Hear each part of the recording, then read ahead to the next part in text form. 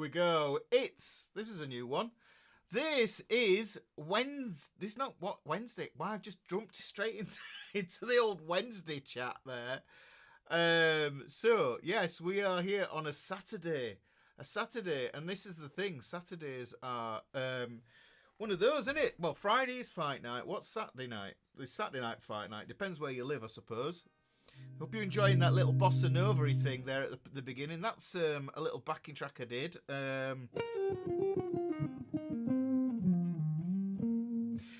I should put that up in PDF Club or something like that. Welcome, guys. I'm going to go into the chat and just say hello, because this is a completely new thing for me to do, and we'll see how it goes on. See if we do one of these again. I don't know what's going to happen. I don't know what I'm going to answer. It's just answering questions. Let me have a look down here. I have a folder. Full of questions. And what I'm going to do is I'm going to look at those questions and I'll answer those if I can. So I have a selection. I've got questions on the book. I've got questions on chords, questions on the fretboard, guitar, amp, pedal advice, music theory, other stuff, pentatonics, practice, reading music, even some where the people bashing me, which is good, always fun, scales, songs, techniques, triads, tuning, all sorts of different topics. We'll address them in the comments as they come along, and we'll see what we get through. I've got the overhead camera on, so I'm ready to rock with some blank pieces of paper here if I need to do anything to do that. I've got the electric guitar, I've got the acoustic guitar, so I think I've kind of got everything here. So this is basically it's like an open workshop, if you will. If this is something that well, hopefully it's something that you'll think is wonderful. I hope so. Hope it goes wonderful. But we'll see. I have got new intro music there that you see, and I also have some intermission music. I don't know how long I'm going to go for. It might be an hour, it might be 2 hours, it might be 3 hours. I don't know. We'll just see how we go. We'll, hopefully, though, the main idea is that we answer questions and we have a lovely time. How about that? It's a lovely time. I've noticed my curtain's just a little bit wonky at the back there because I just adjusted my camera. So, but if you ignore that, yeah, then we're fine. We're all right. It's not a biggie, is it really? So let's say hello to people who are rolling up in the chat. Winston's here from North Dallas, the Analog Kid, up fellow fretheads, Martin Bailey, Hertfordshire, England. I'm sat here and I'm just like reading these and I'm just thinking there must be something more exciting to do other than watch my ugly mug on YouTube on a Saturday night. Must be something like dancing or or whatever. Just drinking beer, maybe. I don't know. But there you go. So Ryan, up. But I'm super stoked and pleased that you're here, guys. I much appreciated the fact that you turn up here on a Saturday night. So up everyone from Carmel, from Cheryl, Jerry Linde in Sweden. Hello. There's a lot of the usuals in here, which is nice to see. Roger Smith. Hello, everyone. Wondering why the fourths and fifths are called perfect.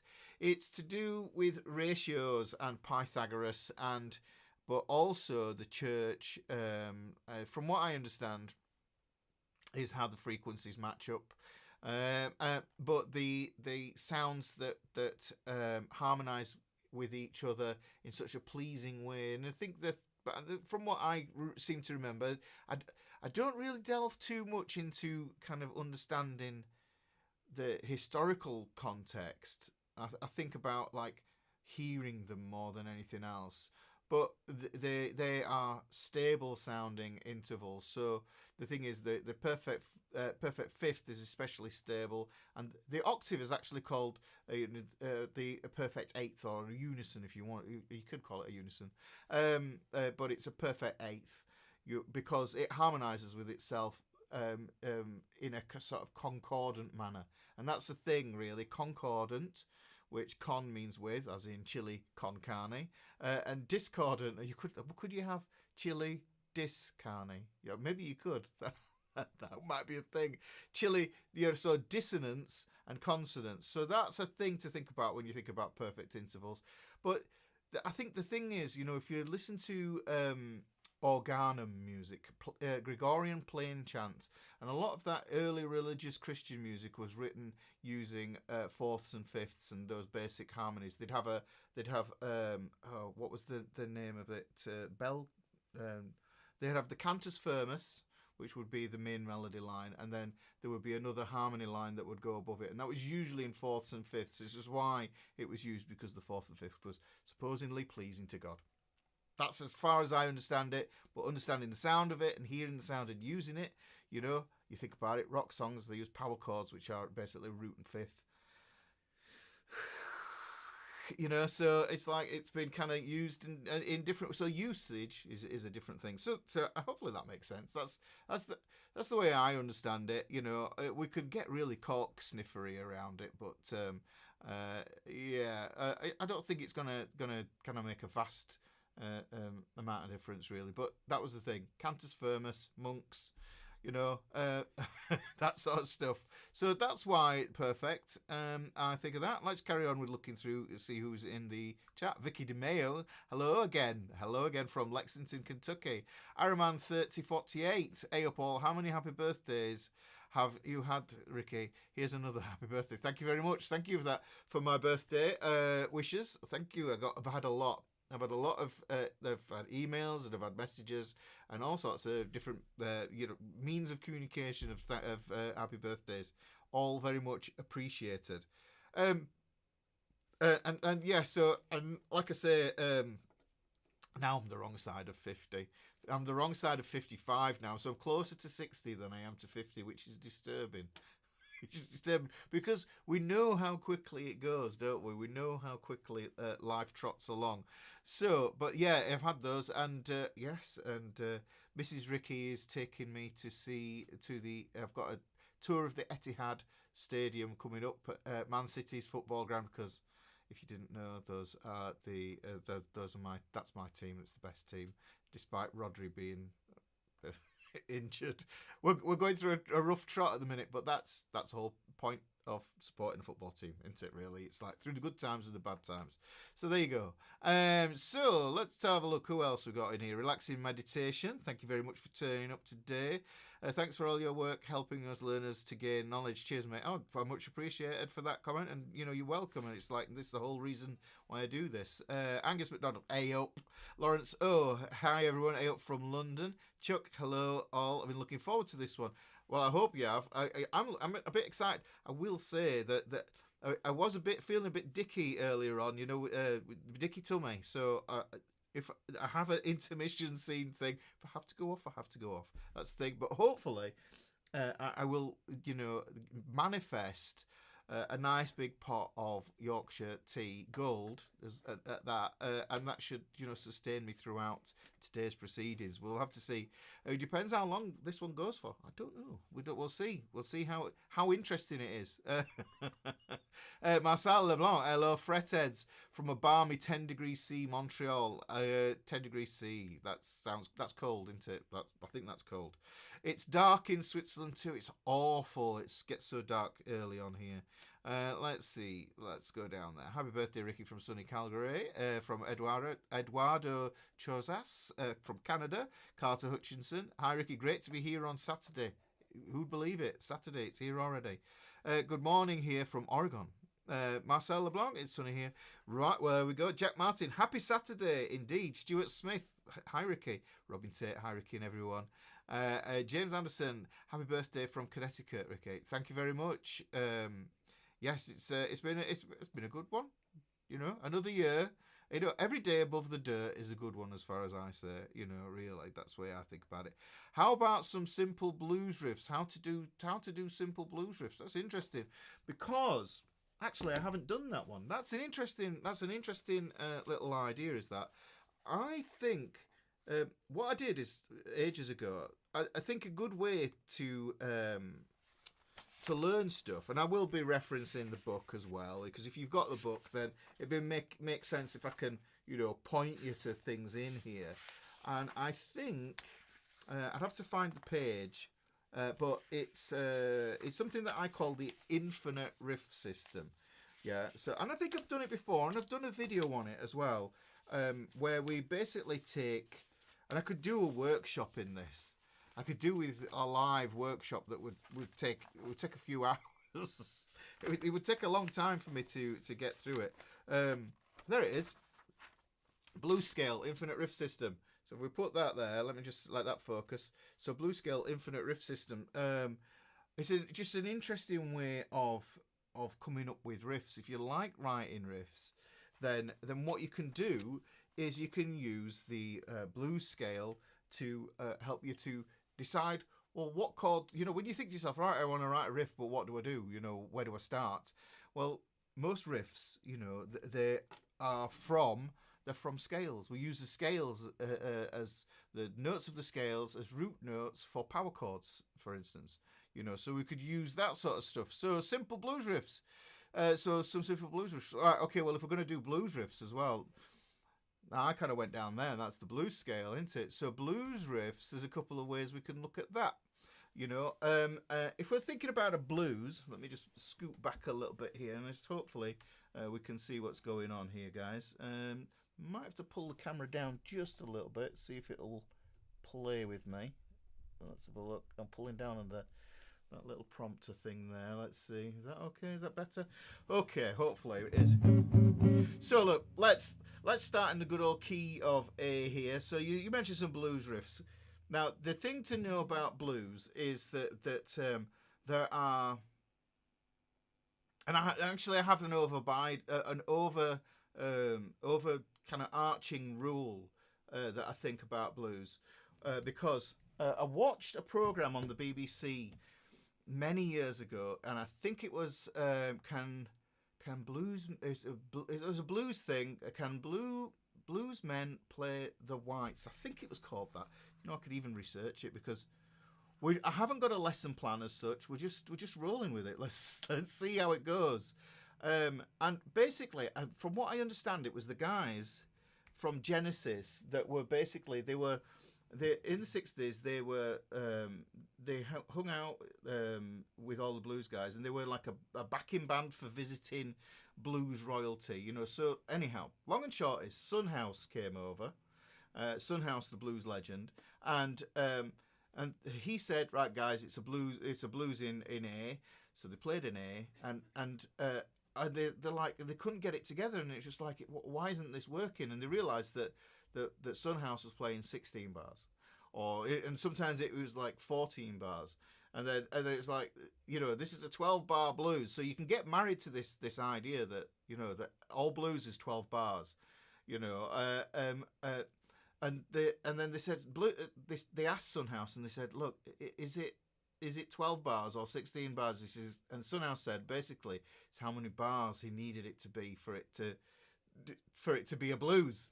Yeah. So the thing is, it's being really loose with this idea of how long a blues really lasts. So if you want to think about that, then if Sunhouse says that, then I kind of think it gives us this freedom then to be able to say, it's however many bars you want it to be, and in that kind of essence, it's like, does it sound blues? Does it sound like a blues? That's the whole point of the blues, is to sound like a blues. Yes. So really, but the standard forms that we get are 12 bar, which is the most popular one, and BBC. The thing is, yeah. So 12 bars. 8 bars, 16 bars. You might even follow, song form. There's lots of different ways of doing it. Let me have a look. Documentary, blues documentary, and I think Sunhouse was in it. So that's the one with Sunhouse. And I don't know. But the BBC used to do cool stuff like that, lots of cool things like that, which is where I discovered the work of Alan Lomax as well. So if you don't know, if you're into your blues, then you need to watch all the sort of Alan Lomax stuff and get into the Alan Lomax recordings, because that's where for me, the true sound of blues is. And I think with a lot of the blues, it can be diluted down to this rock blues, and it just becomes a bit sort of plain and mainstreamy sounding, but if you want to get to the heart of it, then you listen to the Alan Lomax recordings, and those are well worth checking out. There's loads of them.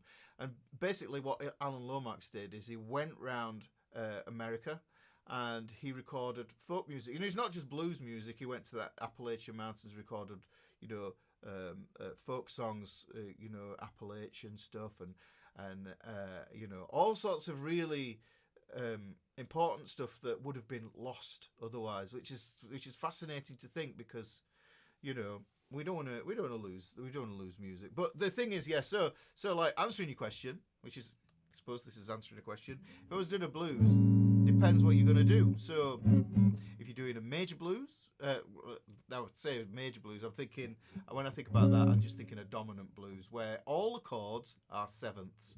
So essentially, what we're going to do is we're going to use if you think about the L7 grid, yes, if you know the L7 grid, you've got, these are the root notes for your major chords here, yes, there, so those are the root notes for your major chords. So that would be chord 1 on the 5th fret of the E string, this would be chord 4 on the 5th fret of the A string, and this would be chord 5 here. So that's what we're kind of looking at there, and that's what I'd be thinking to myself. I'd be thinking, there's my chord 1. Now what I've done is, if I stuck to diatonic harmony, then that chord should really be a major 7. So, but what I'm going to do, I'm going to swap it out for a dominant 7th chord. Now, here's something to notice with this, and I wonder if I should pan in on this, or zoom in on this. Yeah, we'll zoom in on this. So what I've got is I've got this shell voice in here. So I've got that there. But I might think to myself, okay, well, I know that this actually comes from, there's the E shape, take the pinky off, there's that 7th chord, I can even give it another flat 7 up here. And that's what makes the chord bluesy. It's essentially, we've got this root and major 3rd here, but when we add that flat 7, it gives us this tritone that sits in the middle. Put the root on to stabilise it. Listen to this. That's the devil's interval, yeah? Which is sometimes why the blues, I think, was called the devil's music. So if we take that there, now what we can do is we can you know, muck around with this shape in itself. So we could play it like this. Yeah, so you see you get a bit more of a sort of stack sound with that, you know, Motowny sort of deal there. Whereas this is just a bit more stripped down. Yeah. Now what I like to do is I like to take that root there, but I like to put the flat 7, the 3rd, and I put the 5th on here. Now because I'm in A, I'll use the open A string, yeah? Use the open A string for my root. But if I was playing with a bass player, I wouldn't even go anywhere near the root. I would give the bass player that freedom to be able to do all that stuff, yeah? So I can do that there. Now what I can also do is I can add extra notes in there as well. That gives me a 13th sound. So if I do this, there's my 7, yeah, and there's the 13. So that is going to give me a 13. That's still an in sound. But if you play that on its own. Now what I like to do with the blues chords, which is kind of a giveaway, I think, for thinking about how you think about your blues chords, is I do these things that I call them push strums, because what you do is you strum and you push up to the chord where it should be. So you start a half step down, so you can start a half step down. Now a cool thing that you can do with that actually is a kind of a jazz idea. So you can see how all those notes fit in around that shape there. Yeah? And then, and here we go. We've got a lovely cup of Yorkshire Gold in one of my statutory Ricky's guitar mugs. And yes, it's molten lava. There we go. Usual sketch. Thank you very much. So, yeah, so you see, it's a nice little shape there. Now, the reason I like that one is because third finger is super easy to lead off from into a bit of a lead line if you want to go. So we've got that idea there. Now the thing is, I'm calling this chord 1. I'm calling this chord 1. But I can also think of this in a different way, and I'm going back to this. So this is the power of the turnaround, guys. So we've got this here. There's that 7th chord. Now, if I take this little triad shape here, I start on the 3rd here, there's the 5th, and there's the root. But what I do is I get rid of the 5th, and I end up with this. Yeah, now you'll have heard this before. And that's what you link to that little chord there. So it equally lives with this. These are all part of the same organism. If you want to think of it as an organism. Yeah, so you can do it like that. Now, because that's the A chord, what I do, I'm going to the 4 chord here, flat 5, and then I'm back to the 1 chord there. Am I right in thinking that, Ricky? So there, that is the same chord as that. Yeah? Yeah, so you can hear, if you know that from Red House. So you can add that there.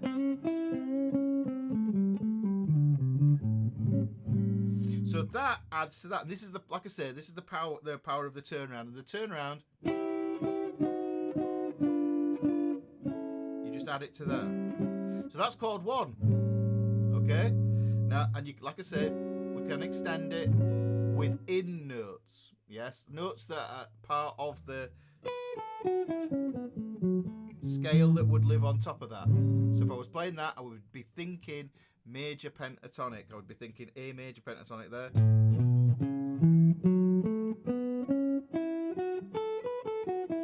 you can see the House of Blues lives in there.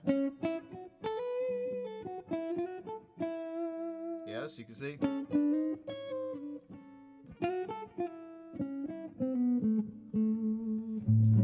So that lives in there. Now when I go to chord 4, however, I can extend this and I can use it, I can add a 9 on this. Now this is a 7th chord again. This has got the root, there's the 3rd, there's the flat 7. Look again. There is that tritone. That devil's interval is here. So chord 1, the tritone lives here. Chord 4, the tritone lives here. Now if you want to, those are your money notes, those are your target notes. Yeah, so if you wanted to target those, you can do. But for chord 4, that's really good. Now what I'd like to do, I've scrolled, the comments are still scrolling. Yeah, so we're there. Okay. I'm not up to date with the chat. I've got to catch up. What you can do here is there's a couple of things that I personally like to do. I like to play something called the dominant pentatonic, which goes root, 2nd, 3rd, 5th, and then we get the flat 7 here. Yeah, you can hear how that fits the chord.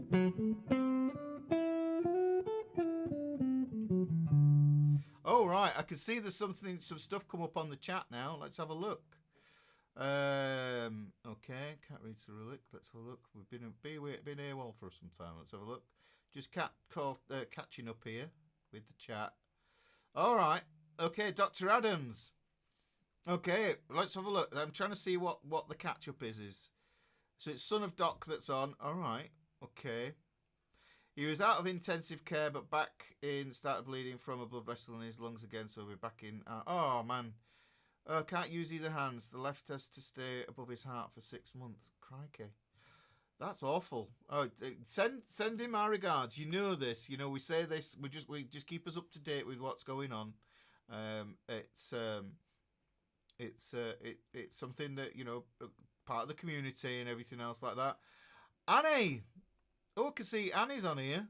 What are you telling me about? Flies flying in a different direction depending on the musical note. I was watching Sherlock Holmes film and he was doing it with flies. I didn't know I did that. I can't remember that. That was one of those. I do. There was something about flies with musical notes. But look, so I was just seeing. I remember watching Rock School on BBC Canada back in the day. Yeah, Rock School was something pretty cool. But look, Dr. Adams' son. Son of Doc, we don't know your name. We was thinking about this the other day. Saw the car, bad as almost. The door hit his hand and was on the steering wheel. I thought it was just a regular truck, but it was a huge truck from a gravel pit. That sounds grim. So yeah, get well soon.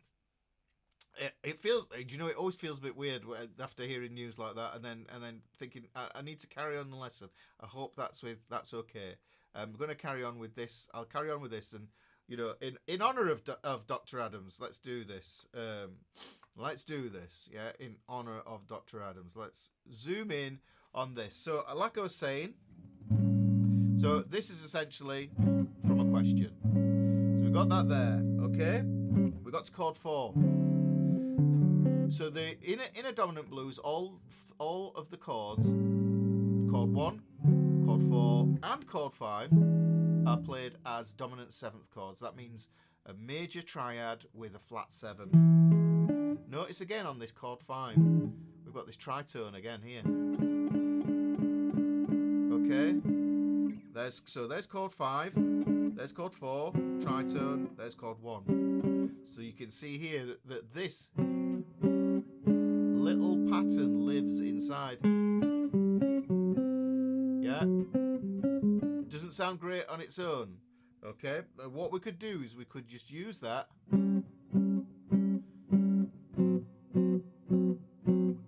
This is the easiest way, I think, to play a blues.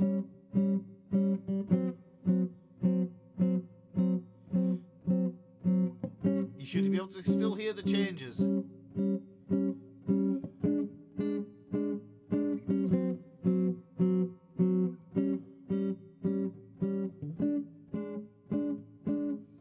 So hopefully you can hear there's the outlining of that 12-bar blues thing there. How are we doing on the stream? Okay, so look. So, now that's 4, chord 4. Now, I can put a 9 on there because it's in the key. Yeah, but if I was going to play on top of this, what I think is a good approach on chord 4, yeah, is to play the minor pentatonic from the A with that dominant pentatonic. Yeah.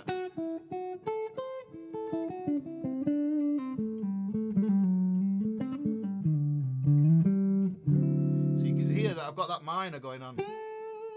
And I think we reserve the major pentatonic for chord 1. So there's chord 1.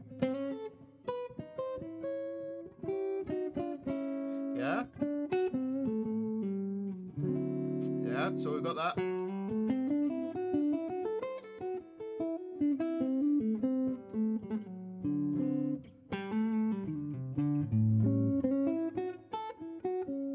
So what happens is you end up with a bit more of an uplifting feeling on the 1 chord. And actually this brings me to the kind of idea of this thing about mixing major and minor. Now, if you play your minor pentatonic like this, in that bog standard box 1 pattern, if we get this flat 3rd here, there's the root, there's the flat 3rd there. If we just slide up that way,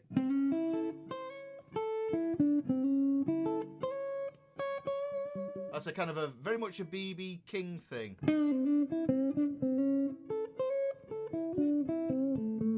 You can mix that sad sound with the happy sound and it uplifts, yeah. Hey Monty.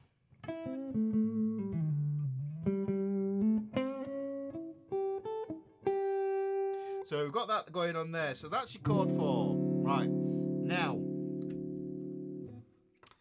the thing is, chord 5 is a special case because chord 5, the true chord 5, yes, you've got static 5s and you've got functioning 5. So this is the functioning 5. This is the 5 chord here. Now what we can do with the 5 chord is pretty much anything that we want.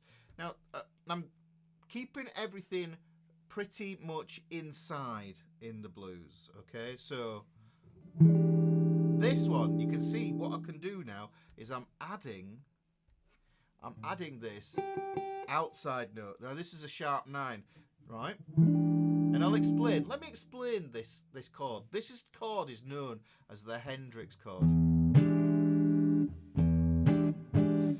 Yes, Monty. Yeah, all right. All right, that's the chat.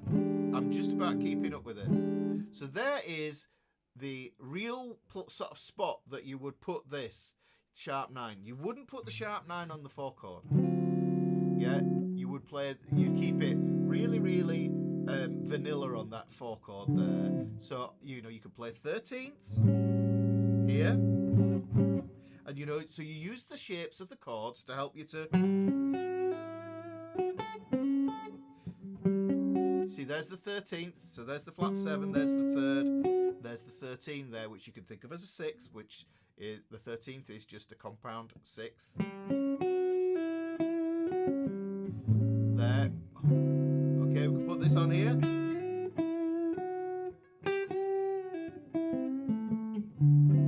Yeah, we put that there. Yeah, good. George Van Epsit there. We can, but on this one, we can play the sharp 9. So yeah, like I said, this one is traditionally thought of as being the Hendrix chord, if you will. So it's got the root, it's got the 3rd, flat 7, and the sharp 9. Now the thing is, that's a 9, that's a sharp 9. And it's good to know this because the thing is, if that's the 9, that's a sharp 9, the flat 9 is going to live here. So if I play that, it's a flat 9. The 7th chord is still intact. I'm just barring over from the D string onto the G string and onto the B string there. So play it like this. Now this is enharmonically associated with the diminished. Yeah. So this is why we can tap into those outside sounds, but it has to live really for it to be effective on chord 5, the true chord 5. Yeah, so there's a diminished 7th arpeggio. You can hear how that goes in there. So you could put that in there. So you play your 4.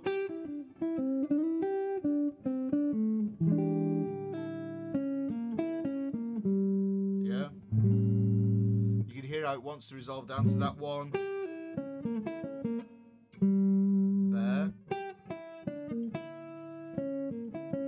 Quite like that interplay between those, and there's a lot of experimenting that you need to do and just finding out. You start to see that you get notes, and you get 4 notes in a row that you could have here. Okay, but you don't want to just play them like that. You want to make them interesting. So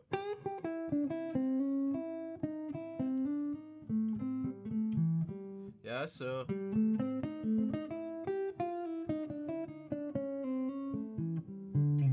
just keeping it nice and slow there. I'm really not playing. I'm playing that like a minor blues. I'm thinking minor blues there.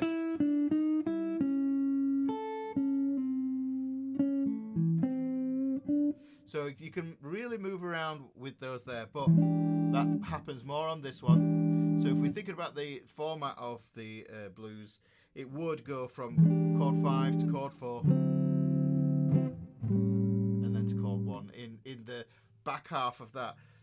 So on that token as well, if we look at that, we could play that there. Now remember, that was as chord 1 before. Yeah, so we could play that. We could use partial chords here, and I like doing that as well. You could just use that little idea there. Use part of the chord. So I'm thinking of this as chord 1. Yeah. So. Yeah. So I'm just put that little turnaround in that I put in before. So that would be what I put on chord 1. Now what I'm going to do is I'm not going to play the root. I'm just going to use this little shape here. There.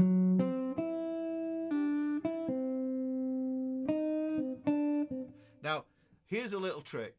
Here's a little trick here. Yeah, when we play the minor pentatonic, everybody puts the flat 5 here because it sits nicely in the box. But if we take that note and we drop it onto the B string instead, it puts it here. Yeah, we can approach the 5 now up there like this, and we can go down to it. Now the thing is, the way people treat the flat 5 is they kind of use it as a passing note, and I think it's very much a waste of the flat 5, just running through it, you know. So the thing is, that's it, and that's all that gets used.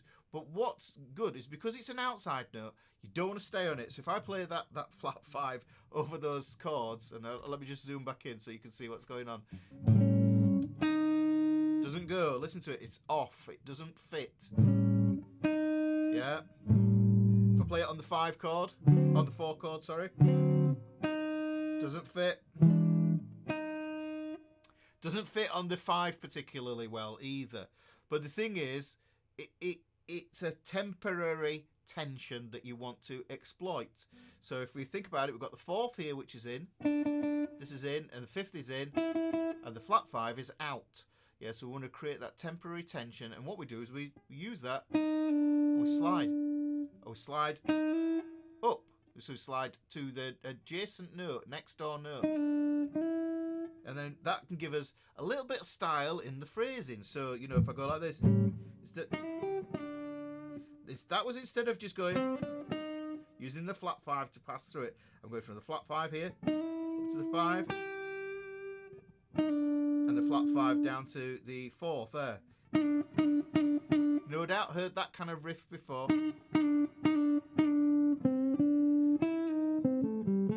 I like these little arpeggio ideas that then start to just reveal themselves. If I take that 5 there, go down to the flat 5 that I don't want to stick on, go down to the flat 3, to the root here.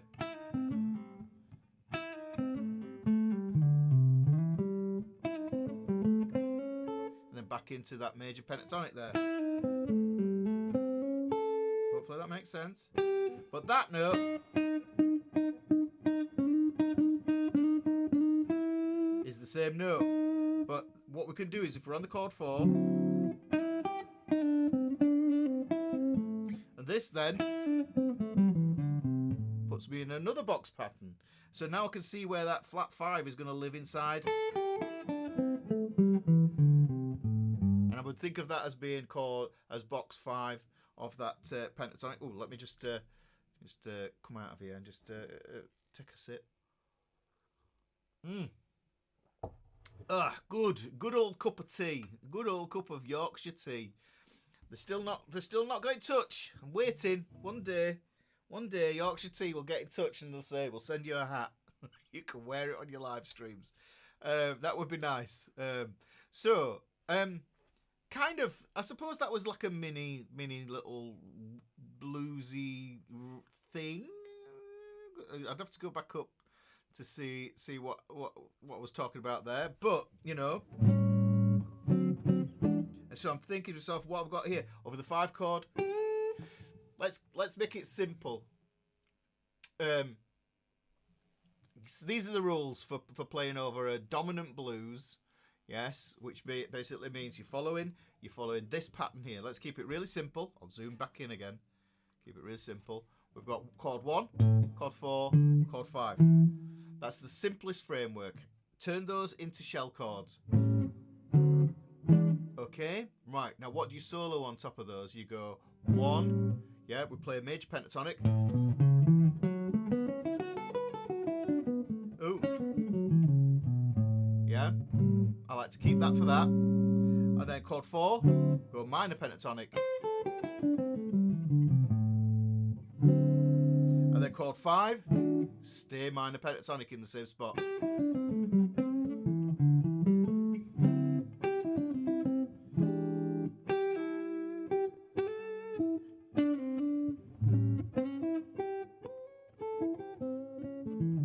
And I think that's the easiest way around it. But obviously, what you'll hopefully do is you will mix between this major and minor thing going on.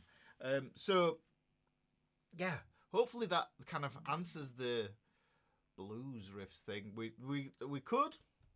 You see, this is what I'm saying. This could be a super long stream. Could go on for ages. If I look at this in another way, what we can also do, and this is a basic outline. Actually, I'll do this one. I'm going to do it. This is another way of looking at it. Yeah. If we imagine that we are now, we're going to do a blues in minor, an A minor blues. We still got 1, 4, 5 that we're going to use here. Okay. But the thing is, the 1 chord is minor. So we're going to take this one here. This is an A minor, but I'm going to turn it into a minor 7th. Now I think the easiest way to turn it into a minor 7th is just to take that pinky off. But if you want it as a shell chord, then you can play it like this. You can play it like this. Some people play it like this. I've seen it like this, but I like to play it like this. But you can play it like this as a bar chord. And then chord 4 goes like this. We take it as a D minor here. So we've gone from A minor to D minor there. Right, and then what we do is on the 5 chord, what we do is we just play that Hendrix chord, the 7 sharp 9 there, which I didn't fully explain actually. So we've got the root, 3rd, we've got the flat 7 there, sharp 9. Now the thing is, the sharp 9 here is a minor 3rd, and this is a major 3rd. They're a semitone apart, but in reality, because if you think about that's what it would be. But these are really what you're doing is you're getting in between that and that you're getting a major 7th, which isn't pretty. You can hear it clashes. If you invert a major 7th, you get a minor 2nd, which is a semitone. Semitones clash. So do major 7ths when you play them like this. Yeah, so you hear that without another note to stabilize it. But the thing is, if we add the root and we add that flat 7, they become the stabilization happens. If we leave the 7th out, yeah, it rounds it off. So we've got that. So long and short is we get minor here. I'm going to play that as a shell chord here. Those 3 fingers there. Notice those 3 fingers. It's the same shape as our 7th chord here, guys. Look, so if we move that down there, but remember, play that one as a minor 7.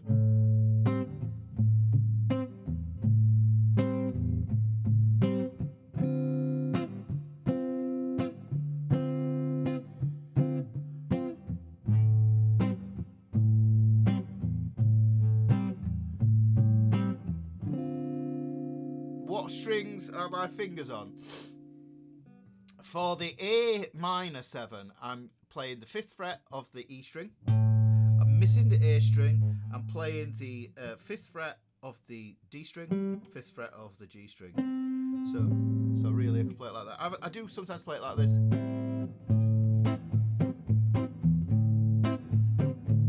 Especially if I want to turn this into a 6th chord. Or the Hendrix chord. Oh, the Hendrix chord is, well, I'm doing this with an open E as well. So this is a 7th fret. So this is on the A string, 7th fret. This is on the D string, 6th fret. This is on the G string, 7th fret. And then the pinky's on the 8th fret of the B string. Yeah, but I mean, this shape does move around. You get lots of, you got this going on here. Ciao! Interesting lesson. There we go. It's close enough to English. Shauna, hey! Okay. So we got that going on there. So really, but just to outline the minor, yeah. And then the most famous minor blues is The Thrill Is Gone by B.B. King. I think that's the one. Probably. Would we say, is there anything by Peter Green? I wonder if Peter Green might have something in that blues bank. But the long and short is that just playing that, yeah, Yeah. And the cool thing is, whenever I see this shape here, I just think my box 1 lives there.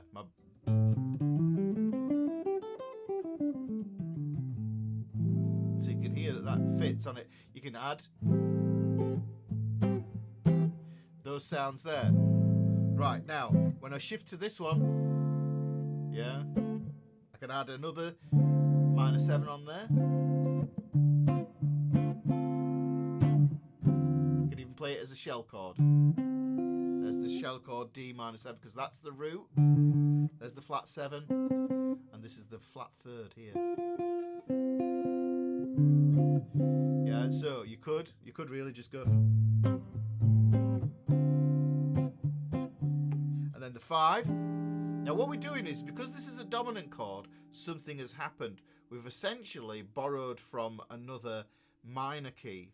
So because this is here, otherwise if it was diatonic minor, then we would have minor 7, and we would have minor 7 here. But we don't, because what we do is, if you look at that minor 7, there, if we add a major 3rd in there, right, this turns it into that Hendrixy sounding chord, which is really, I think it's more of a Curtis Mayfield idea, really. I think that's where he nicked it from. So that sound there, okay, that is borrowing from, I'd think of that as borrowing really from the harmonic minor, or really I'd kind of stick to harmonic minor. I could think about that in that way. Yeah.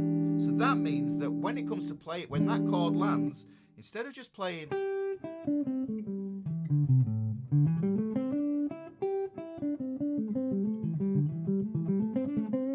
JB, do you know what? I'll see what I'm doing. I did say that I would have a look and see what if I actually wrote stuff down as well. But if I need to do some just like basic outline stuff, then I might. Then I'll see if I've got that. It depends how long this stream goes, because like I said before, it might end up. Might end up writing a book.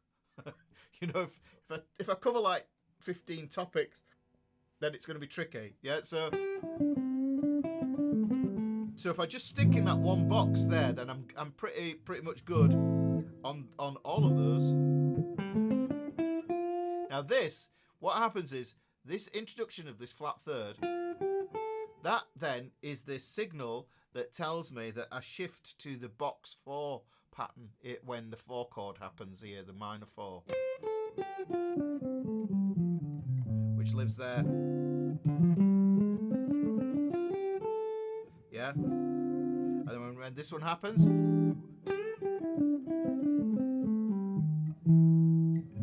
oh, we can stick on that one there. Now, that's pretty cool. Yeah? So, basic outline for this. And you do this in a 12-bar blues. So you've got chord 1, chord 4, chord 5. Now, like I say, because it is borrowed from that harmonic minor, what I would think to myself, I would think harmonic minor over that chord. Listen.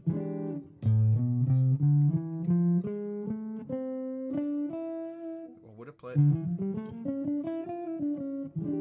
Yeah?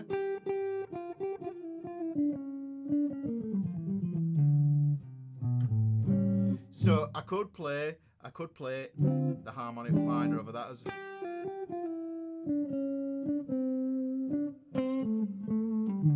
and mix that in with that as well. And it just gives you a little bit of a different colour. So yeah.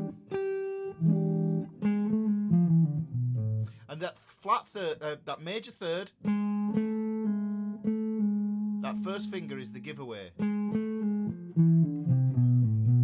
So I've got the root, 2nd, flat 3rd, 4th, 5th, flat 6th, major 7 there. Listen, it's in that chord. And that's the difference between the natural minor and the harmonic minor is the natural minor has a flat 7, whereas the harmonic minor has this leading note to the tonic, to the root note here. Yeah, and as soon as that starts happening, you're in strange territory. And what you can do is, because that's there, now remember, we can still play our blues scale.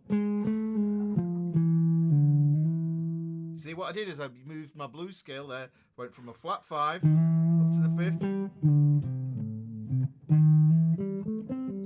So I can mix those two ideas together. So you know, looking at how I might come across something like that. Look at that. Oh, wrong one.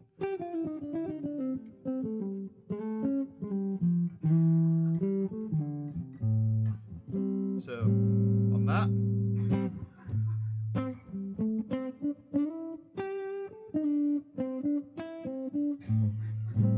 Yeah, just stick to minor blues there. On this one, on the 4 chord.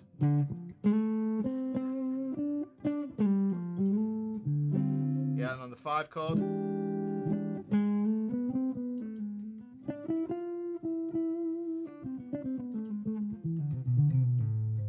Yeah. Yeah. So we can get some interesting ideas going there. So but just do you know, you can get this is the opening of the rabbit warren that you can go down here. There's lots of different ways we can move in between that. So go on then, I'll go there. I was thinking to myself, one of the easiest ways, what I call chords that live on the not notes. So we've said before that this is 1, this is 4, this is 5. Okay. Now what we can do is essentially we can use this in between the 4 and the 5. We've got the flat 5, haven't we? Now what we can do is that flat 5, I just think of that as you can think of it as being a diminished 5th. Because it's diminished, what you could do is just put a diminished 7th chord on it. Yeah, so listen, if you listen to the pass through, I'll do it on the dominant chord, so go. Yeah. So it's a passing chord that we can put there. There's the dominant sound.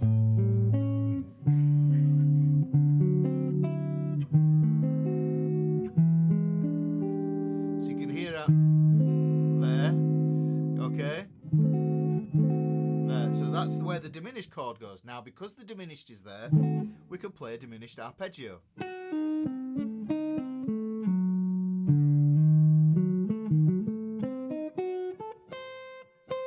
And you see this looks like it.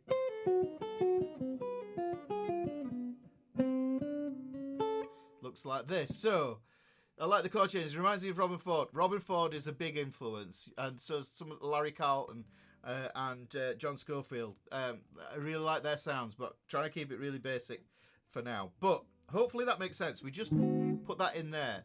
Now the thing is, you know, like I was saying with these push strums, like I said, I can take any chord.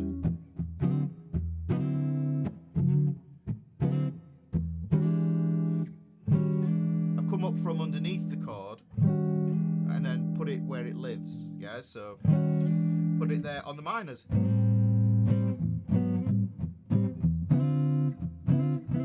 We do the same on that. We do the same there on that. Now it only sounds classical when I do it like that.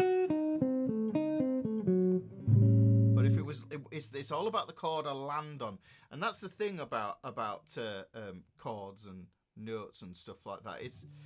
It's like the underlying chord. Yes, the underlying chord can be major or minor. Yeah, if you've got an underlying chord that's major or minor, the notes that you put on top of that triad can change it drastically. Yeah, they will have a certain effect.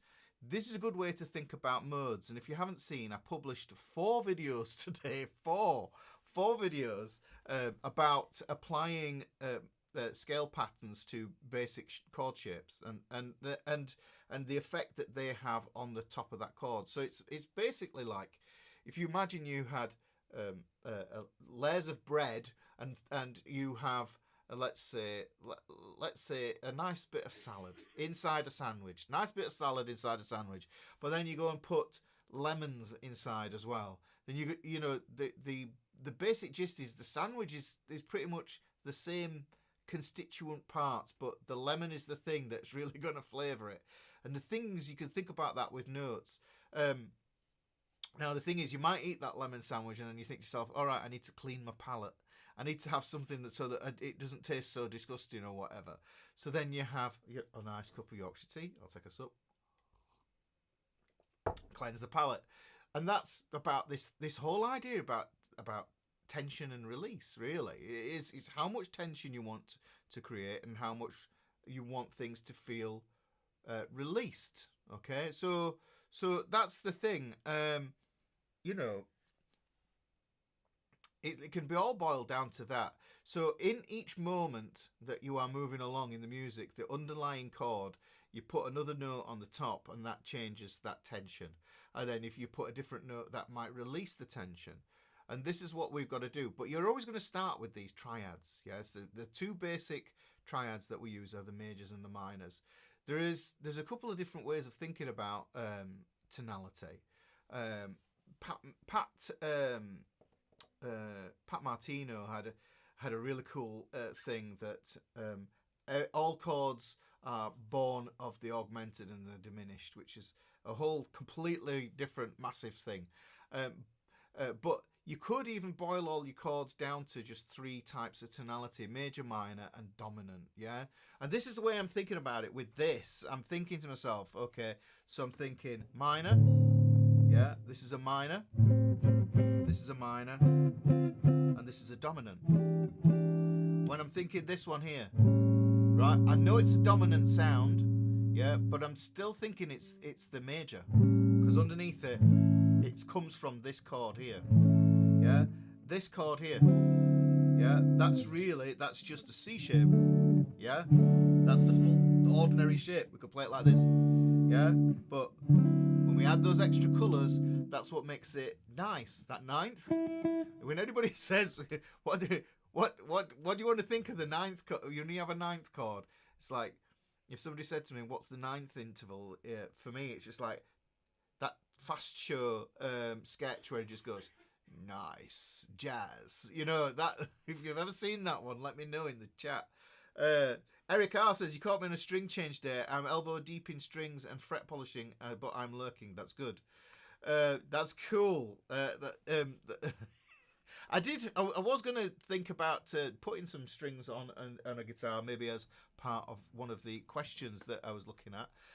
Let me just, where's my thing gone here? So that was a little bit of a deep dive into understanding the difference between major and minor blues, really. But, you know, and that tonality side of things, you know, major, minor, and dominant, that's a good way it's one way of thinking about it. But there's so many other different ways. You could just think in diatonic. You could just think in it's a deep dive topic, yeah. And you know, you borrow from different things. You think about how far music's come on. Like I said, from Gregorian chant, and everything's in fourths and fifths. You know, and how far it's, you know, we've got everything. Like you can have if you had, you know, I always like to compare it to food. If you had a burger and a burrito, you could have a burgerito. You know what I mean? And I think that's essentially what happens to music. Is like you got the blues and you got jazz blues, and then you got fusion blues, and then you got metal blues, and you got rock blues, and then you got different kinds of different ways of looking at it. So they all have their own signature personality. So that's kind of the way of thinking about it there. Right. I'm just going to scroll back up and see if there were any other questions that I might have missed. If I've missed your question, pop it back in the chat there. But what I'm going to do is I'm going to try and be clever, and I'm going to do something here. All right. This is a question that I get. And I'm just kind of like, it's not something. I don't know if people are going to. I don't know if that's a big question, really. Let me have a look.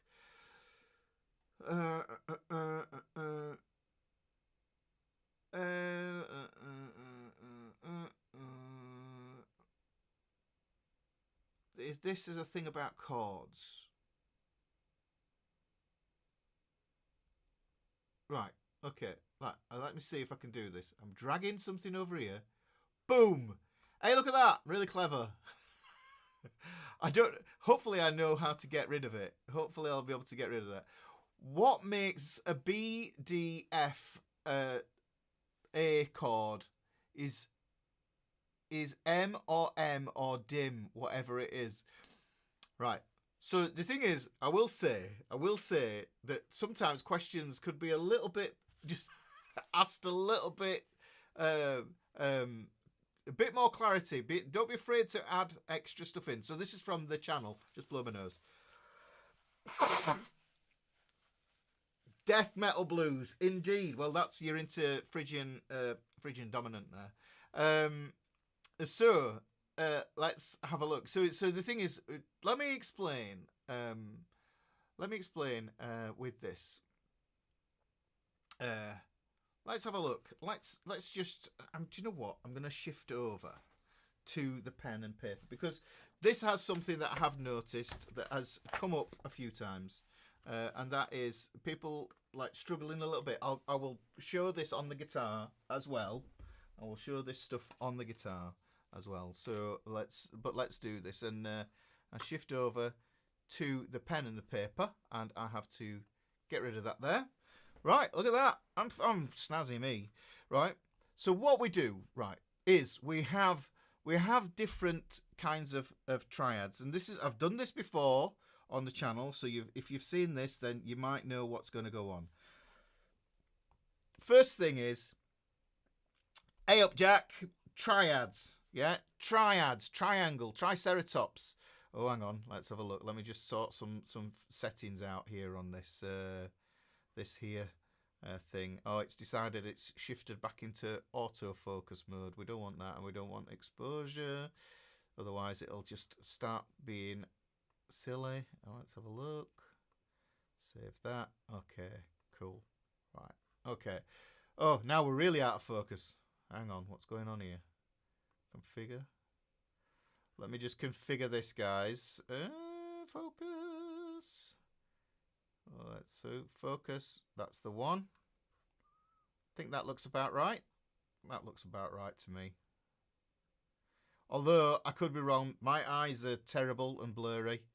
So we'll if it is still blurry, we'll go. But we'll go with it. Now the thing is, the way to think about it is major is the major deal. It's the biggest. It's the starting point for everything.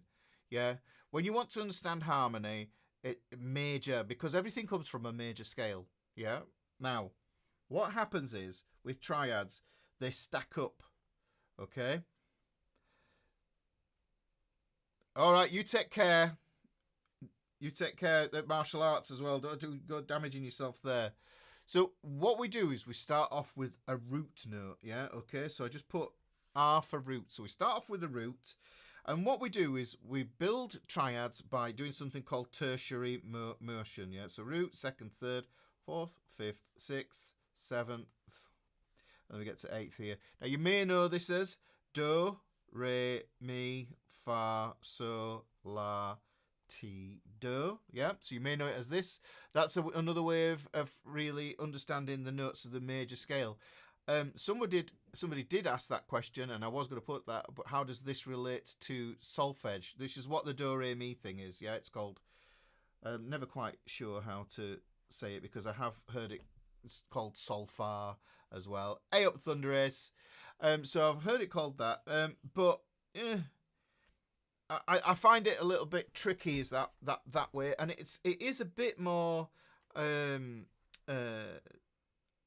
ok adesso si vedi bene. Something is si vedi bene, very good. Okay, adesso. I don't know what that is. I'm trying here. Maybe Mrs. Ricky can translate that and then put it up. I don't know. We'll have a look. But this is the formula. So this is the formula.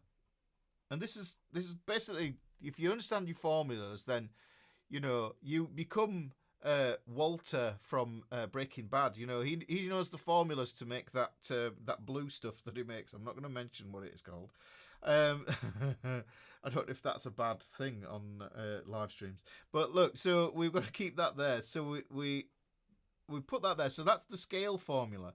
And what we do is basically we're taking every other note, and we're jumping over, so we go around in this thing here, and you'll see that what happens is we get the root, the third, and the fifth, and this gives us the structure for our chords, because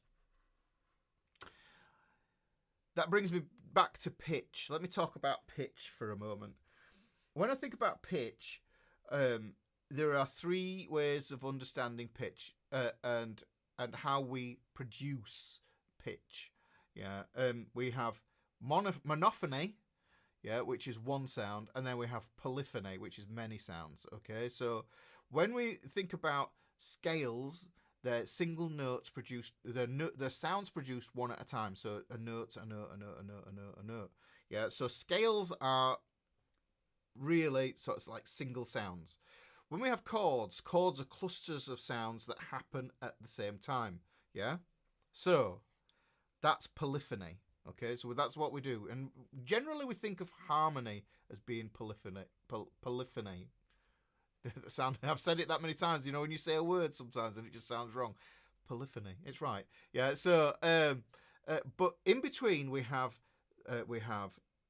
scales, we have chords, but we have arpeggios in the middle, and arpeggios are called broken chords. And if you think about it, broken chords, when you break a chord down into its single notes, then it becomes scale-like, but you're playing the notes of the chord in the sequence of the intervals of the chord. So if we were looking at a major arpeggio, we would play root, third, fifth, root, third, fifth, root, third, fifth. That's the way it kind of goes if you were doing it as a strict arpeggio. Now, but if we're playing them as a cluster, and that, you know, we're thinking about them happening in the moment, yeah, all at the same time in the now, yes. When it happens in the now, then what happens is we get the root, we get a third, and we get a fifth happening. But the thing is that we get some different kind of, in between each note there is a gap. Yeah, there is a gap in between each note. So we've got a bit music theory here. But the thing is, this gap in between these notes are called intervals. If you've heard of intervals, then you might, let me just marry that with another idea then. I always think about it as like, you know, when you go to the theatre and you go to watch a play, yeah, there's the first act, and then what will happen is there is an interval where you get to buy super expensive ice cream and booze, yeah, that you think to yourself, crikey, that wasn't worth it. And then there's the second act, and sometimes there's a third act as well. So generally in a play there's three acts, but in between there is a gap. So that's the way to think of an interval. It's a gap between two events. Okay, and when we think about pitch, we're thinking about the sound. When a sound happens, yeah, there is a gap in between this note and this note. There's a distance. Yeah, so that gap in between that note there, it has a name. We have a way of naming it. Just like if we were at the theatre, say it was a 10-minute interval between for the first act and the second act, you know, it might be a 15-minute. It would be a different way of naming it. So the thing is, this is, like I say, the most important one, the major triad. So we're going to go with this major triad. Okay, so we've got the root, and then we've got the third, and we've got the fifth, but we've got different types of thirds. Now this is just a rule, guys. This is just a rule. Yeah, major and minor, they travel around in pairs. I think of them as Mr. and Mrs. Yes. It depends who's the boss. Major is the boss. Minor is the significant other. Is that the way we're going to look at it? I don't know. We'll make that. You make that decision in your own household. I'm not going to impose on you which is which. But I think major is the one that definitely wears the trousers. Okay, so think about it, because it's the most important sound. And the thing is that basically it's all about they are a half step apart. Yeah, so they're a half step apart. Always.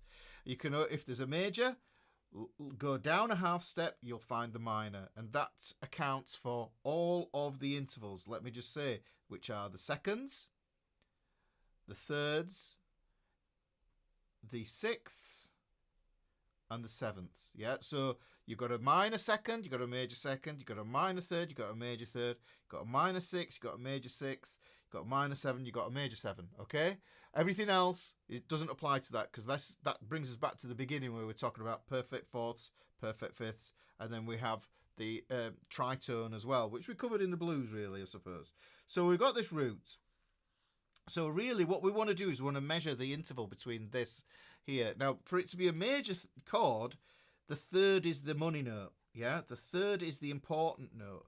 So we need to basically do what it says on the tin. Oh, Vicky says, all right, now it looks good. Wonderful. Oh, you see, DeMeo, I'm sure... Yes, I should have known. I should have known somebody would have been in the chat to be able to translate for us. So this is a major third, because this here, this note, relates to this here. That there is telling you what it is. So this is a major third. All right, okay, so we get the major third in between there. Now the thing is, we also get an interval that happens in between the third and the fifth. And it always works this way, guys, with major triads, yeah, with a major triad, yeah. If it's a major third, then what's going to happen is you get a minor third between the third and the fifth. Minor third. So what happens then is you start to see, oh, hang on, there might be a little pattern here. Let's have a look at the minor. And I love how this works as well. It's like, it's crazy. So in the chord of now, we're in the key of now. Well, that's where we are. Majorca and Mallorca. Yes, definitely. Yeah, because they're islands, and they're about Big Island and Little Island, because that's really essentially what it is, isn't it? So here we've got a minor chord. We're going to have a third, but the third is going to be a minor third. So another way of spelling minor third is to have a flat there. So we put it there as a flat third. So in between that, that's going to get a minor. Now, what happens is the distance between the root and the fifth is a perfect fifth. That always stays the same for both major and minor there. So what happens is, by this becoming minor, it makes this gap wider, and this becomes a major third. So we get a major third there. So you can see that we get this way of these things happening here. All right? Okay. Now, what we've done there is we've modified the third. Now, what we can do is we can modify the perfect fifth. So if we take the root, and we have a major third, well, what if we take that perfect fifth and move it up one fret? If we move it up one fret, the interval becomes wider, it becomes bigger, and that's called augmentation. Yeah, so augmentation. So we make it bigger. Right now, it's Saturday night. Are we past the watershed? No, we're not past the watershed. Okay, let me just put it a different way. Right, you know, there's some ladies out there who like to use Botox on the lips. What, you know? It's lip augmentation, yes? They want that trout pout, you know? So it's so the thing is, what they're actually doing is they're augmenting the lips with Botox. You know, they put some filler or whatever it is in, yeah, and then post 20 selfies on Facebook just to show you that they've had it done. So what they've done is they've made the lips bigger by augmentation. So we need to do the same thing here, right, with this fifth. Crikey, Ricky. I hope I don't get people with lip filler in going, that's so lip fillerist. So we still got a major third here, yeah? This is why I tend to think to myself, these augmented chords are basically modified major chords. An augmented chord, yes, an augmented chord, basically what we're doing is we're taking that fifth and we're raising it one, okay? So if we raise that one, it becomes a sharp 5. That's what a sharp does. If you take a note and you raise it, yeah, if you think about it, this actually can confuse people as well, yeah. This can confuse people, yeah, and I'll explain it as well, because they think that the if I take a fourth, yeah, or I take they get the wrong one. I could take a fourth and I can make it into a sharp 4. All I've done is I've moved it up a half step. That's all that's happened. It's done. I've done that. And the same thing, if I take the 5, yeah, I've done the same thing there. It's just moved up a half step. Right, it's just made this interval wider. Now, if you remember from the major triad, the major there, in between the third and the fifth, we had a minor third. Well, what's happened is by moving that fifth up, it's turned it into another major. And I love that. I love that it's major and major. Yeah? Now, we are... I'll write that there. Now, what we're going to do, the chord of now, we take this root. Yeah, that's the augmented. We take that root, and then what we're going to do now is we're going to use the minor triad as the foundation for what we're going to do. And this is getting to the heart of the question, yes? The heart of the question here is that if we look at the fifth in this, yeah, so we've got the root, we've got the flat third. We know this is a minor. Now, ordinarily with the minor, what would happen is between the flat third and the fifth, we would get a major third. But when we get a diminished chord, yes, what can happen is then you would lose. So that's what diminished is, right? You go on a diet, hopefully, yes, your size is diminished after a certain period of time. That's the whole crux of it, isn't it? Really, you hope that your weight is diminished. Yes, you lose. So it's kind of like you lose. If you think about it from a losing perspective, then what happens is it becomes you get flatter. You get a flatter tummy. So think about it that way. So essentially what happens is we've taken that perfect fifth that we had there before, and by lowering it, we get a minor. And this gives us, yes indeed, Maria, this gives us the diminished chord, which I call wobbly bob. Yes. Wobbly bob, because it causes a right old wobble with people trying to understand it. Yeah, but I think from the sound perspective, I think of the chords in a key as being a family. Yeah. So this kind of leads me to this idea of like, okay, so we have these basic tonalities. Okay, now what we have, non mente, de mio. There's something going on in the chat there that is wonderful. Now, what I can do is, you see, all I did here is look at these. These are like chord pillars. Yeah. So if you think about it, they're vertical structures, aren't they? Yeah. The vertical structures, root, third, fifth. Now, if we did the same with notes, and we take something like the C major scale, we go C, D, E, F, G, A, B. Right. Those are the notes of the C major scale there. That's the root, third, fifth, fourth, the root, second, third, fourth, fifth, sixth, and seventh. Don't need to write the root note again. We've got a tangent. We've got a tangent here. What's my favourite sounding chord? Ooh.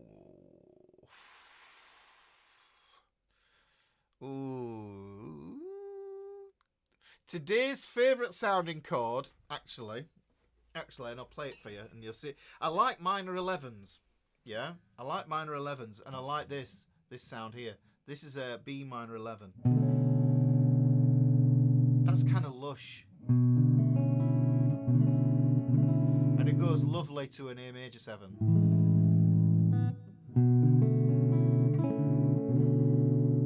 You know, I like soppy, romantic sounding chords.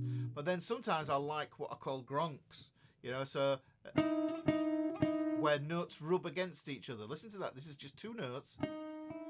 It's actually a semitone, and they're rubbing together, but they're in a semitone in harmony.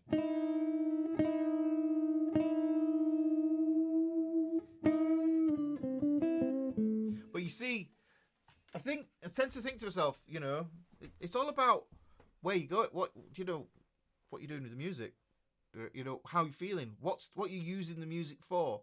We listen to different kinds of music because, you know, we want to feel relaxed, or we want energized, or lots of different things. Music has a purpose as well, you know, just in everyday life. Or you might want something just calming and relaxing in the background, you know. So really, it's like that's going to define what my favourite sounding chord is, really. But the B minor 11, I do like the gronky sounds, yeah. So, but how do we get tangent during freestyle? Lord knows. But because the thing is, I'm going to go straight back to the old pen and paper thing that I was doing before, because it's like we want to carry this on, because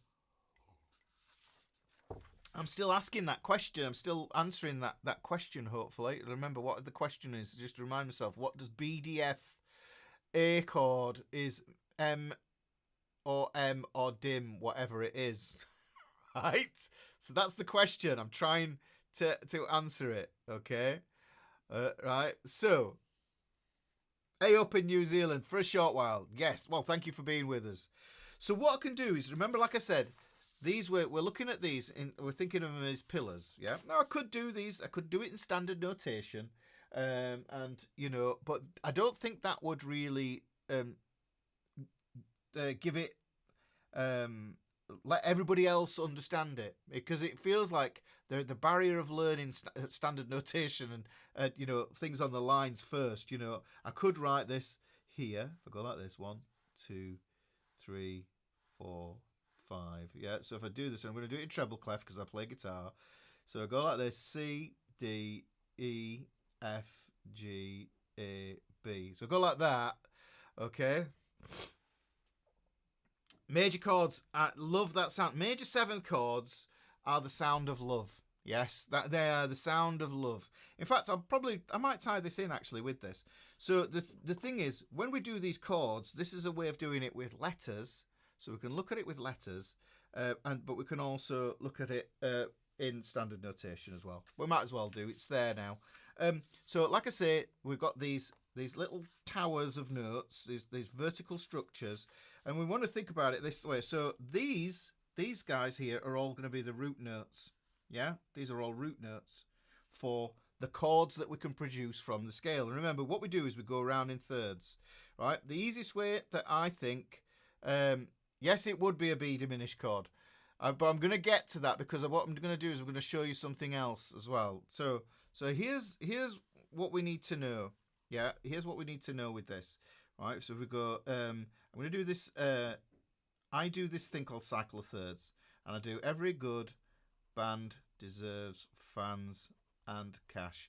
Really, this is just a circular way of taking those notes and putting them into thirds. So if you remember, C to E to G to B, look, C, E, G, B, D, F, A, C, and then we get back round to the beginning. Cycle of thirds is really useful. I think it's really useful to help you to spell your chords out.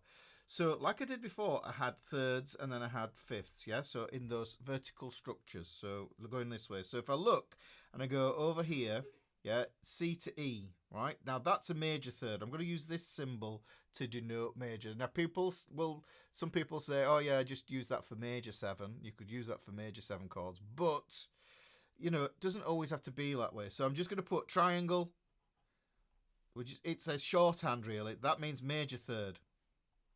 Yeah, and then minus equals minor third, okay? Or flat third, put that in brackets there, okay? So E to G, minor, G to B is major, B to D is minor, D to F is minor, F to A is major, A to C is minor. Okay, I've just filled those out there, just nice and easy, so you can see going from a B to a D, that's going to be a minor third, D to an F is going to be a minor third, F to an A is a major third, A to a C is a minor third. Just plots it out there, just gives us something to reference and to check against. Okay, now ordinarily what I could do is, if I thought to myself, and this is the way I got taught in music college, but I do realise that this is another language. This here, I'm using normal alphabet letters. We all know how to use that. We all know numbers, we all know letters, but this is another language, and if you don't know it, then you're barred from understanding this. There's a barrier that stops you from getting in. So look, using this here, I'm going to go C, E, G. Yeah, so C, E, and then I get my G there. Okay, so that's the way of writing a C major chord. But if I put it in letters here, you're going to go, this is a way of understanding it just using what you already know. Yeah, there's no barriers to understanding this here. Okay. And the funny thing is when I was at music college, I was a heavy metal guitar player, and it was all classical there. So I had to translate everything from piano into guitar, and then all this stuff as well. So you know, Lord knows what you guys are having to go through to try and understand this as well. Now, the thing is, in between these, yeah, C, E, G, look at that. In between the C and the E there, I can look and I can say that's a major third. And that tells me that this chord is major. And I know that there's going to be a minor third that lives in between there. Okay? Going from the D, right? And I go around this cycle thing here and I can go D. I can see it's a minor followed by a major. So I go minor, okay? And I just plot this in, D, F, A. Okay? Minor, I know I'm going to get a major in there. Okay? So that means that this chord, when I form it, it becomes a D minor. So I get a D minor chord. Let me write that here. There's the D, there's the F, and there's the A. Yeah, so hopefully that makes sense. So this is one system of understanding it, and this is a kind of just using letters, guys. Just use letters to help you to understand. Hopefully you can see these triad structures now. You can see that C, E, and G there. Yeah, so you got D, F, and A there. Yes. Okay. Oh yeah, shapes. If music be the food of love, play on. Definitely. Right. So E, G, B. Let's put those notes in there. And you see, I'm just doing the same thing there. I could do it here as well. So we've got E, G, B, and we learn all those silly mnemonics. Every good boy deserves football and facing the space and all that sort of stuff. But I just use this. It's a grand unifying idea here. So E, G, and B there. Well, in between, you can see I've got a minor third, I've got the major third here. Minor third, major third. Okay, so we get that there. Because it's got the minor third, then that's telling me this chord is going to be an E minor, because the third is telling you what kind of chord you have when it's a triad. Okay, F. Well, let's go around the cycle of thirds. F, A, C, F, A, C. Okay. Got that there. F to A is major. Oh, hang on. So this is going to be a major chord. Don't need to modify that there. That's going to be minor there. G. Okay. G, B, D. Okay. G, B, and D there. All right. So this is getting closer to that question that was being asked. G to B is major. B to D is minor. Let's just check. G to B, major third. B to D is minor. Okay. It's cool. We've got it. Next one, A, C, E. We can see we've got a minor followed by a major. A, C, E. Minus, there, because that's minor third. Major third. Because it's minor, I need to let you know that it's minor by putting that little M there to tell you it's minor. Now, here, this is where it all goes wonky. Yes, this is where it all gets a bit wobbly. This is why. This is B, wobbly bob. Okay, so this is the wobbly bob chord. B, D, F. Okay, we get B, D, and F there. Now the B is the root note, the D is the third, and the F is the fifth. But what we have going on is there's a different thing happening here. We know B to D is minor third. Now we could think to ourselves, oh, hang on, we could assume that this is a minor chord and then put a little M on there and then figure out, oh, hang on, no, it isn't. The reason being is because between the D and the F, we have another minor. The interval between the D and the F is a minor third, yes? All the others followed those rules that we had here, yeah? And if we look at this diminished, we can see that the fifth has become diminished. The fifth is lowered because of this contraction. It pulls down this minor third. So this becomes the diminished chord. Now, right. Now this is where it gets a little bit tricky. Let me put that screenshot of that question in again. It was what makes BDF a chord? Yeah. Is major or minor or diminished, whatever it is. Okay. Okay, so hopefully, I'm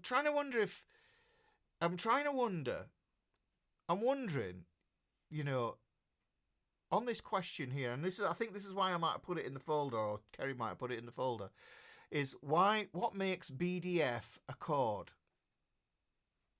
Now I kind of looked at that and I thought, did they mean to put the A in there as well? Yeah, because that complicates things.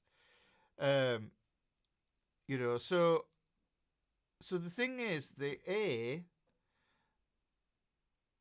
if you added that A, which we could do, look, and I'll just show you, because it would logically follow. Let me get rid of the screenshot because we need that. B, D, F, A. So I was a little bit confused by the question whether it was like, does B, D, F, A make this? So what happens is the next level above triads, yes, the next level above triads is we jump up to the 7th. Let me just show you. Going back to this original one here, the formula here. We've got root, 3rd, 5th. By carrying on that tertian movement, we jump up to the 7th there. Yeah, so by adding the 7th, we get 7th chords, okay? And it's easy enough to figure this out. And this is going to tie into something as well that I have had questions on as well. C, E, G. So if we look around the cycle of thirds, you can go C, E, G, and then I go B. B would be my next note up in that movement. Now, the thing that happens is I can look at that and I can think to myself, okay, that isn't understanding that third, what kind of third it is useful from seeing how you might play it on the guitar visually, but what we want to do is we want to get into this idea of how to use inverting intervals, because that's the thing, yeah? I have had numerous questions on, inverting intervals. Why do I need to know it?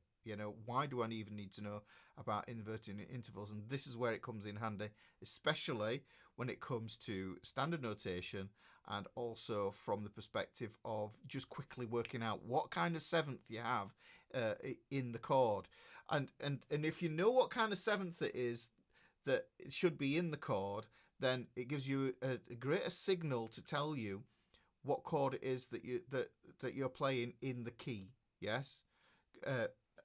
I'll come back to that. Let me come back to that because it's really important.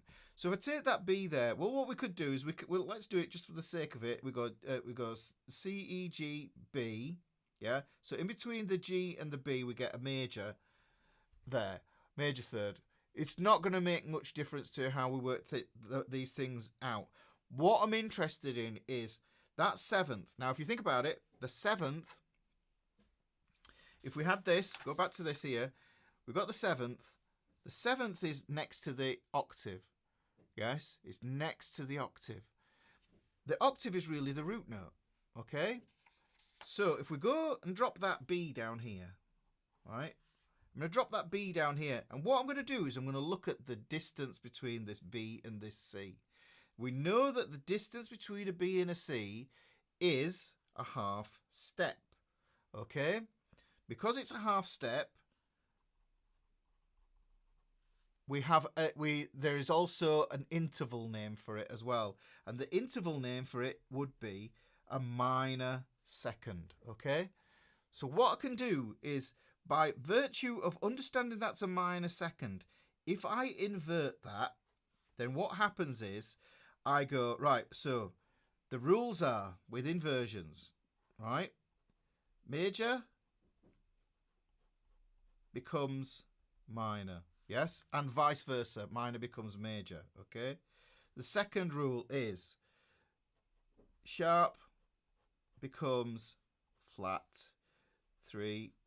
Perfect stays perfect.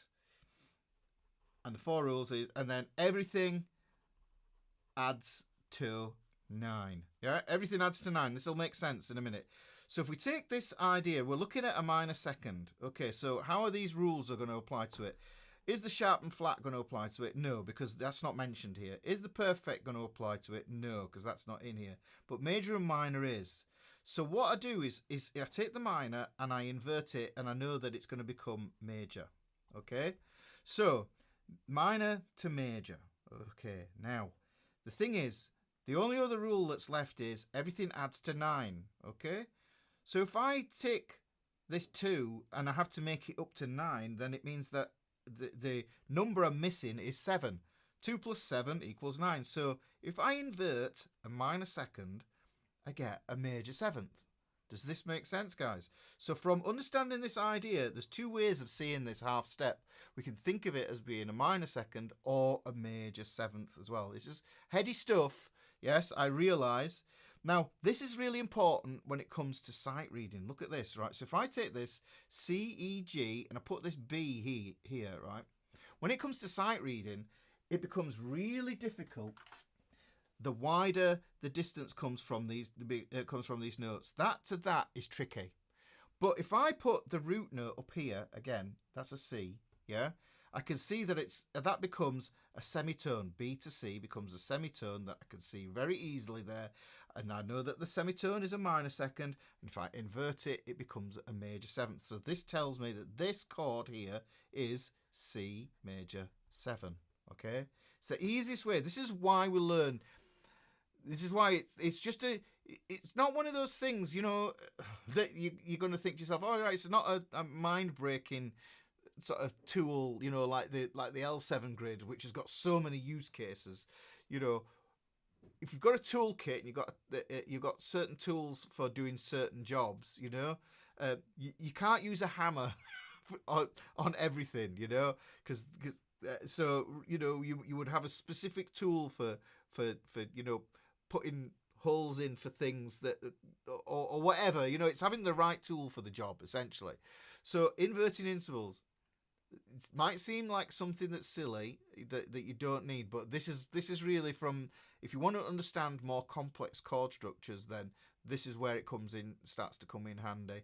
And from the perspective of being able to see what it is when you read it, you know, in guitar music as well. Specifically, you think to yourself, all right, I can see the C major triad, but what's that extra note doing? What function is that doing? Is it adding tension, or is it adding release? What's it doing to the chord that is happening, right? So we can do the same thing here. Look, so D, F, A, C, okay, and all. Yes, Steve, and all. Yeah, that would be the one. So D, F, A, C. Let's put this up here. Now, what I can do is, if I take that there, I can say, look, I can go between the A and the C, and I can think to myself, okay, yeah, that's going to be minor. Okay, that's going to be minor. Now, the cool thing is with this, you're going to see how this affects the 5th chord, yeah, and you're going to see how this affects the 7th chord, which with a wobbly bob chord, yeah, and this is why when I played the blues earlier on, and we had that 7 sharp 9, yeah, this is kind of why you can do that as well, yeah, right. So let's get there. So minor there. So if we take that C and we move it down here, and we look at the distance between the C and the D there, right? Well, the distance between C and D, we can see, is going to be 1 step, right? A step is essentially, well, remember, what did I say before? Majors and minors, they live together, okay? Majors and minors live together. So if that's a minor, 1 fret higher, you're going to get a major. So we get a major second. Let's invert it. Let's look at the rules. Major becomes minor. Okay, so let's flip it over. Have we got any sharps or flats nonsense in there? Any perfects? No. Okay, so how do we add it up to 9? Well, it's a 2 again. So it's going to tell us that we get a minor 7. So this is telling me that this is going to be a D minor chord with a minor 7. Yeah, so it's a D minor 7. This is how you get those names of those chords. So if I put that on here, so D, F, A, C here, you're going to struggle to see that distance between there, because what people do with standard notation is they go okay, so this is in a space, so that's D, F, A, C, and then you start losing count, you know, with that side of things if you're a beginner, yeah? It's tricky. Whereas this, you can understand it from the get-go, okay?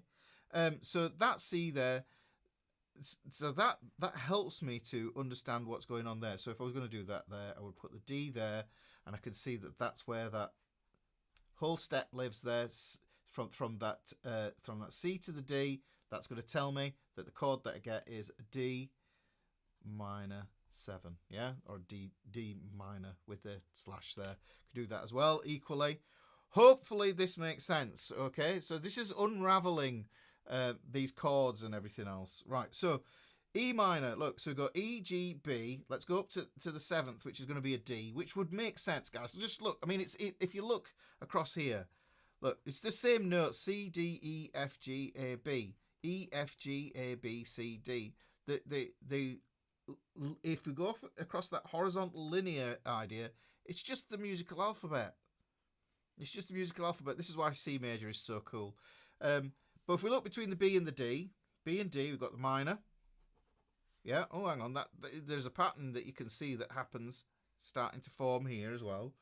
Okay. We're going to take that D down here, go up there, up to that from the D to the E there. Well, that is D to E is a whole step. That tells me that I've got. You can't tell from this by the silent chat. All right, okay. Well, everybody's trying to keep focused. I think that's probably the thing. Yeah. So major. So we've got this here, minor second here. Now, if I do the same thing here, right? Okay. So we've got E, G, B. Every good band deserves. So that's going to be that there, right? But then if I put the E up here, then I can start to see, right? Okay. Well, this is going to be a whole step again. Right, okay. So now I know that I've got a minor 7. Okay, does this make sense? So I've got a minor 7 here. So that's telling me what kind of 7th I have. I've got a minor 7. So I'm going to get an E minor. Hopefully I'll E minor 7. Okay, so that's an E minor 7. Let's move on to chord 4. This is chord 1, chord 2, chord 3, chord 4. They're only called that because that's the first chord. That's the second chord, third chord, fourth chord, fifth chord, sixth chord, seventh chord. There's nothing else mysterious about it. We use Roman numerals because what we can do is we can contain the tonality within those as well. Okay. Right. So F, A, C. Let's look on the circle of thirds. F, A, C, E. Okay. Here's the E here. Look at that. The distance between a C and an E. Let's have a look. Well, it's a major third. Let's put that in there so you can see what's going on. You can see if it's we start to get the same structure. Look at the one chord. We've got a major third, minor third, major third, major third, minor third, major third. Okay, so we've got an idea of what's going on here. But look at this. E to F. Right? And if I drill into you, the thing that you need to know about your musical alphabet is that B and C and E and F are next door to each other, the neighbours. Bacon crispy, eggs fried. Yeah, so use all these mnemonics to help you to understand this stuff. Yeah, that is a half step. Okay, this is a half step. Hairs on my head are tingling. You might need to have some medicine. Let's have a look. Some Saturday night medicine. Half step. So E to an F is a half step. Yeah. So if we'll think about it, that means that if we invert it, it's going to have it's a minor second, which we can convert. Then we can invert it. Yeah, inversion. That's the rules for inversions. Is there we get that. Now, oh, hang on, inverting. Let me just hang on. I'd best be very clear on that. Inverting. Inverting. Yeah, that's the one. Inversions are something completely different. Maybe that's something that I need to do. Okay, look at this. So that means that we've got F, A, C, E. But look, like I said, finding out what that distance is between there can be hard to do. So basically, if you take the root note, and then what happens is you get this minor second tells you it's a major 7th inverted, and then that means you're going to have an F major 7 chord. Yes, I want breakfast. So let's go through again. G, B, D, F, A. Right, so G, B, D, F. Right, so that's going to be the notes that we need for this one. This is where chord 5 gets a little bit different. Now, so far we've got major triads on chords 1 and 4. Chords 2 and 3 are minor triads, yes? The 7th, just forget about the 7th for now. This chord 5 is essentially a major triad, just like chords 1 and 4 here. But this is where it gets a bit different. So we go G, B, D, F. We get an F here, okay? Which would make sense because if we go, look, B, C, D, E, F. You see, it just follows. You just write it out like this and you can see everything. However, guys, notice this. Between D and F, it's a minor third. This is the difference between chord 1, chord 4, and chord 5 is chord 1 and 4. Yeah, they have major sevenths. What happens here is something different happens on chord 5, which means that it is more malleable, because essentially what happens is, if I get rid of the G here, yeah, look at that. Hang on. Look at this, guys. Look at this. I got rid of the G. Get rid of the G. What do we have? We've essentially got the diminished chord hanging about in there. And this is where it gets interesting. I think to myself, I've got a secret little diminished chord hanging in there. So I can relate the diminished chord to this dominant sound. And like I said before, remember what I was saying about tonality, major, minor, and dominant. So I think of diminished chords as being dominant chords as well, because they overlap, and you can see that this is the way that it works. Yeah, they overlap, and that makes the 5 chord the most mutable. Is that the word, mutable? It's most, the chord you can transform the most. You can move it so far out of its own shape that it will always snap back and work with the other chords, because we're starting on this here. This is the tonic. This is also the tonic of the chord here, this C here. So that's the key that we're in. Yeah, that's the key that we're in. So this is going to be the most important chord. All the chords here want to go back to that C chord. Yeah, you play a G chord, it wants to go to the C chord. You play any of the chords, that is the home chord. The furthest you can get away is this chord here, the dominant. Yes, and it dominates the key.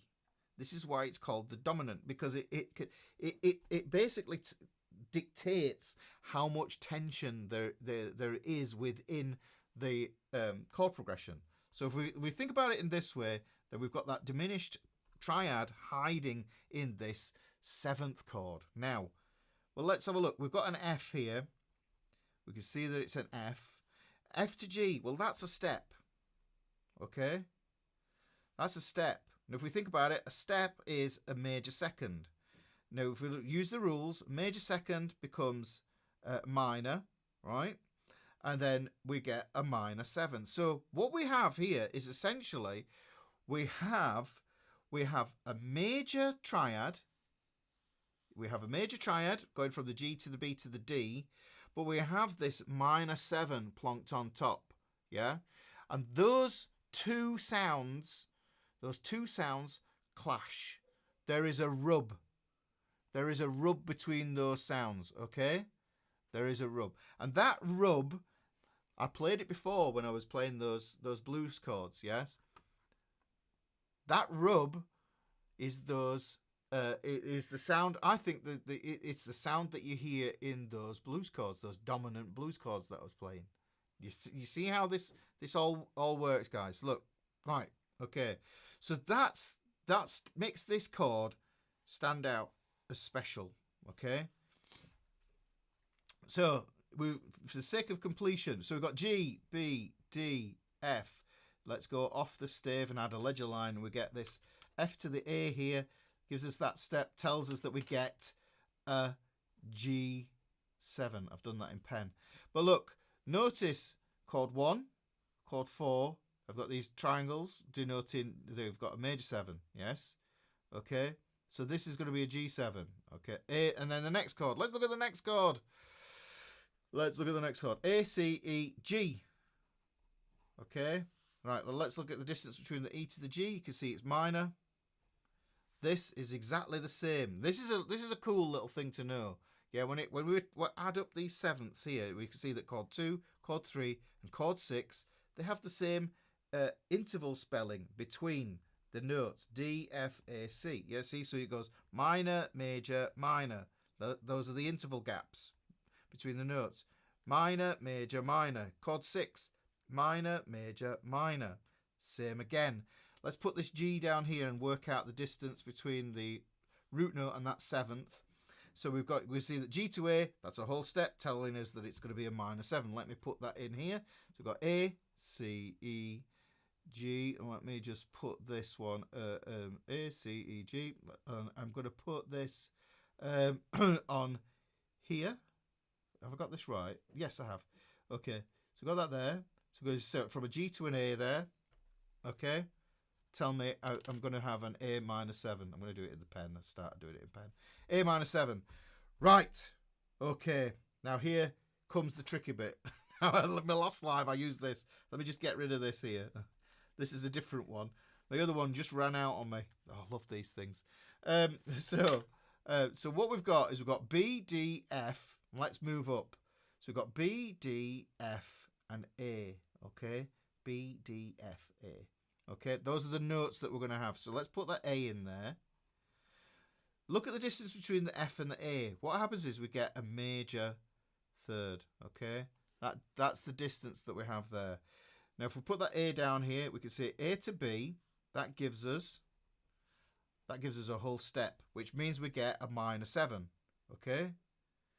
Now, this is where it gets a little bit tricky, right? B, D, and F, therefore, they equal a diminished triad. Okay. Okay, we get a diminished triad. However, if we have the B, D, F, A, what happens is we've introduced this minor 7. So we've got this diminished 7th with the minor 7th. So we have this conflict that essentially goes on. So what we do is we revert back to thinking of it as a minor 7 chord. But what we do is we state that it's a minor 7th chord. Yeah? So essentially it's a minor 7th chord. But what we do is we put an emphasis and we say that it's a flat 5. Yeah, minor 7, flat 5. Okay. Now another way that you may have heard it is it's called half diminished. That opens up a whole nother question as well, which I'm going to answer because I've had lots of questions about diminished and half diminished. Half diminished. Okay. Another way to spell that is, if you're familiar with the way that you might see chords, this would be called a B diminished. This little symbol here means diminished. If we take it like that. All right. Now what we can do is that's a B diminished, which would be different to this. If I put the line through it like that, I've cut it in half. Just like you do with a half. Yeah? Just like that. So that's become half diminished, and that would be the spelling for that. So you could see that as being the same thing. So that's 3 ways, that's 3 names for that same thing. So we've essentially taken a minor 7 chord and flattened the 5. But we still have to carry that idea that it is half diminished or diminished. Now, what would happen for it to become fully diminished, yes, is that we have to diminish the 7th.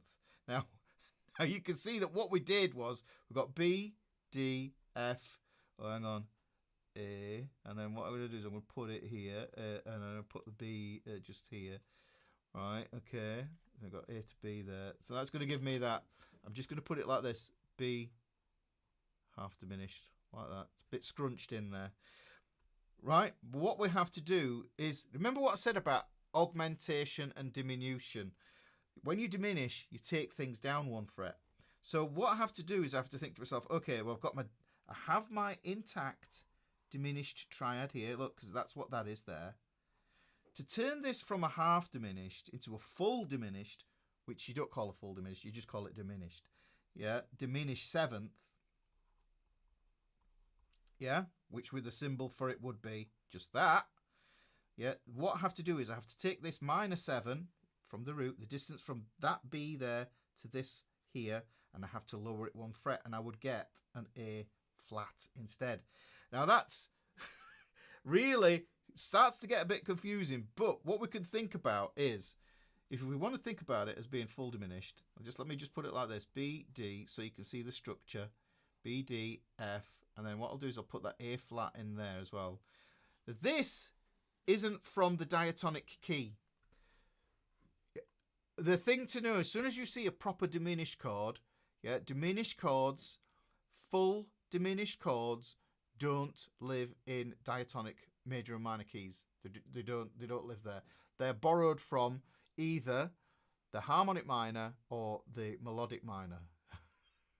Yes, another one you'll have to look at in slow speed 7 times. That's perfectly acceptable, you know. So we've got this here. So let me just go back to this here, because I've got this here. What you'll see, this is the characteristic of the true diminished. You see, you remember this major third I had here. Now what's happened is that's become a minor third, and so has this. This is a minor third, and this is a minor third, and you'll notice that the proper diminished chord, it stacks in flat threes, if I can write. It stacks in flat thirds, in minor thirds. And this is a critical thing when we want to look at it on the guitar, which I will demonstrate. Yeah. Hopefully this is something that I'll be able to clip this out. I'll be able to clip this out and then show you. Cool thing that happens with the diminished, yeah, and I'm just kind of give you I'm going to outline the rules for this diminished. Let's have a look, where am I? And let's put some zoom on this. Okay, so let's look at the key, and I'm going to just use a good old L7 grid here, yeah. So look, there's 1, 4, 5. Here's 6, 3, 2. So if I go to 6, I know a whole step up. Yeah, that's going to be the 7th note of that scale, that G major scale. Yeah. Yeah. So I can play it there as well. So this is my half diminished chord, because this is diatonic. This is in the key. So when I see this minor 7 flat 5, yeah, there's the minor, there's a minor 7, that's the 5th there. If I flatten it down, then that gives me the minor 7 flat 5. This is the way I'm thinking about it with my chord shapes. So I've got that going on there. I can play it. Here is a D shape. Look, there's a D shape. Right, turn it into a minor. Right, I need to turn it to a minor 7. There's the 5, flatten it. Then I get a minor 7 flat 5 like that using a D shape. Let's have a look at it from this perspective of, let's do it, we're doing that in E there. Well, I'll just do it here at A, yeah. A minor 7, A minor 7, flatten that 5. Look, there's your power chord, flatten the 5. But I don't like it in that position, because look, you get that tritone, which is horrible. So let's chuck it over there using the C-shaped octave. Then that becomes the shape that you use using the E string. Yeah, so E string, this is the A string, and this is the D string for the same shape, same chord, minor 7 flat 5s. So got that. Now what I need to do, and it's pretty simple to see it when I'm using this here. So if I go using that L7 grid again from G, chord 1, chord 4, chord 5, chord 6, chord 7. Okay, now I'm taking liberties when I do this. This here, all I need to do now is locate my flat 7.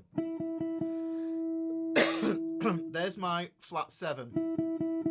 I need to diminish it by lowering it 1 fret. And that means I get this shape instead. Yeah, so listen. It's nice for voice leading. My half diminished to full diminished 7th chord there is really, really nice. Yeah? So you can hear.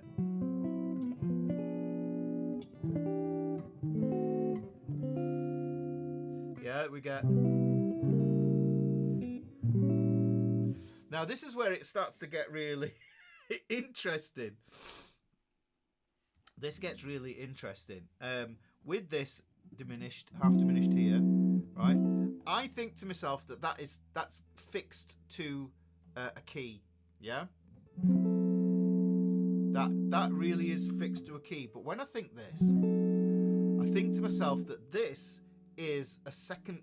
No, is this a bit too much? I don't know if this is a bit too much. Yeah, this is a second. I'll go there.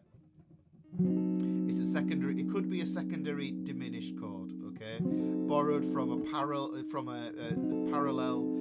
harmonic minor or melodic minor. Yeah.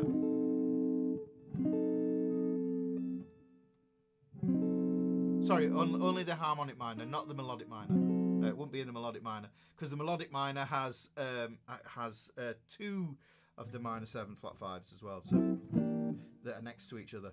That's a different story, right? Okay, but here's the cool thing. This is something that you need to understand with this diminished chord, right? And I love this. I mean, it just right. I absolutely love this idea, and it just shows you how everything is organised. Everything on the fretboard is super organised. Well, in music is organised, but the fretboard, particularly, I think it is a little bit easier to see. Okay, and I'm going to zoom back in here again because what I'm going to say when it comes to the true diminished, yeah, we have 3 families of diminished sevenths. Yes, that we can tap into, and remember, and there's another way that I think of it is that diminished 7th chord, yeah, in the harmonic minor is the leading note chord. Like I said before, look, when I played the harmonic minor before, let's have a look. I played the harmonic minor before, and I did it in A here. I've got like this, yeah. That's where my diminished chord lives. My diminished 7th lives there. Yeah, so you can see that. This is where it lives. Okay, so can you slide that same chord down, then go into another chord? With the diminished 7th, you can. That's what I'm gonna get onto with showing you with this for now. Right. Okay. So let's look at this diminished chord. I'm going to take it here on this B diminished 7th here. So we've got this B diminished 7th here. Now look at the notes that I've got. Because the thing is, what I can do with this diminished chord is by moving it up in minor thirds, it becomes an inversion of itself. The thing about diminished 7th chords is that all of the notes can be thought of as a root note. Okay? All of the notes can be thought of as a root note. All of the notes can be thought of as a flat 3rd, all of the notes can be thought of as a flat 5th, and all of the notes can be thought of as being a diminished 7th as well. So, but here's the thing. I've got a B, I've got an F, I've got a G sharp, and I've got a D here, right? Okay? Well, if we're imagining that this is the root note, so that we can keep the same shape. If I move this up a minor 3rd, same shape, it sounds like I've got a different chord, yeah? It sounds like I'm playing a different chord, but I am not. Now I've got a D, I've got a G sharp, I've got a B, and I've got my F here instead. The same notes, they're on different strings, they've just inverted. So essentially, that and that chord is the same. Moves up in minor thirds. Now let me go up again, up another minor 3rd, move it up again. Okay, have we got any different notes? Nope, we haven't. We've got the F, we've got the D, we've got the B, and we've got the G sharp here. So the thing is, same notes, just in a different position. It's an inversion. It's inverted on itself. Move up a minor 3rd again. Okay, what's happened here? We've got the same shape.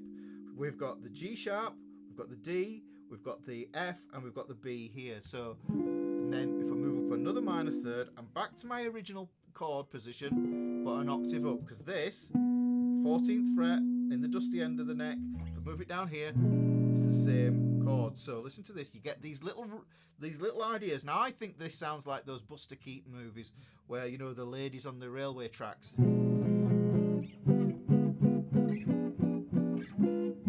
Now those are all the same chord. It's all the same thing. Now I mentioned families, yeah? Now, because of the nature of this moving up in minor thirds, if I move up a half step and do this here, then this chord here is different from this chord. It's got different notes. So we've got 3 families of diminished 7ths here. So I take this up, minor 3rd. That's the same chord, just in a different order. The notes are in a different order. Up a minor 3rd here.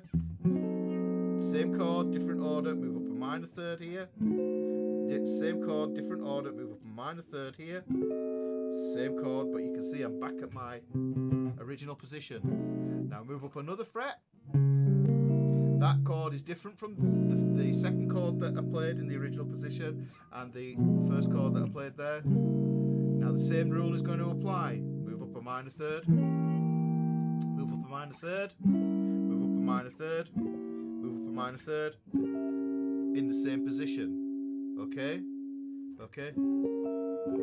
It was you or Strictly tonight. Strictly. Oh, Graham, I'm gutted. Okay. Right? Now that's the third diminished seventh family. Now watch. If I move here, I'm back into the first family. Yeah, so this. Remember that was the first chord that I played, move up a minor third, moves me to this position. So you can see that what I get three families. There's the first family, second family, third family. First family, second family, third family. First family, second family, third family. Now, this is really cool because it's like it enables me to use this to drop into other keys. Right at the beginning of this broadcast, I did there was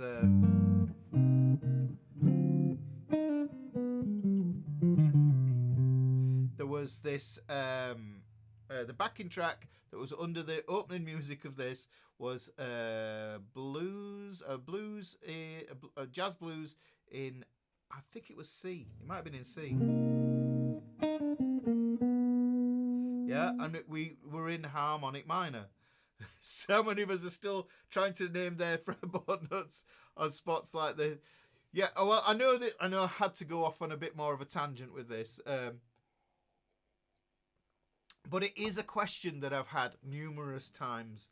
What's the difference between half diminished and what's the difference between fully diminished? And I think the thing is the diminished chord, it only appears, we only really get it in the harmonic minor. Now, if you like players like Yngwie Malmsteen, metal, yeah, Yngwie Malmsteen, he's like that. I'll never forget Bacon Legs. No one will. So hopefully, I think that's probably far enough down the rabbit warren of that.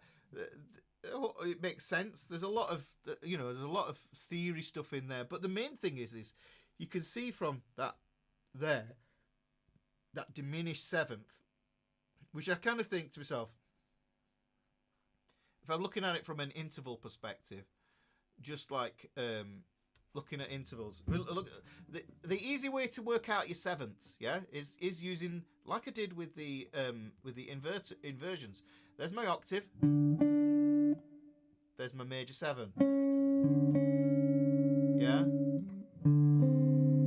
This is the minor 7. But I've got to think about this as being a major 6, but also a diminished 7th. Okay.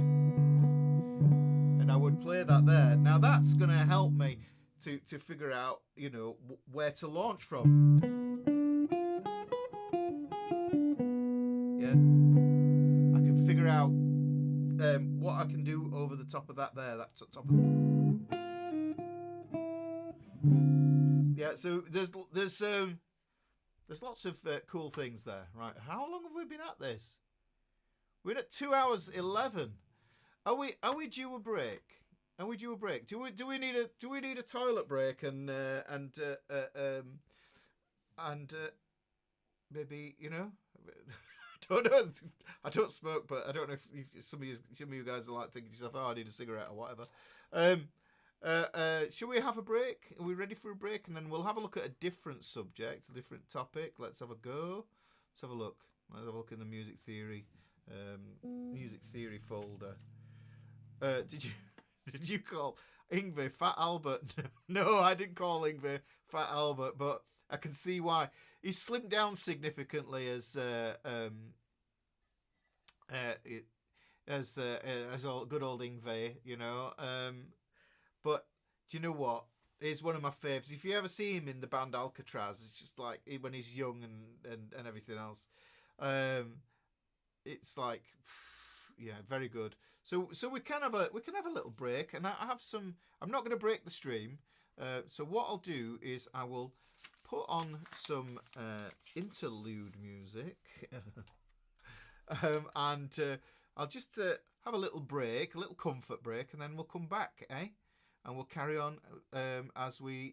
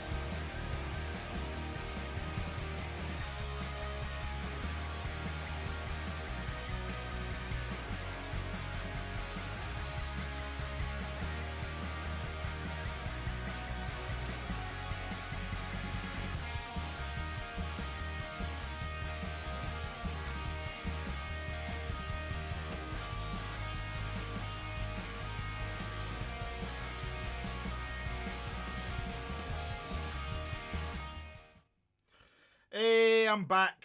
Hope you're all back as well. Let's have a look. See how we're doing. Right. Okay. Let's have a look. We've got a few people here still. Shauna says, wonder when I understand all this theory stuff, will reading music notes be easier to learn? I think knowing music theory helps you to compartmentalize and understand why things are laid out the way they are. It generally always comes from that kind of perspective. If you think about it, composition comes from improvisation. I think it comes from improvisation, but improvisation has to come from some foundation elements, and this is where music theory has to come into it. Reading music notes is a different thing. It's a different language. If you think of it as learning a language, then you can take a similar sort of approach to it, and that's the way I kind of think of it as well. There is somebody who's done some really cool videos. I can't remember who it is. But generally, the way that I think about it, I'm fascinated by ancient cultures and stuff like that,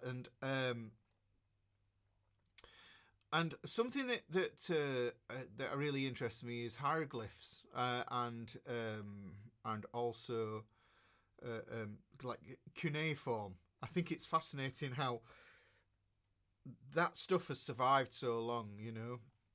And actually, curiously, there's food for thought, I think. If you think about it, when you know, if the worst case scenario ever happened on the planet, digital stuff on hard drives is not going to survive. Stuff that's written in books is not going to survive. So if it isn't carved in stone, then this stuff this wealth of human knowledge that we have is lost, isn't it? It's really curious how that is. So I think cuneiform, all those clay tablets, and you know, and the things like the engravings on the Egyptian monuments, and even in like the buried things in Göbekli Tepe and stuff like that. Those ordinary things like that wouldn't have survived as long, especially the Göbekli Tepe stuff, because that's like 12,500 years apparently. So it's like, what, you know? Yeah, waxing lyrical here. It's the age thing, you see. Start thinking things. Right. Anyhow, I best not get morose or anything else like that. Not that I would do. So there was a question on the minor thirds, but yeah, just going back to that idea of like reading music, I took the idea that I struggled with it, and I think what is good, and I don't have them here, but I used to use with my students, were flashcards. If you devise some flashcards for yourself, yes, and it depends. It's very instrument dependent as well. It's very, very instrument dependent. Is if you get some create your own set of flashcards, because the thing is, I think, you know, writing it out and producing the resource yourself is just going to make it a lot more intrinsic. The knowledge is going to be inbuilt, because you've had to find the resources, you have to check that everything's correct and everything. Yeah, so, you know, and you might have to notate it out. And this is a really good exercise. And I used to do this as well with students. It'd be like, okay, guitar's easy, pretty much, because it's all in the treble clef. Yes, we go below the treble clef. We do go into the bass clef slightly, but we never write out the bass clef to show that we've gone into the bass clef. We just use extra ledger lines. So one of the things that I thought was really interesting to do was to do notes, yes, as glyphs. So get some flashcards, do all the notes that you're going to need for. And it gets, you know, you need more as you go higher up the positions as well. And remember, on guitar, it's tricky because we have different ways of playing the chord, because it's like it's still the same thing, you know. An E is an E is an E is an E. On a piano, C3 is C3, whereas on guitar, you know, it's in different positions, kind of. Not C3, C2, let's say. So, thank you, Nancy. Nice to see you in the chat. I did see you earlier on in here, but let's. Guys, if you're on, can you give the like a bang and see if anything, if it'll get some new bums on seats. That's what we want. So yeah, like I was saying, the thing about guitar, Shauna, is that if I zoom in here, yeah, the notation for E here, this is an open thin E string. Let me just zoom back out again for that so you can see what I'm doing here. I'm playing an open thin E string, yeah? That is notated the same for that. Same for that. Same for that. If I had 24 frets, it would be the same for that. So the thing is, then it becomes, I think then you start to think about economy of movement to other notes. You start to think about the voicing and the texture that you want to use that note for. Yeah, so there. So that's different. That sounds mellower.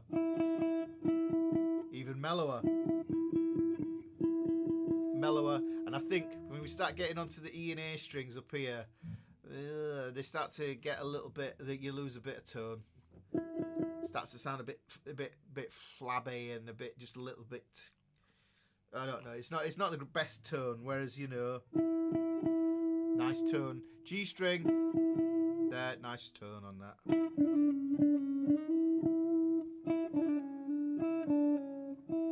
Same phrase, but putting it in different areas, you know, of the fretboard is going to give you the thing, but the notation would be exactly the same.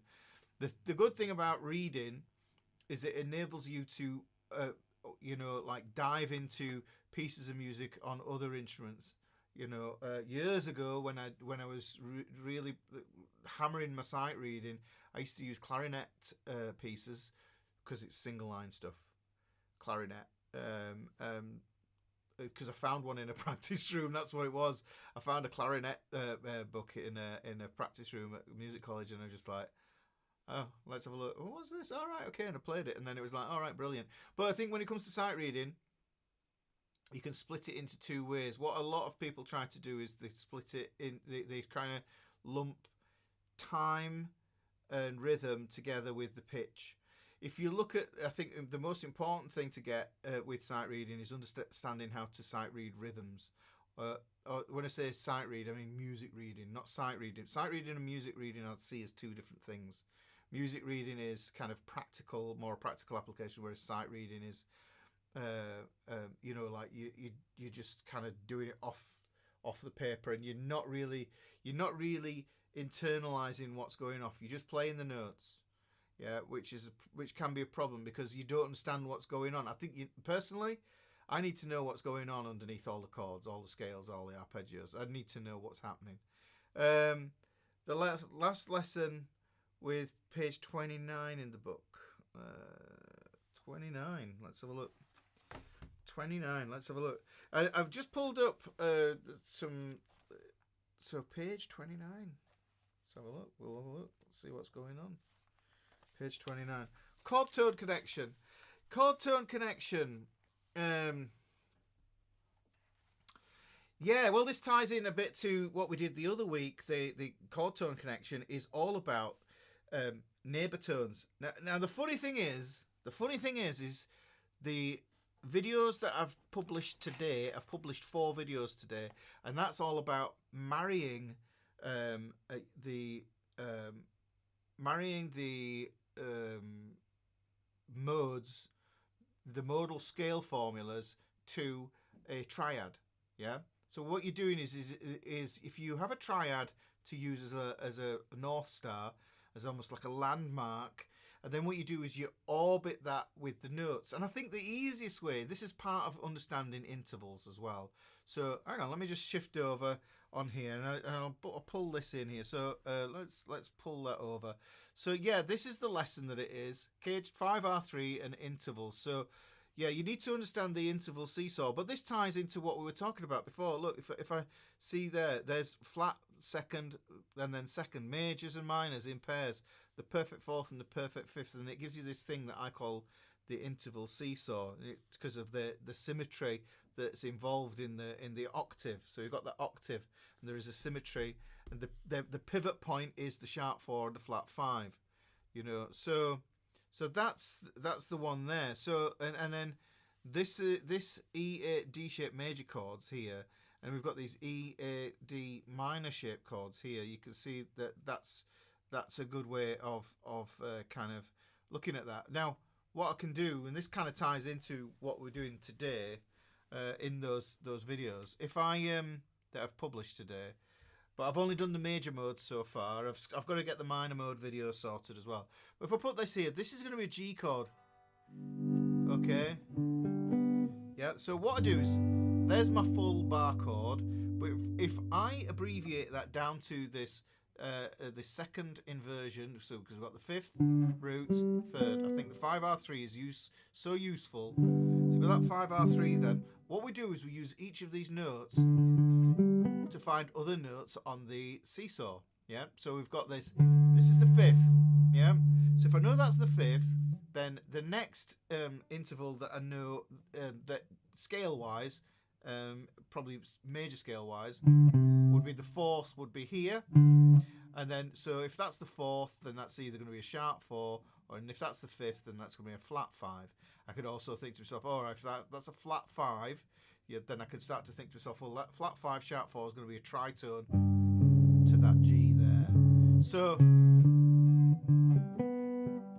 now, so that's progressing down the neck towards the head note. And then what I'll do is I think to myself, well, minor 6, minors and majors live together, so that's going to be a major 6 just here. So I kind of just keep it so that we're just a whole step above each of the notes there. So 5R3.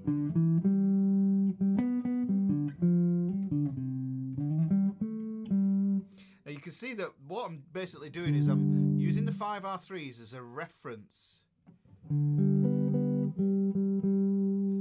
Yeah, that's sad, Monty.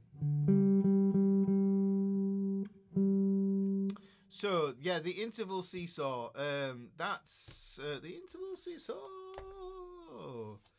I think that, well, that's in that lesson that's page 29, lesson 23. I talk about the interval seesaw. I've done a few lessons on the interval seesaw, but there's the interval seesaw there. So yeah, if you want to reference that, this document's already in PDF Club as well. So if you're already in PDF Club, then you should have that. But what I'm doing is underlying each of these chords. These is this idea of taking the triad, and then what you do is you a whole step above or a whole step below. You're looking for orbit notes. So there's root 5R, so that's my root now. So now I can use that to help me to know where my sevenths are, because that root there is obviously going to be the octave. Right, so root, that's 8. There, okay, that's the 8 there. 7 is going to be lower, so that's a major 7. If we've got a major 7, guess what? We've got a minor 7. 5R3. Yeah, so you can hear that. Now if I go up from that, then what I know is if that's the root, that's the first note. So 1, flat second, major second. And I can also use that to think about them in those. That's from the page prior to that, which is octave theory and extending chords. You can see how we get into the compound octaves, and we think about seconds and ninths as being the same thing. Oh, Maria, you were not watching that diabolical. I had a really good night's sleep. That boxing was it's just a stunt. So what we've got there, right? Okay. So I can think to myself, that's a flat 9. That's also going to be a 9 as well. So I can do that with some of these other notes as well.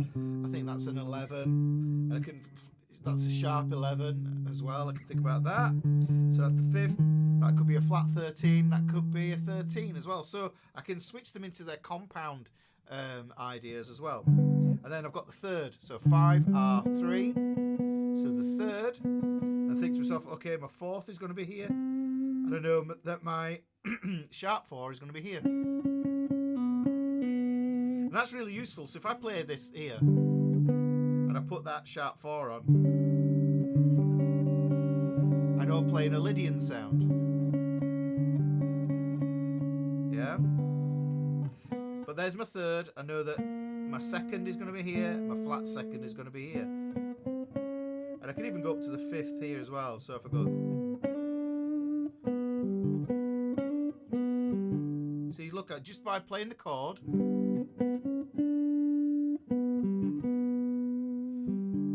there, played that to there. I'm thinking of this as being the flat 5 because I'm resolving up to the 5th. And then look at that, I've landed on the flat 7 just because I wanted to spell out the whole dominant sound there. But I'm thinking, and that will fit back into that blues territory again. Yeah, so.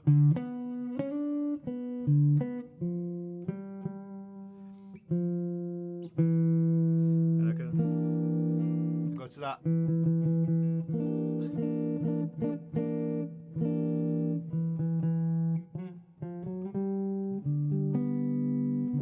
Right, and now the thing is I'm applying that to the E shape and I can apply it to the 5R3, which is the A shape. Yeah. Yeah, so I've got the 5th, root 3rd, so that's the 5th, that's the flat 6th, there's the 6th.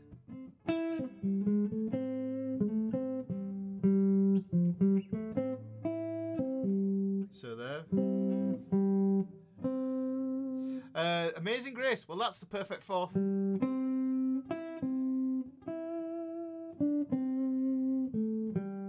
Yeah, so you got that there, haven't you? So there's the root. There's going to be the 2nd. There's the root. That's a flat 7, major 7. So I'm thinking to myself, and like I said, when I was explaining those chord types, those 7th chords earlier on, I'm thinking to myself, well, that's major. So that could be chord 1, could be chord 4, it could be chord 5. If it's chord 1 and 4, then I know it's going to use this major 7. So I go to myself, I think, I use the major 7. Yeah. If it was chord 5, then I'd use the flat 7 instead. So if I played that blues like I played in A before, there, remember, got that there, yeah, and then this. I just pick out, there's the 3rd, there's the flat 7, and there's the 5th. Yeah, so, I mean, that's one way of doing it. And then I could do it on the D shape. Yeah, same thing. There's the 5th, flat 6, major 6. There's the root. There's both of the 2nds, or 9ths if you want to think about it in that way. Root, 7, flat 7. That was the 5th. Got sharp 4, or flat 5, and then we've got the 4th there. Or you could call it the 11th. Yeah, so, and then the 3rd. Yeah.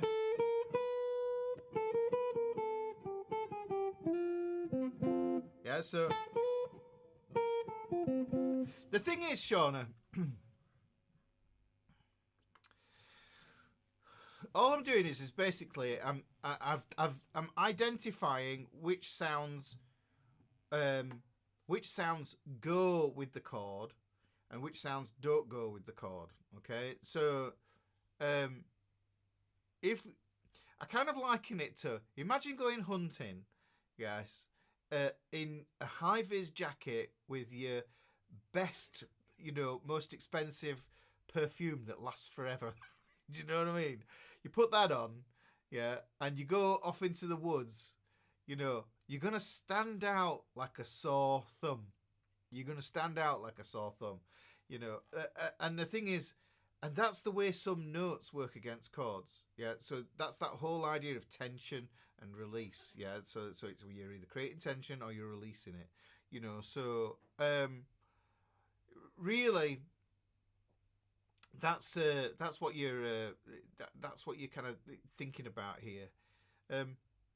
That's when you start to, if you take everything under that filter, then you know, what is it? What's the function of this? What's it doing? Is it creating tension or is it creating release?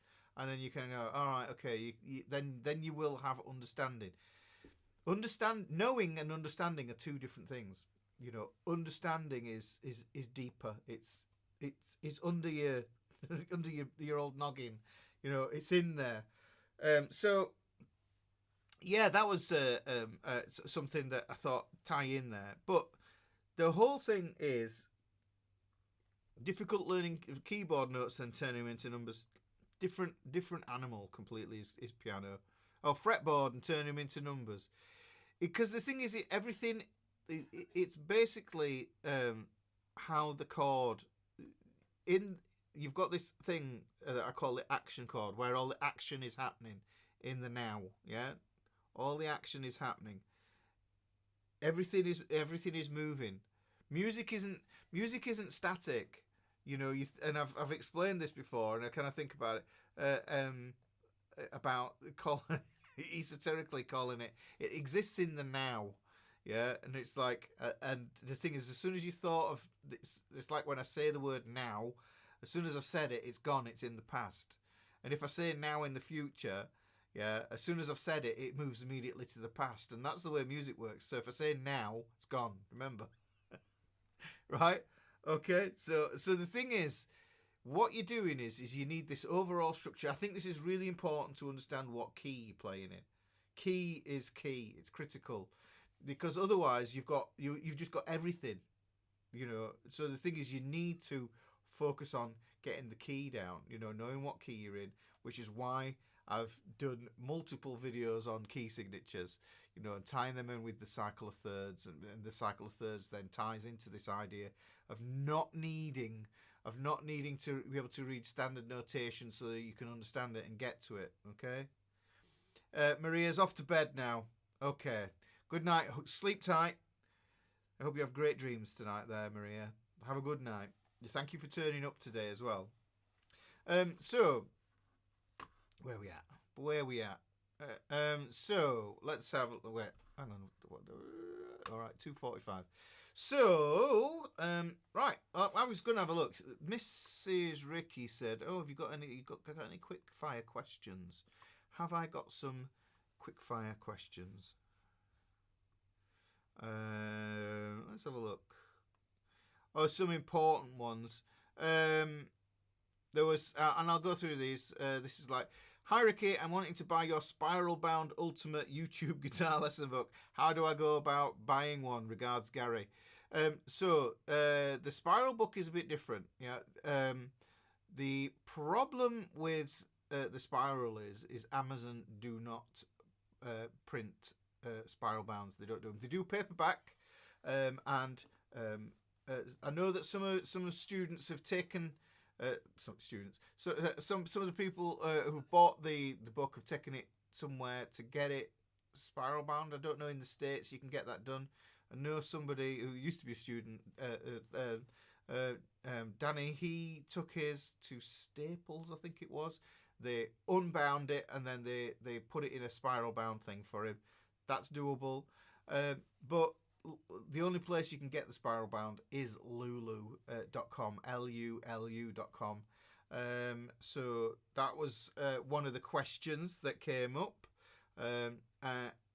So yeah, that's the easiest way to go around buying that one. So, and then somebody says, so Gary says, how do I get to join up with the live stream? I'd like to contribute to you in your efforts. I'm assuming I could pay for something to join you live like the others. The live streams that I do on Wednesdays are just like 7 p.m. every Wednesday, and it's lessons from the book. Unless I start to, you know, move out and start doing lessons from PDF Club or something like that, pick on something like that. Because you know, I've been doing lessons from the book for quite some time now. So, you know, so yeah, it's one of those. And if you want to, if you pay for something to join, just join PDF Club. Mrs. Ricky will put some information in there about PDF Club. And PDF Club is actually, I think I have a thing here. Yeah, there you go. You can join PDF Club, and that's it. And I've got a discount off at the moment. I thought, yeah, because it's my birthday week. Yeah, I thought I can't share cake, so what I'll do is I'll share a little discount on PDF Club, and some people have taken it up. You might have had an email from me about it. Yeah, so come in there. And PDF Club, if you join PDF Club, you get all the PDFs from everything that I do. I only put the PDFs from my Wednesday guitar class in PDF Club, so that's an exclusive thing. PDF Club, you get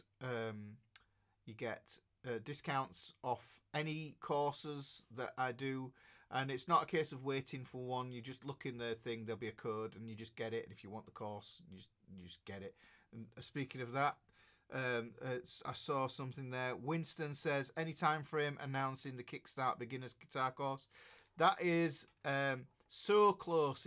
It's I'm salivating at the idea of releasing it. It is well, I want to say 2 weeks away. Yeah, I want to say 2 weeks away. But let's, you know, I've just got the PDF stuff to sort out for that, the ebook that accompanies that. So a whole load of videos and stuff. So there's all that stuff. Marcel, if you're who's in PDF Club? If you're in PDF Club, tell me. Just let me know in the comments there. PDF Club. What is PDF Club? Let's have a. Do you want to have a look inside PDF Club? If you want to have a look inside PDF Club, let me just see if I can figure out how to show you. Let's just have a little nosy. It's that button. Is it that button? Hang on. Oh. Allow only for 1 month. All right. So here's PDF Club. Now, PDF Club runs alongside the Fretboard Fraternity. So PDF Club is here. And what essentially PDF Club is it's all my PDFs. All my PDFs that I've ever done on YouTube. But what I like to do is I like to expand on them. I like to expand upon them and that sort of stuff in the Wednesday guitar classes. So let's have a look. We've got general discussion. Yeah, and what you can do is if you look, I'm trying to figure out how some way of bookmarking all collections of things that you can bookmark them together. I'm trying to figure out how to do this, so this is probably from my end. So you can see we've got general discussion, people asking questions in here. We have extras. Let's go into the extras. So in here there are downloads for blank things for working out chords and scales and everything else like that. So it's all this useful stuff. Like so in this one, notes, triads and seventh chords in all keys. If we look at that, then that's the PDF Club there. So it's just a little printable that hopefully helps you to understand the keys and that sort of stuff. Wilbur Friesian. Hello, it's Wilson. Hey, Wilson ended up playing guitar on the School of Rock, didn't you? He was a great little guitar player. I hope you're doing well, Wilson. Nice to see you in there. See you in the chat.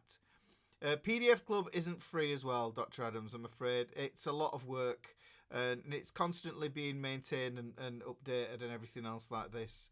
And in here you can see these are all blank sort of things that you might need. So like if you need a sheet of tab and stave for working things out and everything else.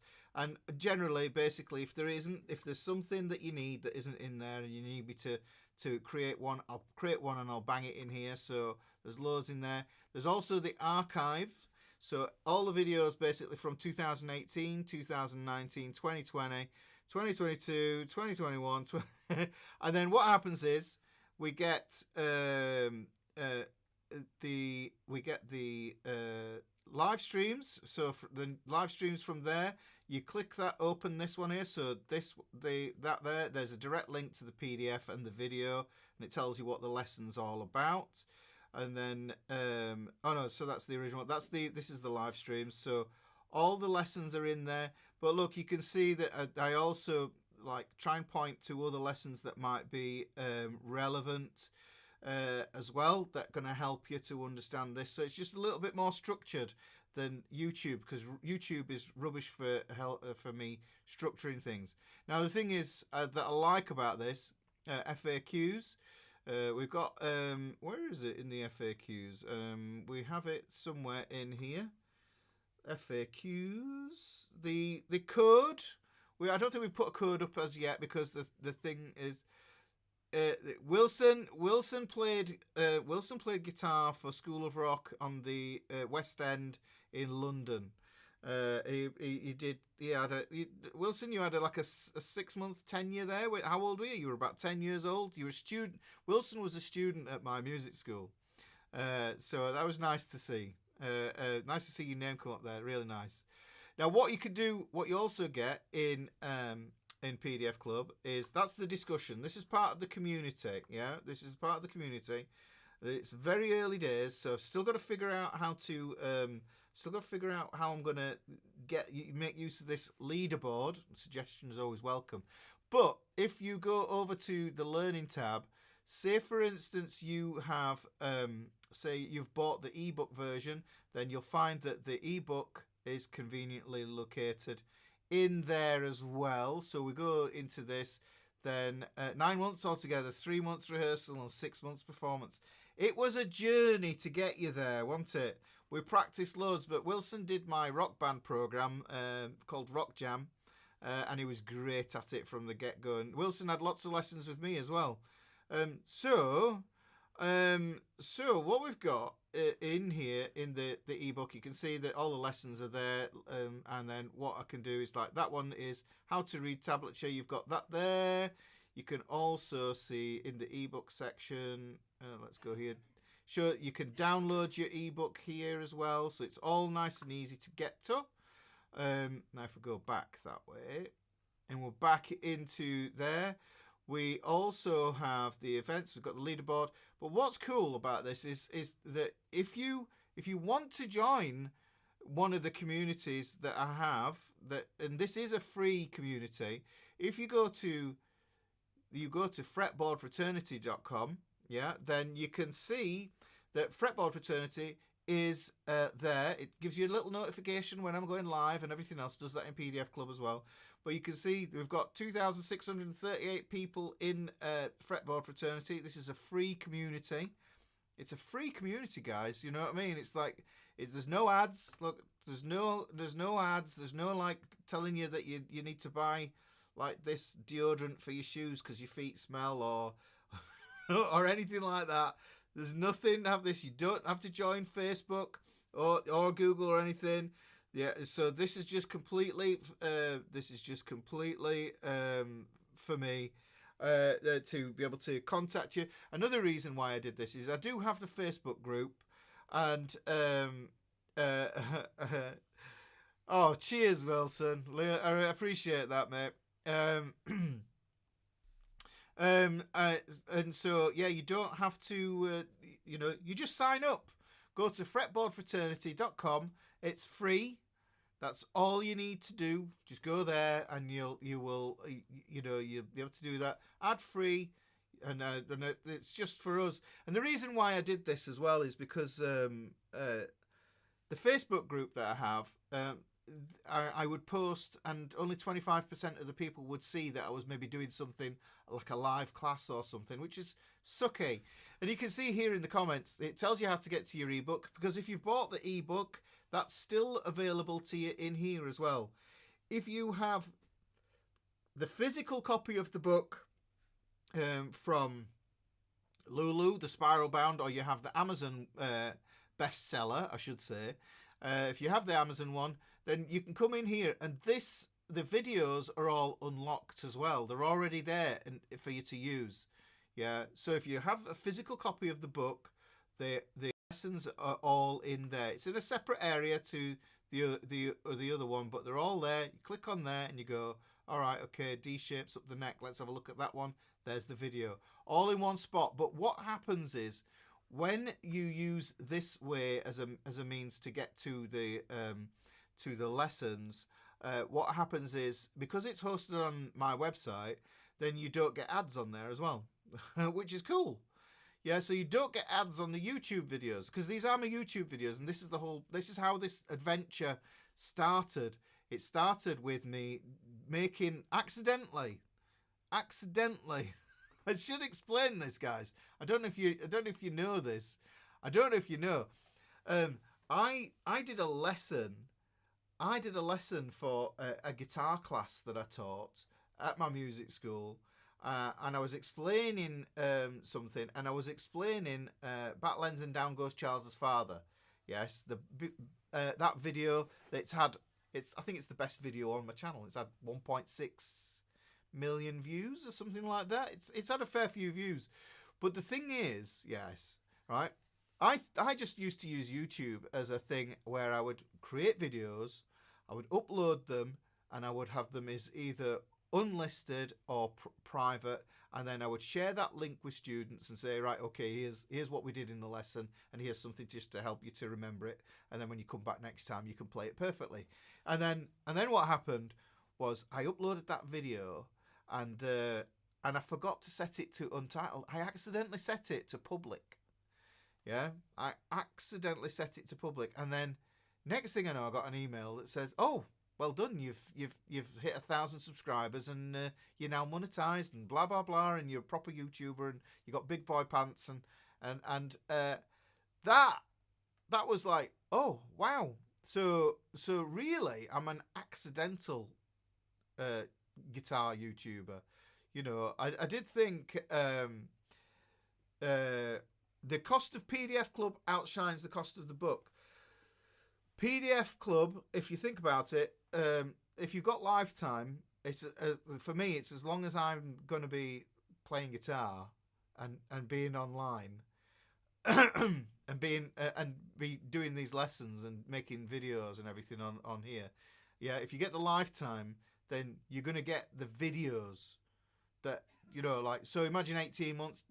In 18 months' time, I publish a video that you want the PDF for. It's in PDF Club. You want a video? You want a PDF from a lesson that I taught that's in the archive? It's there. Yeah, it's like it's just everything that I've taught. You know, so it's like it's got everything in it. It's not limited. The book is 80 lessons, which is you know, you think about it, 80 guitar lessons in one book is a lot. It is a lot. And when I was putting it together, you know, I was thinking, do we do 50? Do we do 50? And then I started to connect one lesson to another, and I thought, hang on, I've got to include that one, and I've got to include that one, and then I thought, hang on, let's just see what we can do. Can I add this and add that? And then next thing I know, I got it ended up being 80 lessons. Okay, right, PDF Club. I can't tell you how many PDFs I produced in 2023. It was like, how many do you think I produced in 2023, Mrs. Ricky? Hundreds. So the thing is, you see, so PDF Club means you get those and those ongoing. Yeah, you get an email that tells you, you know, what lesson has just come up. You know, even if you're casual with it, you know. I'd rather people weren't casual. You know what I mean? I'd rather people actually, you know, I don't put this stuff out for vanity or that. I really want people to take the lessons and actually use the stuff and implement it. You know, because it's like, you know, no one likes peeing in the wind. You know what I mean? It's like that's not what I'm about. I want people to use stuff, and because my mission is to teach as many people as I possibly can. I want to add stuff to the lexicon of guitar learning that is huge out there, and we've got so much guitar learning stuff that we can do. You know, but I want to add my bit to it, because the thing is, everybody sees things from a different perspective.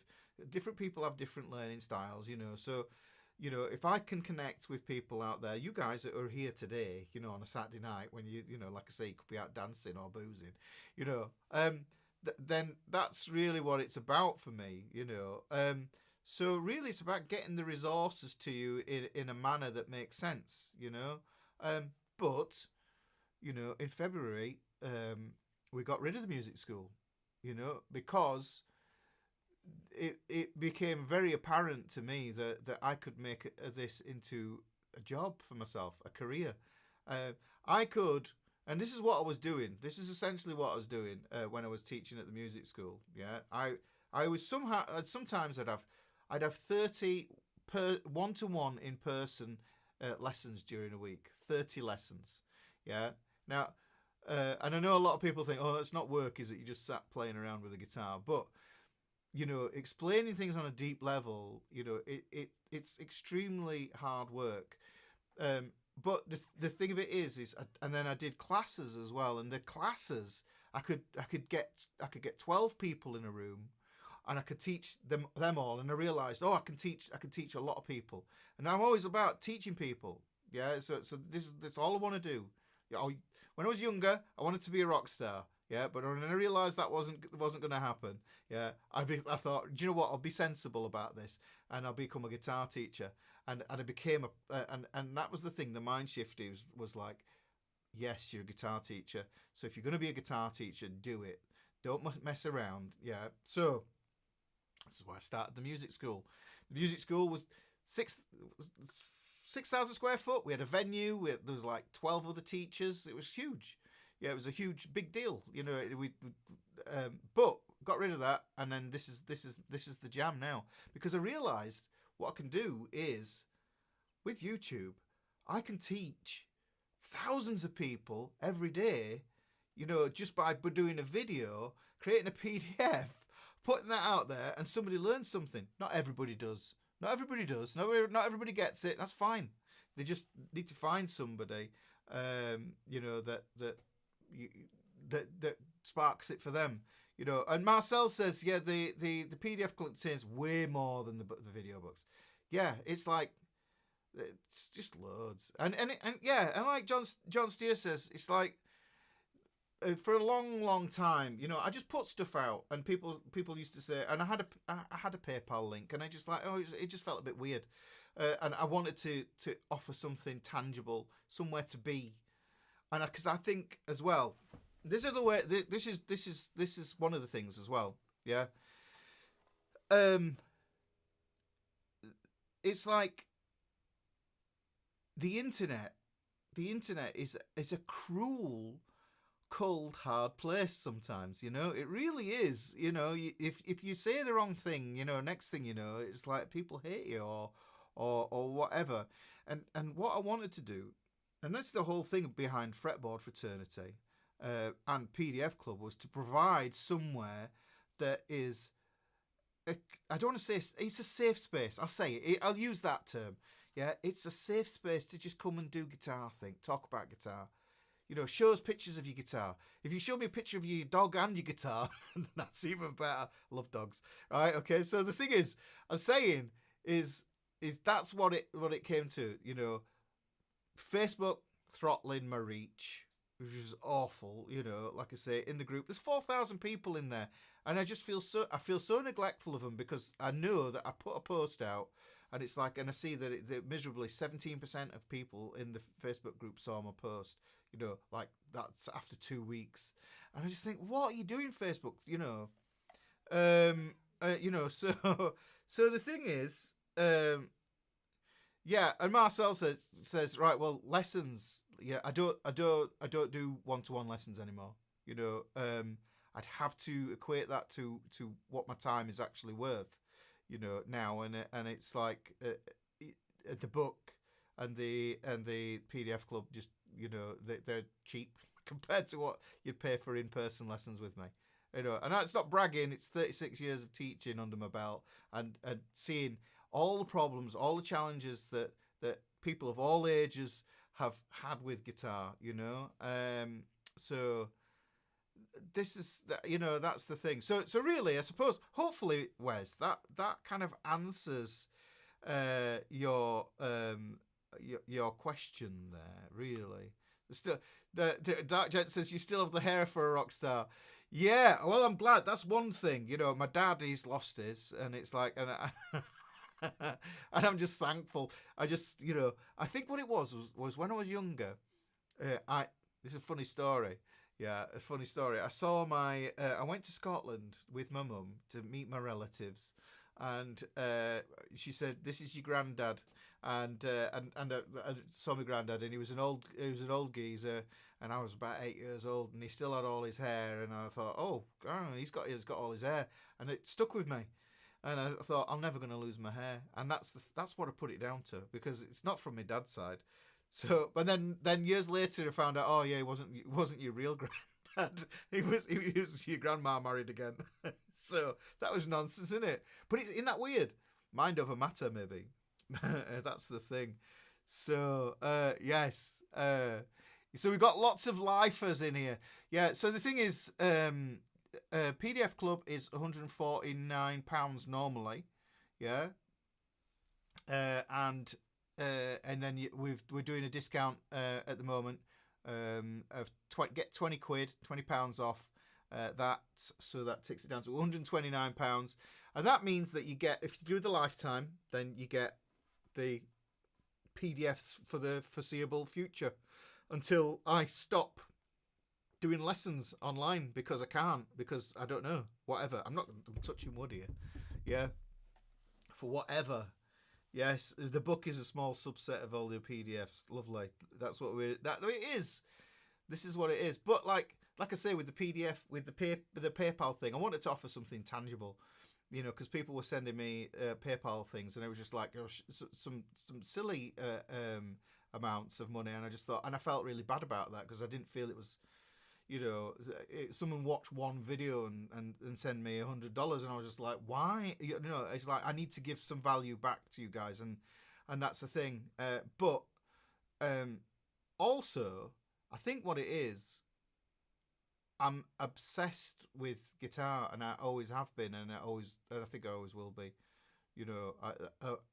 And that's never, and I can't see that ever stopping until I'd hate it. The fingers are slowing down a little bit, but I'd hate to get arthritis or something like that. But I'd still play even if I had arthritis. Just to keep going. I'd figure it out. And that's the way this works. So hopefully that kind of outlines, what did your school teach besides guitar? Well, the school, Ricky's School of Rock, yeah, for 19 years, one of the first things is I realised Ricky's School of Rock actually started as an article in a newspaper, where I did guitar lessons in a newspaper, and that got published, and I just kept the name, and then I opened a small studio, and that's where I was teaching like 30 people a week, and then there was some space for teaching classes.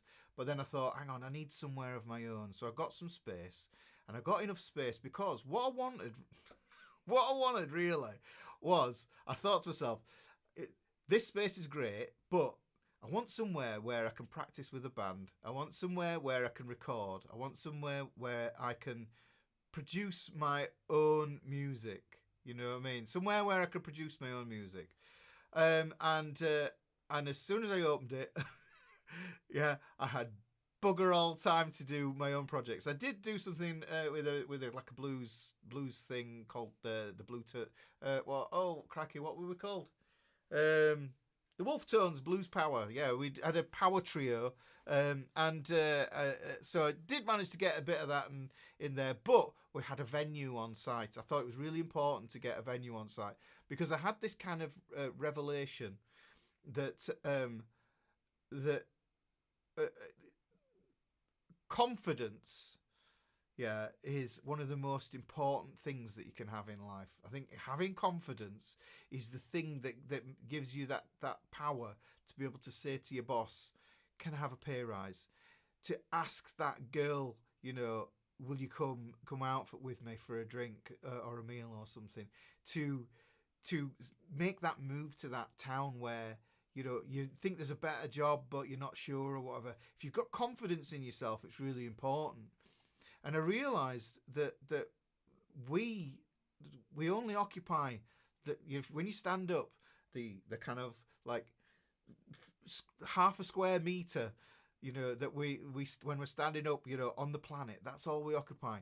Now the thing is, when you're on stage, and I should preface that with, I used to sing with a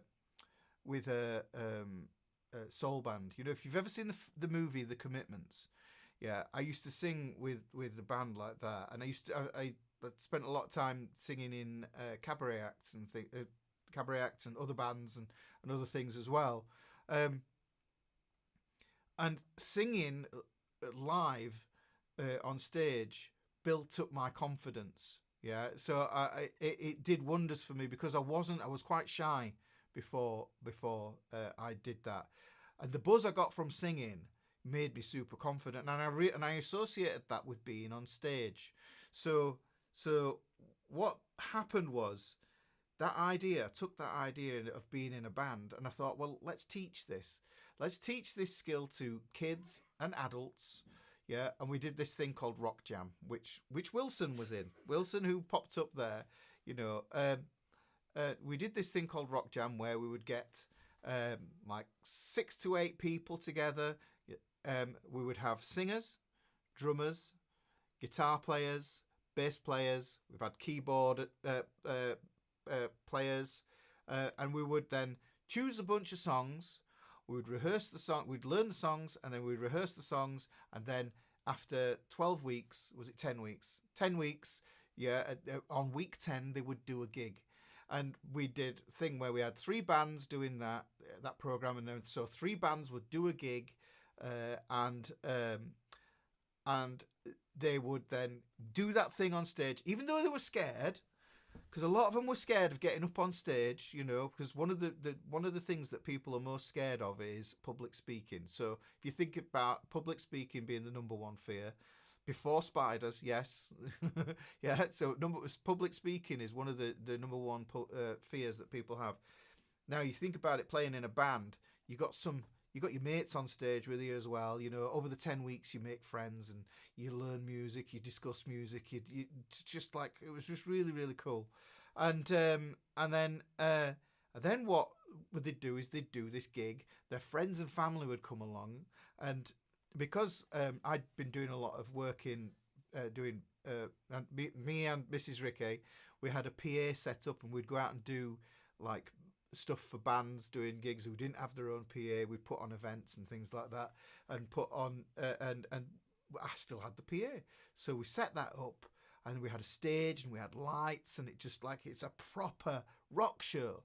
And we had Wilson, yes, my first live gig was that Rock Jam. Was Rock Jam brilliant or what? It was brilliant. It was like and the funny thing is, I think we were called Ricky's School of Rock, and the funny thing is that after the film School of Rock, everybody got it, and everybody knew what it was about, So, so yeah, it was really good, and we used to have a green room, and we'd have all the bands in there who would like getting to know each other. So there's 3 bands all in this green room. We'd put a rider on, like, and it was usually sweets and drinks that were laden with sugar and E numbers to get them all hyped up, and then we'd go in and we'd have these rituals, like we'd have the Ring of Rock, and we'd have all sorts of different things. We built a whole culture about the place, and this is the thing, it was a lovely safe space to be, yeah, because part of my philosophy was, all you had to do to be part of Ricky School of Rock was walk through the door. That's all it had. You had to be brave enough to walk through the door. As soon as you walk through that door, you join the tribe, and that's always the thing. That's always the thing that we endeavoured to do with Ricky School of Rock. Yeah. So but part of the thing was, the school, we did piano lessons, ukulele, violin, piano, bass. We did learning how to use music production software. We'd do things where we'd get outside people to come in. We did songwriting weeks. We worked with local colleges doing that sort of stuff. Music programs. What else? What else did we do? Oh, we did. We had a choir. We had the awesome choir of rock. We had a kids choir. We had all sorts of things. Guitar maintenance workshops. We even did. I think we even did how to make guitar pedals at one. No, we didn't do guitar pedals, but we did like how to set up your own guitar workshops and stuff like that with some great staff over the years, for the 19 years. So really that was what it was. But how do you create that in online? How do you create that in an online thing? And like I say, Fretboard Fraternity. It's here. It's there. It's the whole vibe of the place. That's my whole shtick. So I mean, hopefully this is kind of an insight into how I think about this. Could you learn more than one? Yeah. Here's the thing. You see, here's the thing that we did was like some kids would come and they would learn piano one week and then they'd learn drums the week after. And that's the thing. I'll get back to that thing about confidence. But yeah, you could swap and change around. You could change tutors. And I think I've had in my life. I've had three guitar tutors who I spent any meaningful time with. And I always learned something different from each of them because they had a different perspective. And I think that was fantastic because that kind of helped to make me realize that, being stuck with one teacher, isn't always the way. And especially if you get the wrong teacher as your first teacher. Yes. Because this is the thing. One of the saddest things is people giving up on their dream of playing an instrument because they've gone to the wrong teacher from the get-go. And that was one of the things that the music school it was always about. We had good people who knew their instruments, but they were good people. You'd want them as your friend. And that's the thing. We were a lovely family. So yeah, that was the thing. But getting back to the getting on stage, building the confidence, I can't tell you how many shy and retiring kids and adults, I didn't realise actually how important Rock Jam was to adults until we'd done a few of them, and because kids are kind of like they're a bit bulletproof, aren't they? They're running they do something, and if it doesn't work, they're kind of like, oh yeah, all right, well that's okay, shrug it off, onto the next thing. Whereas adults were kind of a little bit precious, and it's like, oh, is everybody looking at me if I get it wrong? Yeah, and that's the thing. And I realised that the adults, we nurtured them and we brought them along, and then and you saw the confidence. You saw the confidence grow, and that's the thing. So confidence is really, really, really, really, really, really important, because I think if you've got confidence as a skill, you can do anything. I really do. It's the number one thing that we should be teaching in all schools is things that make kids confident, and I've talked before about adults, remembering that who they're playing this thing for, it's all part of that same thing. People doing open mic nights. I know that people, like doing open mic nights, which is why I run. I've got a Facebook group as well, which is dedicated to the local music scene in Yorkshire, just to keep my eye on what's going on, see how healthy the music scene is, and get some insights from that sort of stuff. Make sure that it's still working. That's the thing, really. Is Jack Black's film loosely based on you? No, I think it was happy coincidence that. The funny thing is before it became Ricky School of Rock, it was going to be called Air Guitar, because I thought that's where everybody starts when they're learning guitar. They go ooh doo doo doo doo doo like that, and I thought, well, yeah, that's the first place that people start. It was a joke, School of Rock. So yeah, so that was the thing. But like I say,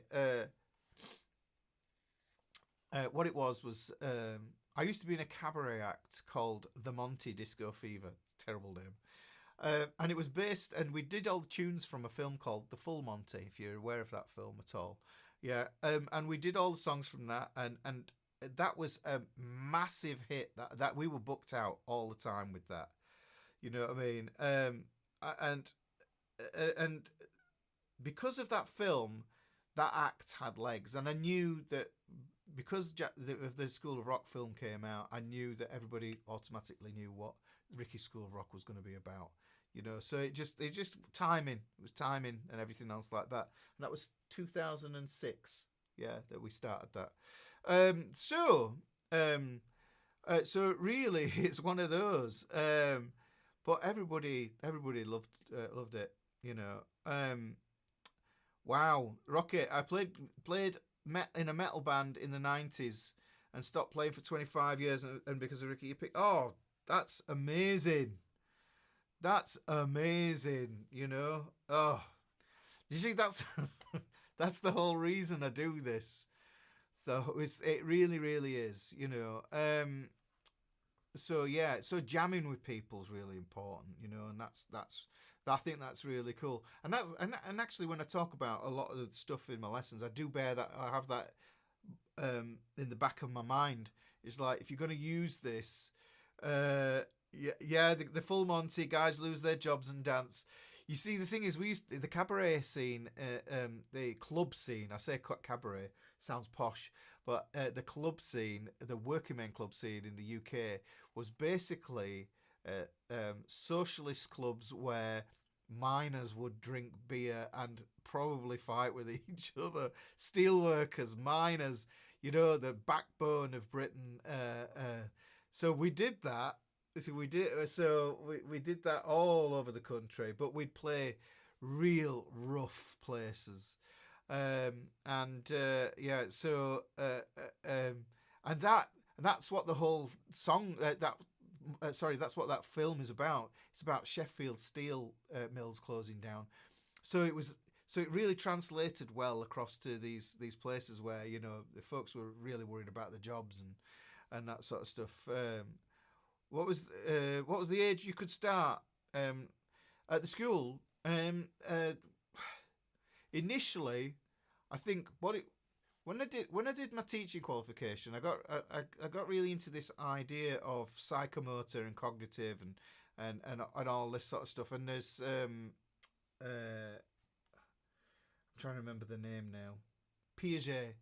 Yeah. So the thing is, there was this. It's about cycles. So kids only really get full control over their hands around about the age of 8.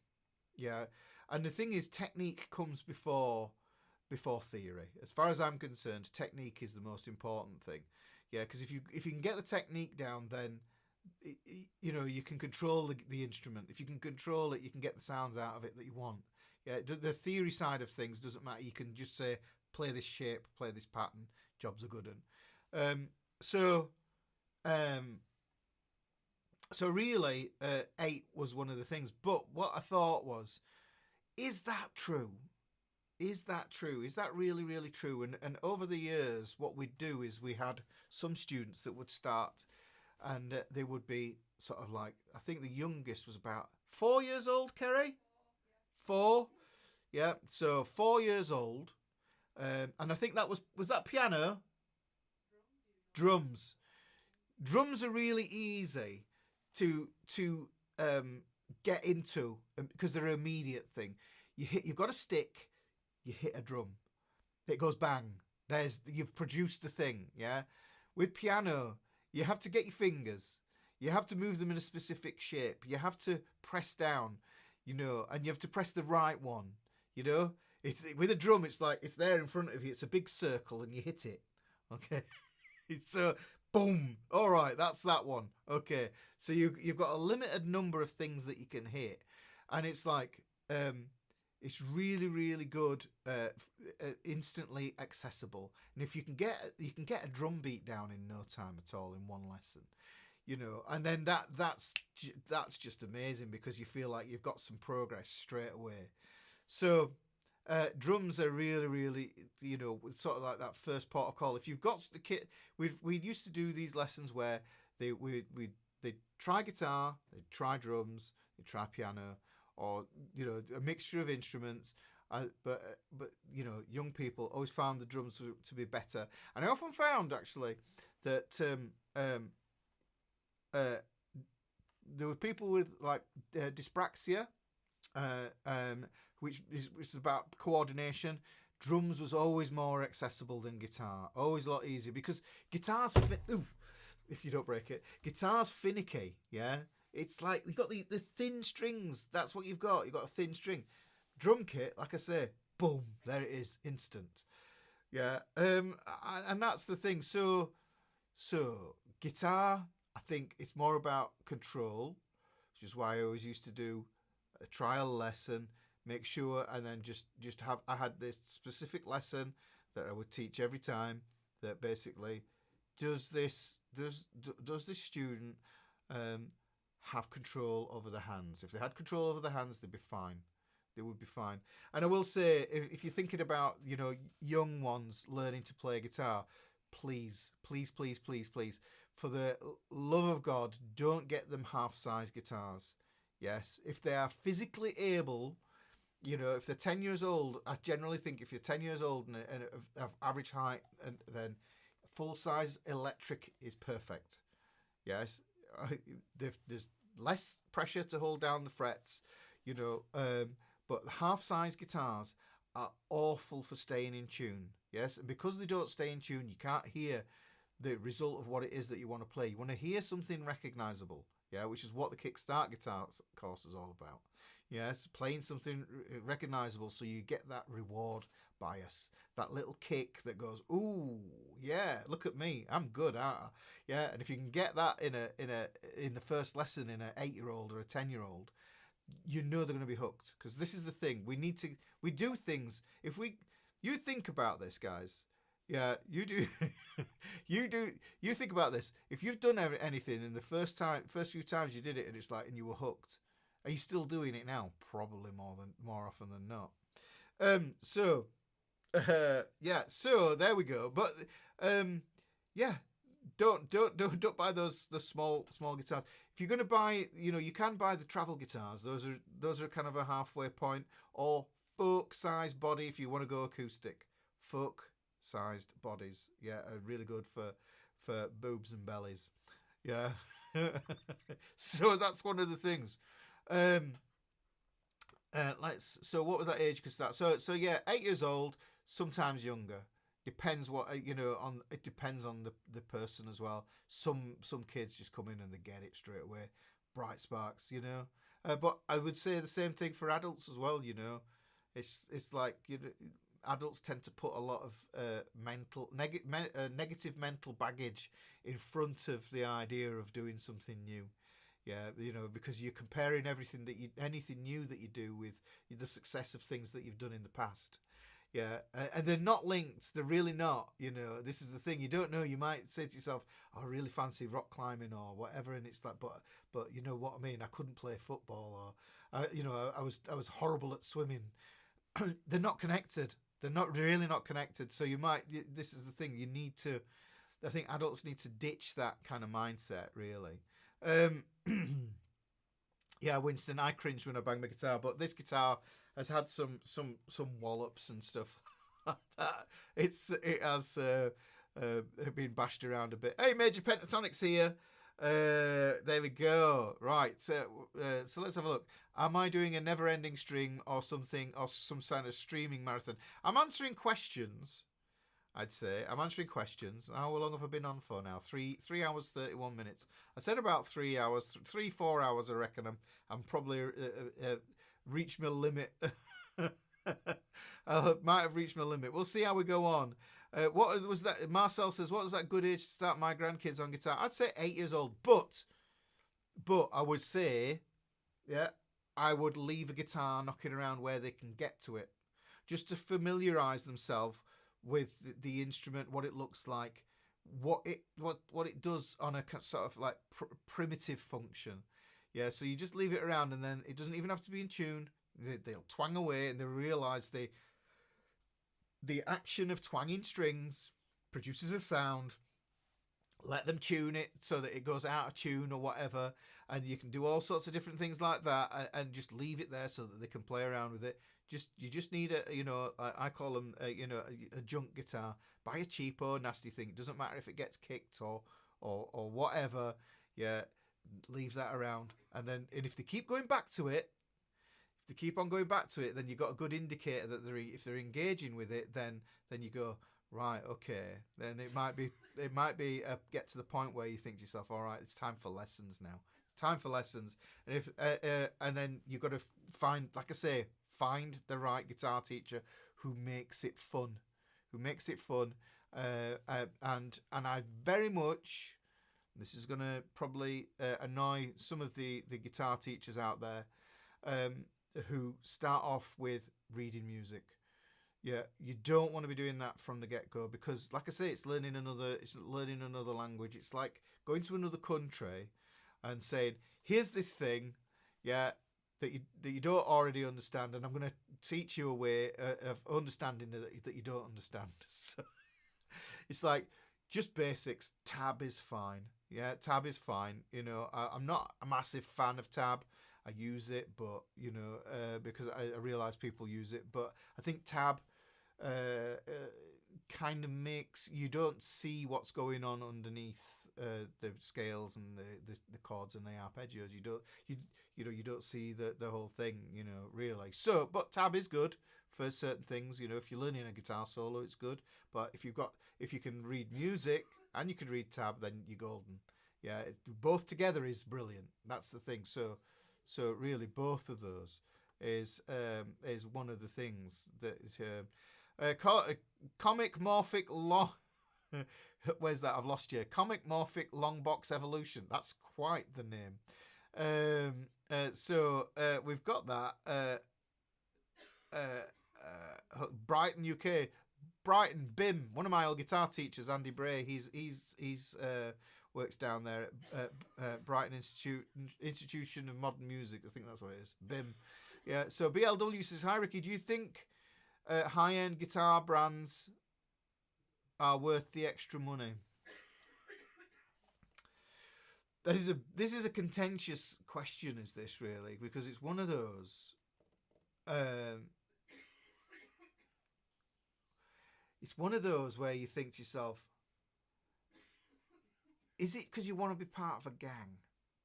You know me, yeah? This thing here, yeah? I know for a fact, right? There are probably people out there that don't take me serious because as soon as they see the Pacifica, they think, oh, well, that's a student guitar. But the thing for me is, it's like the reason I chose this guitar, one, the neck feels absolutely great for my hands, and that's the number one thing. But two, makes all the sounds I need with a HSS. Okay, it's a Japanese instrument. One thing you know about the Japanese and the Germans, they are precision engineers. Yeah, so that was my thinking. You think about like old school BMWs. Yeah, you think about that sort of stuff. It for me, it made sense from that perspective that why the Pacifica is a great guitar. But you kind of feel, especially having a channel like I have, that I should have something a bit more significant. Like over there's a 1973 Fender Stratocaster. Yeah, it's original, not a relic, reissue or anything else like that. It's from 1973. It's a proper thing. Lovely guitar to play, but this is easier. This is easier to play. So really, for me, it's like, you do have to match the expectation in your own mind. When you see a guitar and you think, okay, I'm going to buy a new guitar, you want to buy a guitar that you feel comfortable in photographs with. Yeah, does that make sense? If somebody took a photo of you with it, then you'd feel comfortable. You'd be okay. So I think the prices of guitars has got a little bit ridiculous. I think Gibson Les Pauls are just like, why are they so expensive? I don't understand. The materials and the manufacturing processes are probably really super, efficient, and and all that sort of stuff. But they don't need to be that expensive. If somebody's making something by hand for you that's an absolute custom guitar, then fine. But what happens is that you get these high-end guitar companies that it starts off as one or two people making high-end guitars, then they become a big company, and then they outsource everything. All the machining is done in some other country, but they call it USA or UK made or wherever made, because it's all assembled in that country. When really all the parts get shipped over from China or somewhere like that. You don't know, and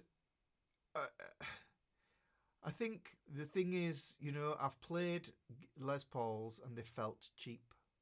I've played Epiphones and they felt better.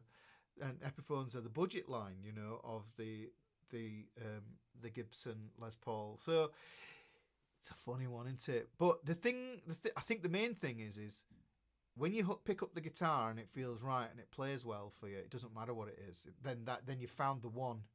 Yeah, I'm always on the look for the one, and this is as close as I've got to the one. Yeah. Now, Jet Guitars sent me some nice guitars, and they are very, very close to being like this. Now, I got some setups done on those by Ben, who's a former tutor at my music school, and they're close and they play well. But I still come back to this. I've tried so many different guitars, but my thing is, I'm terrible because I can go into a guitar shop and I look and I look at the guitars and I think, yeah, could I have my photo taken with this one? Yeah, I could do with that one. But then I look at the price and I think, £4,000 for that? Really? £4,000? I've played PRSs and they've been awful. I've played all sorts of guitars and I've never felt they did anything. And now I'm not saying that they're awful guitars. I'm not saying that they but there's a lot of hype around them. Do you want a pretty guitar?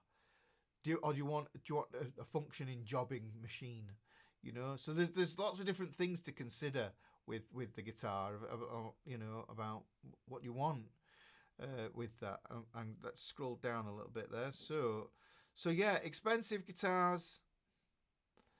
It's one of those. But if I found an expensive guitar and it played the way I wanted it to, and it felt absolutely amazing, and I thought to myself, this is the one, then I'd buy it. See, so really, it's one of those. But I've never found it. I still haven't found it. In fact, the only one that I've found that I thought would be the one that hangs around in my mind is a friend of mine, Sam.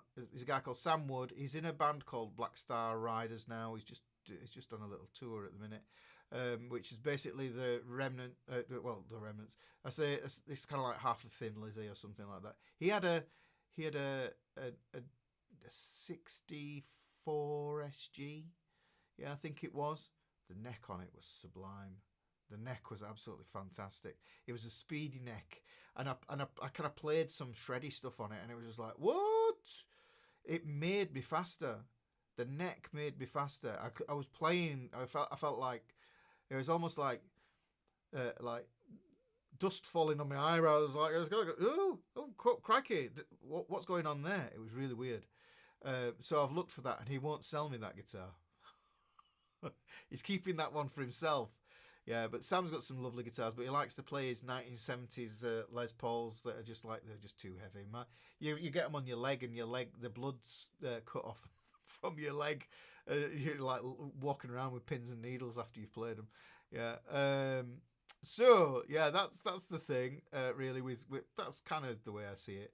But you'll know the guitar when you find it. That's the thing. You've got to just go to guitar shops and do that. Yeah, go to guitar shops. Don't you love guitar shops? Do you wish they'd be a bit more friendly when you go into them?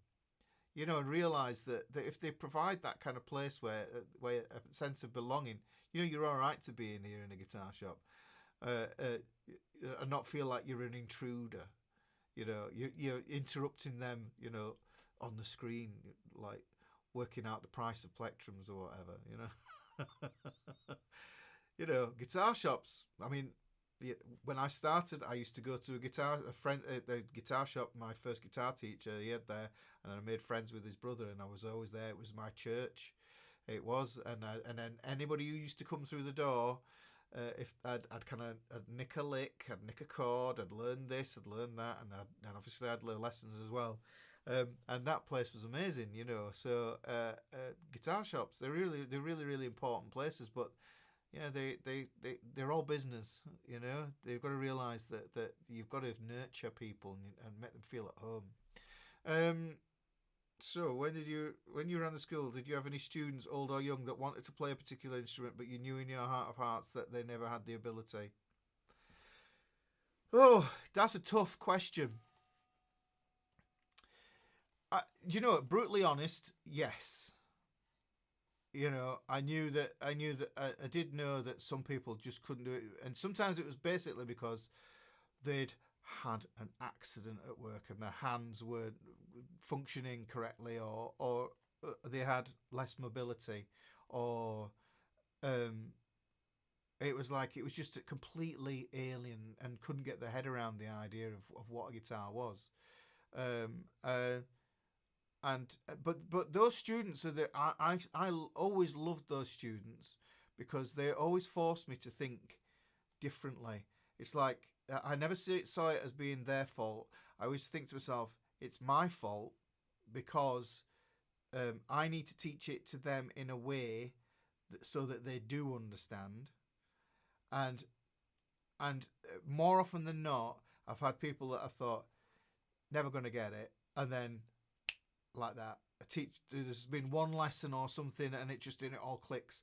And then what happens is everything that I've taught before, yeah, it all comes back and then connects, and that's the thing.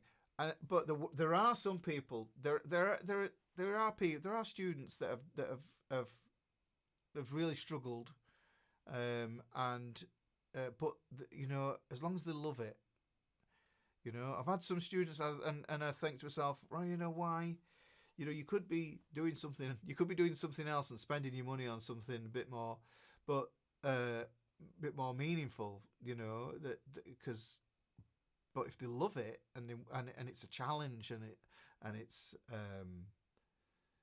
what they want, and they want to see if they can do it, then yeah, I've had some lovely students over the years.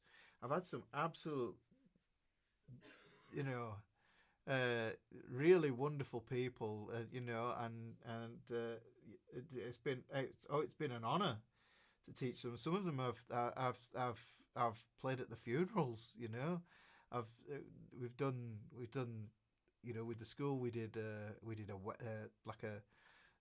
the choir we did a thing at the wedding. You know, where everybody gets up and sings and stuff like that. We've done loads of cool stuff. You know, but I think if somebody really wants to learn to play, nothing's going to stop them. They'll crack it eventually, and it's like, and some people, not everybody wants to be Yngwie Malmsteen. You know, some people are just happy, 3 chords. You know, I've had students who want to learn, you know, like worship songs and stuff like that, and it's just like, yeah, let's do it. And it's like 4 chords, and then you do another worship song, and it's the same 4 chords, and then you do another song, and it's the same 4 chords mixed up in a different key. You go, all right, okay, there's a pattern forming here, and it's like, but then the thing is, it's like they've got to use those songs, and they've gone to church or something, and they've played them in a church, and they've participated in a more meaningful manner for themselves. You know, they've been part of the congregation, and just like, yeah, and that's it, and maybe for home, you know. So yeah, you don't have to be brilliant on it to enjoy yourself with it. They're not linked to each other, are those, you know. You can bash out some power chords and equally have as much fun, you know. I mean, let's look at AC/DC. Not much going on there really in the riffs, in the riff department. With harmony wise, there's no diminished chords going in there. There's no jazzy 13th or anything else like that. So, yeah. Let's have a look. What else? I started martial arts at 8 years old and boxing at a club at 11. Love martial arts doing. There's a lot of parallels with martial arts. I did martial arts myself when I was young, and boxing as well. So, and the thing is, I loved going to and up until recently, I was going box. I think the last time I went boxing was probably about might have been, it was after COVID. Yeah, I went back after COVID, but it's been a couple of years since I've been. And there's nothing like doing something that you are not good at to give you the kind of feedback that you need, and then when you do something that you're good at, and you go, and you're coming from that sort of like beginner's mind of like, hang on, this is starting from scratch idea. I think it's very useful. It's very, very useful, is that. And I found that always from a teaching perspective, that, chuck yourself in the deep end of something that you know nothing about, and then apply it to the thing that you are good at. Keeps you honest. That's what I like about boxing. Keeps you honest. You get in the ring sparring with a 15-year-old, and it's just like you're a mess, sweaty mess, awful.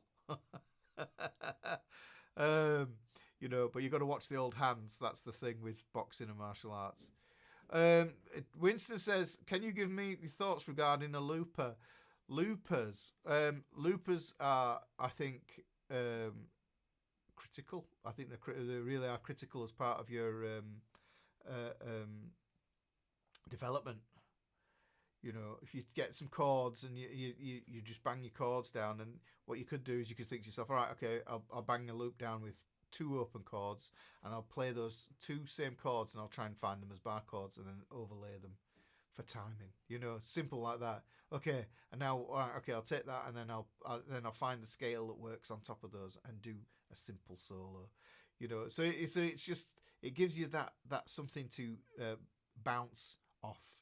You bounce, you're bouncing that idea around, and then consolidating it, and then you become this kind of like, all right, okay, so that's why that does that, and then you see that you can replicate that result that you had before, yeah, because you go, all right, okay, will that work? You can ask yourself the question, all right, okay, so I use those 2 chords. What if I use these 3 chords from a completely different key? Will that work there as well? And then you get that chance to experiment, and then you experiment, and then you kind of come to your conclusions, and you think to yourself, and it clarifies things, or it dismisses things, so you don't need to think about the things that you dismiss in your mind. You don't need to think about them anymore. They don't take up any headroom, and then it means you can focus on the things that you're getting results from. And then because you're doing that, then you're getting better, and then you think to yourself, oh, hang on, well, I could do that with that, and I can do that with that, then I can do it with that, I can do it with all of it. And then that gives you the confidence. And then next thing you know, you replace a looper. Ultimately, what you want to do is you want to replace a looper with somebody who you can jam with. That really, I think that's the best scenario. And then you have somebody that you can bounce ideas off. And if that's the case, that you have a notion to be a songwriter, then you bounce ideas off them. For this, I've come up with these 3 chords. What do you think of this? Have you got anything you can put over the top of that? And that's the thing. You could do that. So loopers, there's so many loopers. The actual equipment itself, I don't think it matters. It's the function that it adds to your practice routine. I think that's what it is more than anything else. That's what we've got to do. Think about. Sarah, I've got to get some Yorkshire tea. What brand does Ricky drink? I'm going to order some. I drink Yorkshire tea, and I'm drinking Gold. That's what I'm on with at the moment. We were in Cornwall the other week, and the place that we were staying at left a box of Cornish tea. I will say Mrs. Ricky enjoyed it, but I didn't feel it was as potent as a good old cup of Yorkshire tea. Now I'm aware that the tea leaves aren't grown in Yorkshire. The tea is blended in Yorkshire. The tea is actually grown in India and Ceylon. I'm not, I'm not deluded enough. Can't even grow an apple around here with so a decent sized apple. So I'm not holding out for tea. Let's have a look. Quick message, Ricky. Get him some Monster energy drink. Acoustic or electric? What mood are you in? You know, what you're gonna.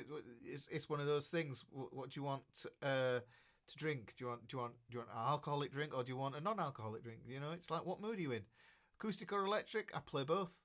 The ideas swap over. You know, I tend to think of if I was writing music, I would probably lean more towards acoustic because I tend to think that if it sounds good on acoustic, it's going to sound great on guitar, on electric. But yeah, they both do different things. You can't play death metal on an acoustic. It sounds it doesn't convey. So you know that's one of those things. I think.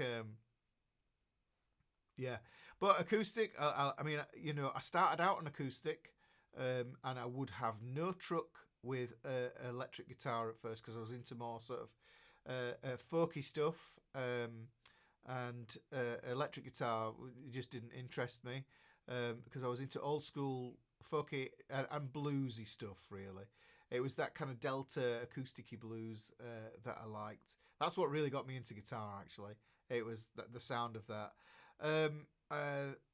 And yeah, so that was the thing. Let's have a look. So hopefully that answers that. But the two different animals. You know, I need to liberate my hands. My dad's giving me exercises. Yes. Never boards, just bricks. Won't catch me doing that. Have I ever busked? No, I've never busked. I've never been. I mean, I've done open mic things, which is kind of on a par where all the PAs included, but I've never busked. No, one of my ex students, Isaac, he busks regularly, and he looks like he has a blast doing it, and he's a very good guitar player, and he's a decent singer as well, which you know wasn't something that was there when he was a guitar student. So it's nice to see that, you know, these things happen, you develop. Is it worth getting a proper setup done on a budget guitar? If the neck feels right, for me, the neck's everything. It doesn't matter. It doesn't, you know, it's like, okay, you can swap pickups out. You know, you can swap your hardware out. If the neck feels wrong, yeah, the whole guitar's wrong. Because it's got to fit your hands. So that's the way I see it. You know, this is why I'm not a guitar snob, because it's like it can be a cheap Squire that feels right, you know. But what you do is you blow 300 quid on some pickups, and then you get the sound, you know, from the amp. But saying that, you know, a lot of the emulation that goes on in amps, it's like it sounds great anyhow. So especially, you know, with the virtual sounds and everything else like that. So, you know, it's one of those things. But if a guitar plays awful, if it's horrible to fret, you know, and you're fighting it, why fight it? I don't see the point in fighting it. I'm not a fan of this idea of, like, you know, like Stevie Ray Vaughan, the idea of like, oh, you played like the heaviest gauge strings he could find. It's like, that sounds awful, you know. I could never see myself doing that. But then you you compare that, and then you look at Yngwie Malmsteen. Yngwie Malmsteen plays eights on a scalloped neck. You know, those are the thinnest strings, I think, that you should be tallying with.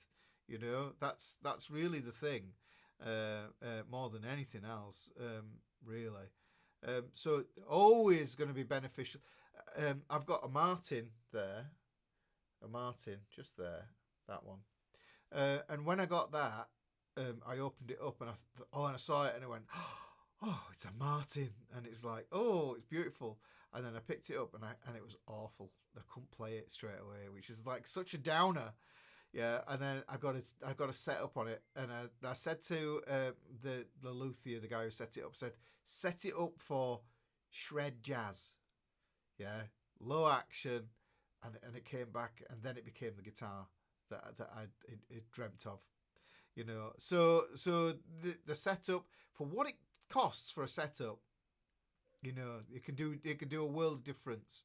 Absolutely worth getting a setup. So let's have a look. Yes, leaving the guitar out. Do you think it's better to learn the shapes or scales and modes, and learn intervals and recipes to internalize the information, as there's a lot? Yes. Kai, the thing is, right, to learn the shapes, the scales and modes, or learn the intervals and the recipes, I think that it's all part of the same body of knowledge that you need to understand. There is a lot to remember. And isn't that the great thing? That it's like, I don't know all of it.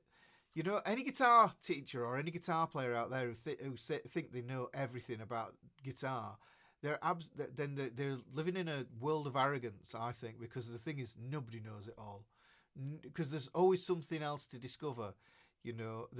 I know where my weaknesses are, and I know where my strengths are.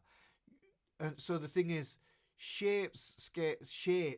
Now the thing is, that's a critical word there, shapes.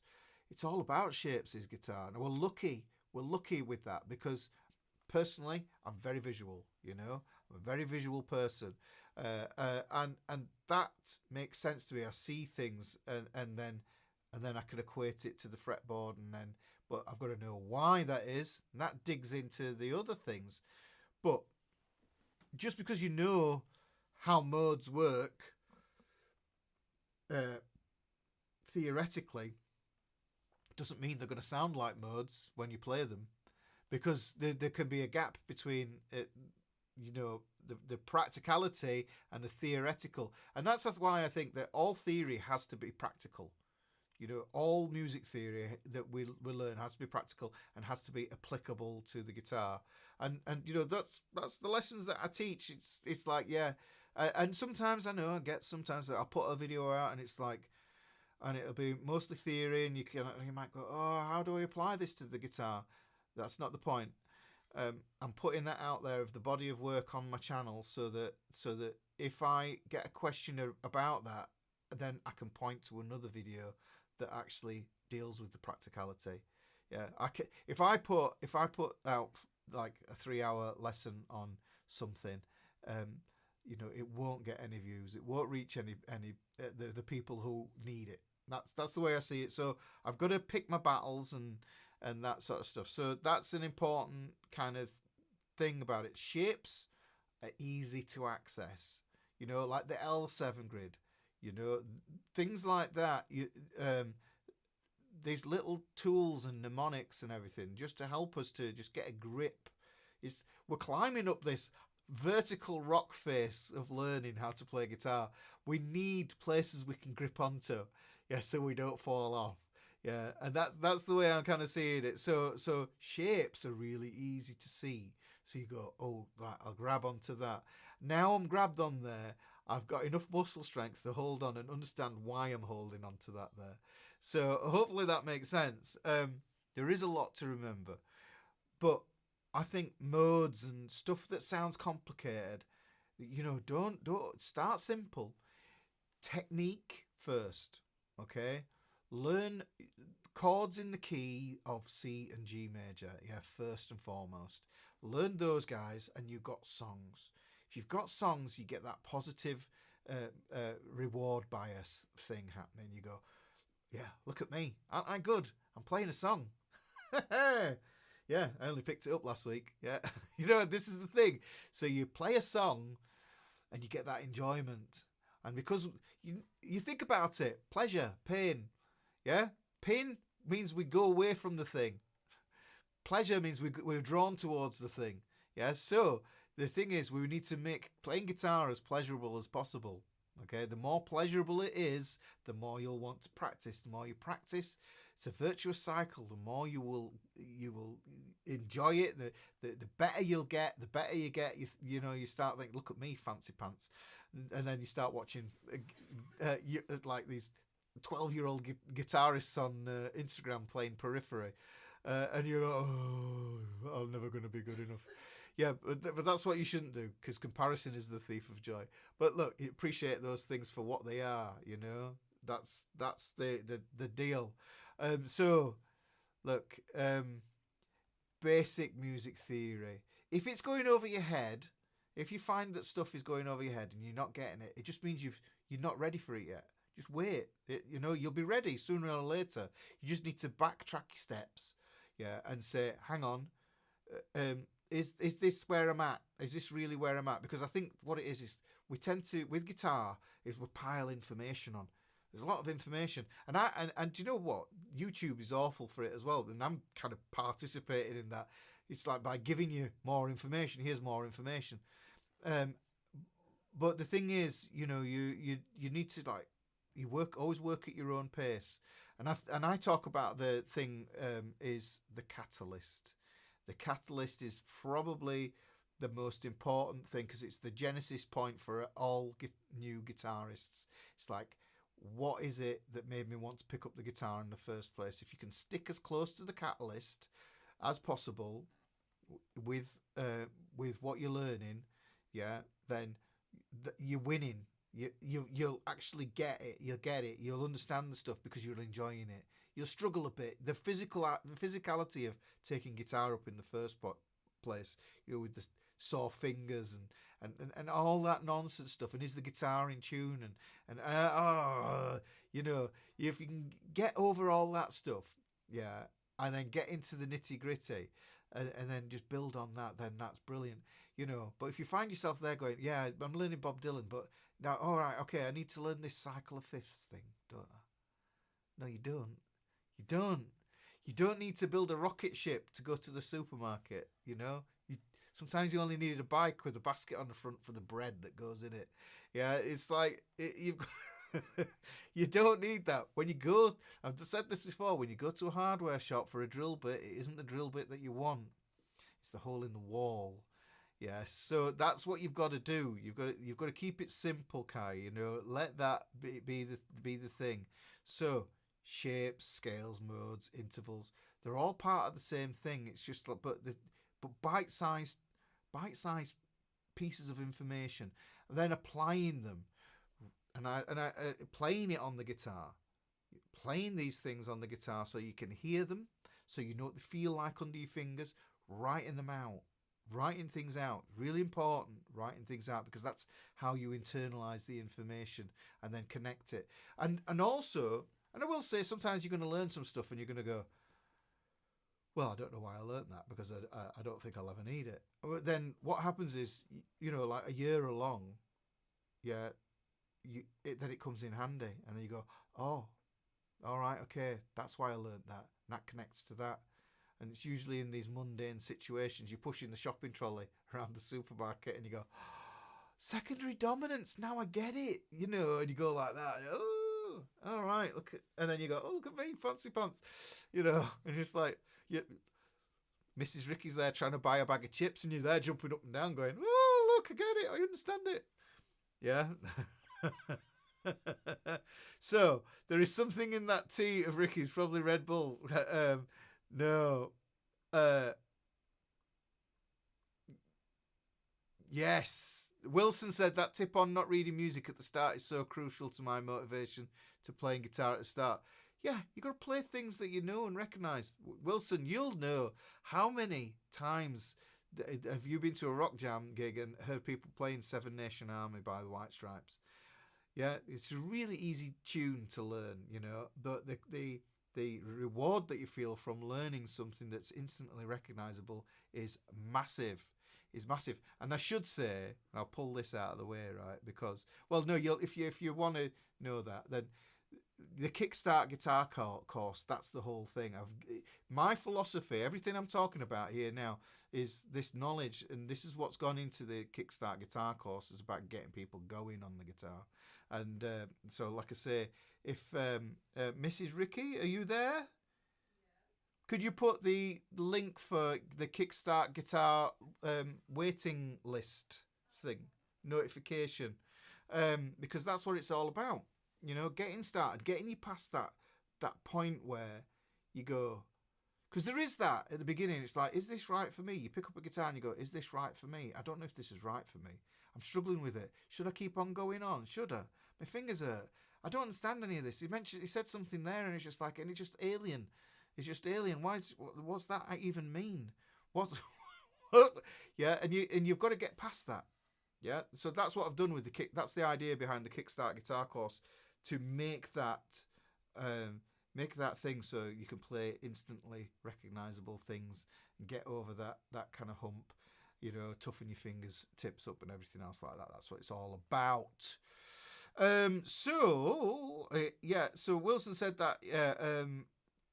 And Wilson, you were shredding, dude, and you're still playing. Hopefully, obviously. And I'm just wondering. Hang on. I'm wondering. Can I go to Wilbur Freeshan? Let's have a look. Wilbur Freeshan. Let's have a little look. I don't know if you've put anything up there. Wilbur Freeshan. I like that. Let's have a look. Your channel. Let's have a look. See if you've got anything up there. Tell me if you don't want me to. No, I can't find it. It's not there. Oh, it's all one word. That's why. Yeah. I don't know if you got anything up there, because there was that insane canon in D thing that you did. And I think you must have been about 13 years old. Am I right? Something like that. Wilbur Freeshan. No, it's not coming up. How can I get this? Let's have a look. Oh, yeah, I found you. You know videos on your channel, dude. You should have videos on your channel. Yes. Anyhow. That's a shame. That's a shame, because that would have been so cool to show that. So you can learn. Marcel says you can learn how to do it on YouTube if you don't know anybody that would do it cheaply. Yeah, you can learn to play guitar on YouTube, definitely. Matt Cochran says, advantage of starting guitar, you think of it as 24/7, 365 all the time. Shows you care about something. You know? I think that's the thing. Dr. Adams, you're a great instructor for teaching guitar, patient, understanding, great points of view, plus you show that you enjoy what you're doing. If it's not fun, what's the point? Yeah. And you know, the older I get, the more I think that, you know. Really, thank you very much for that. I'm fighting to get into you with new Leo Jams telly I got yesterday and can't seem to do it, so I'll probably return it since I normally have no problem. You know, that's it. Return the guitar, sell them on, get another one in. Mike says Harley Benton builds very good guitars and they're not expensive. Well, when I set up the music school, Harley Benton are part of Thomann, which are a German company, and well, they used to be. And I remember them coming out with their own range of stuff, and in the beginning, the guitars were awful, the Harley Benton. But I keep seeing lots of good stuff, and I kind of think that Harley Benton and Jet are kind of like on a similar sort of production quality level. Only thing is if you're old school and you kind of know how Harley Benton set out, then you might have a little bit of negative bias towards that. But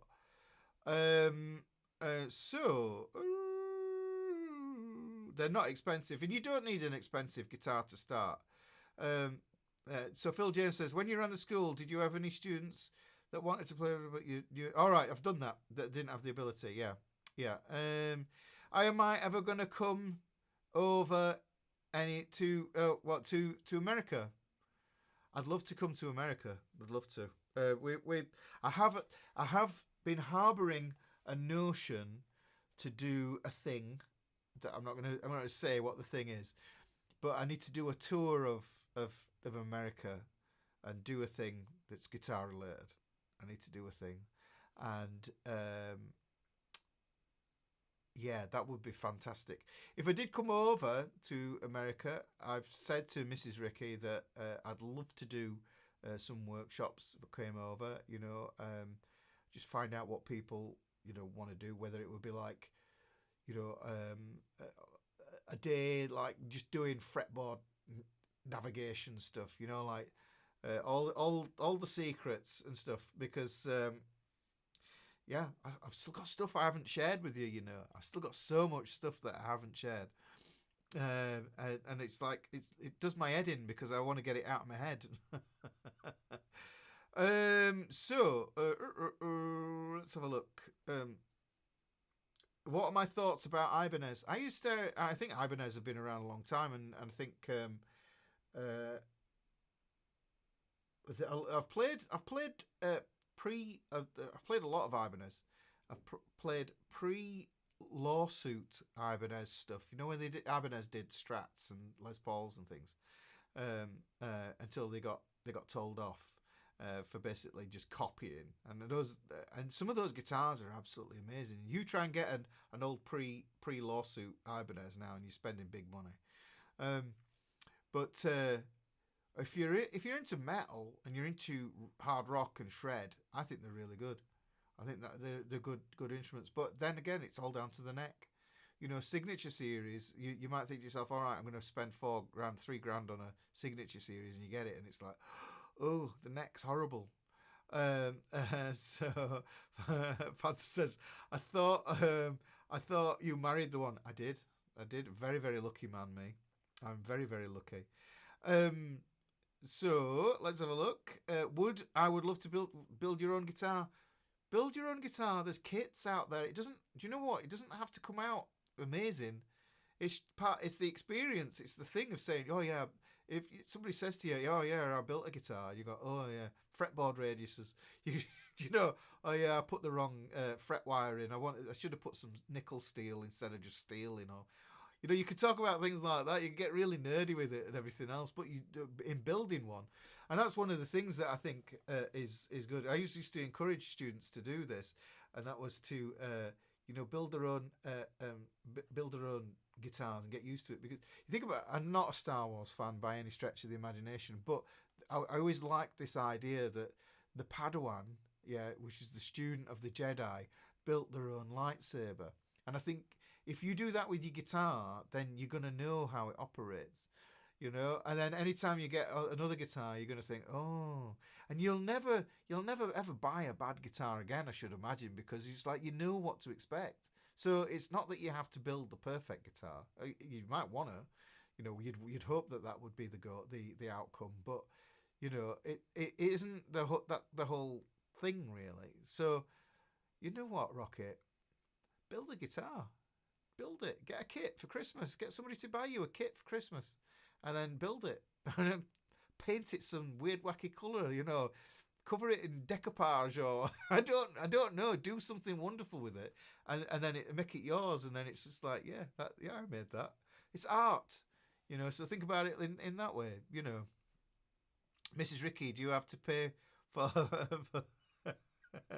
I can't type lol. Last tea question. Does he add cream and or sugar? I want to try the way he drinks it. Look, no sugar in my tea. I'm sweet enough as I am. Yeah. So the thing is, little dash of milk. That's how I take it. And milk goes in last, guys. Yeah, don't put the milk in the tea first. Yeah, you've got to make sure you can see what colour the tea infusion has created in the bottom there. Make sure it's just the right colour, and then put your milk in afterwards. That's the way you do that. I've seen a lot of YouTube videos on setups, but need my to get a fret level. 5 frets are high. Guitar is great. Otherwise, I don't feel competent enough to do it myself. Do you know what? I'm kind of that age where I just like my eyes are poor, and so doing small finicky jobs, I just get irritated. So rather than get irritated, I know Ben, who's like I say was a former tutor at my music school, can do a better setup than I ever could do, and he absolutely adores doing setups and he loves them, and he's a perfectionist. So I know I'm going to get a perfect setup every time. I just tell him what I want, and then he does it, and then that's great. you know. So get a setup done, get it done, and then you can play it. And then that's it, you know. If it's sat there and you're not playing it, you know, it's a waste of money, isn't it? Really, I say that, and I've got all these here. Yeah. Dr. Hans, my dad bought me a Squire at a pawn shop before his accident for $79. He only bought it because it was light, knocked on the body, and it rang out. But do you know, it doesn't. You don't need an expensive guitar. Nice to hear an honest opinion. Well, that I have nothing to gain in being dishonest about stuff. Just like I'm just good. It's just from experience. But I bought a Yamaha Revstar to start learning. The Revstars, I've tried them. The problem I have with laminated necks, you know, like with the painted, they're the same colour, aren't they? The Revstars, is that I find they lacquer a bit too cloying, you know, in the back. The back of this, I sand my necks. Yeah, I sand all the finish off, and then what I do is I do it with I do a rough paper and a fine paper every now and then when I play them again, they're absolutely super fast, you know. So they're quicker to move up and down the neck. If it's quicker to move up and down the neck, you can handle changes quicker. Yeah, you can handle moving from one note to another, one voice to another, scale to another, a lot quicker. So that's the thing. But a Revstar, you know, if you do that, then are you relicking? I don't know if you are relicking. I'd rather the neck on a painted guitar, you know, painted neck, was done honestly myself than you know, like rubbed off with sandpaper and made to look as if it was relicked, you know. But it's whatever you like, really, isn't it? It really is. So that's the thing, really. All right, let's have a look. If it is a good sounding guitar, then you like the feel of it, invest in bringing it to a luthier. Fret leveling, oiling job, totally worth the investment. One thing you need to know is learn how to change your strings. Yes, I do keep meaning to do a session, and I'll probably go live at some point next week. I've got some strings from a company that they sent me to check out, and I haven't done it yet, guys. Charlie and John's. I haven't done it yet, but I will do. But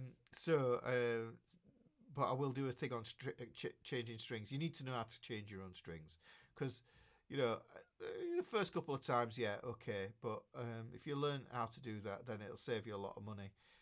Set up different kettle of fish. You've got to have confidence with that. Yeah, guitar shops, they are hard to find. But you know, the thing is, I don't want a guitar shop where it's just all the same stuff, you know. I like guitar shops that deal in used guitars, you know. And you'll probably find that some pawn shops are better in the States than a guitar shop, because people are, you know, getting rid of a real Fender from 80s or what, you know, or something like that. And it's like that. You're not going to get that in a standard sort of guitar shop. So yeah, that's what I like. I like those sort of places. I see them on, and I think, oh, are they close enough for me to go and have a look? And that's it. Go on a guitar safari. Bought a Yamaha Riffs to start grade later.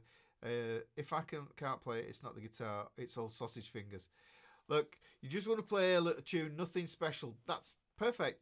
Sausage fingers, you know, stumpy sausage fingers. It's okay. You'll find a way, you know. If you want to look me up on Google Maps, it's J43J3TJ. All right, okay. Cosmic Sunbeams guitar, nice. Far from Europe. On the A string at the D, build around. I'm not sure what you're saying there, Daryl. Are you ever going to come out with a new book? I am, Wes. I am. It's just there's so much stuff to get through. It's building all this back end out. Now the funny thing is the Fretboard Fraternity is taking care of a lot of that, because when I create courses and things like that, I can put the learning material in there now. I've got a place to host it. I struggled for like must have been 10 years with WordPress. It's just awful platform, because as soon as you get it looking something like you want it to, then something breaks behind the scenes, and now I've got this platform that's brilliant. So that's the thing. So let's have a look. Wow, this is amazing. Coming up on a 4-hour class. Phil, good night. Oh, he's gone. That was probably a while ago. Are you saying it's a good thing? I am far from you. I don't know what this is. What that was. Adios. Thanks, Ricky. On my Christmas list now. No longer a wish. There you go. This is it. It's no longer a wish list. And listen to people say jam with as many people as you can. Finding them is difficult. Do you know? I think that's the thing, which is why in the Fretboard Fraternity, I put something out there. I think the easiest way, right, to find somebody to jam with, is somebody you already know who plays a bit, and just getting over that sort of like, do you fancy having a jam? That instigating the question, that or Facebook groups. Just go on Facebook, local musicians, sort of Facebook group in your area. Find something they say, I'm looking for somebody to jam with. And that's it. You know, you might get somebody answer, you might not. You don't know. You know, but somebody might do. And but you don't know if you don't ask. That's it. If you don't ask, you don't get. That's the way it works, isn't it? So that's the thing. Canada is lovely. Europe is too crowded. I live in Germany, Bavaria. Not born in Northern Ireland. Northern Ireland. That no. Yeah. So, Ricky, when my lad was a teenager, I caught him trying to smoke a rolled up Yorkshire tea bag once. Did you make him finish it? That's the thing. That's what we want to do. Because if you did, then that was good parenting, because you can guarantee you would never do it again. Never. Never, never, never. I couldn't busk.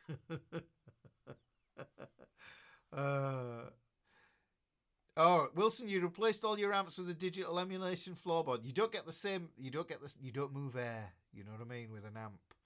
Yeah, I've got. Where is it? Can you see it? Is it there? Is it there in the picture? Just caught Fender. I've got a Fender Supersonic. I've got a Fender Supersonic. That's a twin. When you turn that on, it moves air. You know, when you're using emulation and stuff like that through monitors, it doesn't move air. So you know what I mean? It's a different application. If it's home and studio, then I think then it's a different sort of setup in it. It's like you just need to hear it, and you know. So that's the thing. I hope you're doing something, Wilson. We'll have to check in on that. So you're gigging or something, or playing with other people.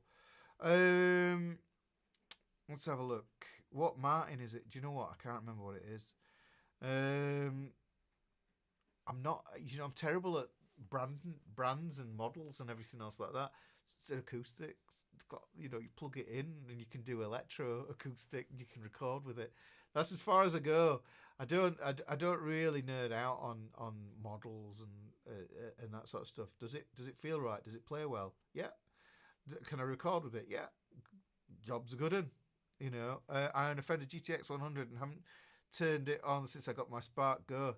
You see, this is the thing. You might find a bit of kit that does the job. My Yamaha THR, yeah, it's like I've never looked back since that. It's just a brilliant piece of kit. I'm gonna get. I think I'm gonna get. I've seen these. I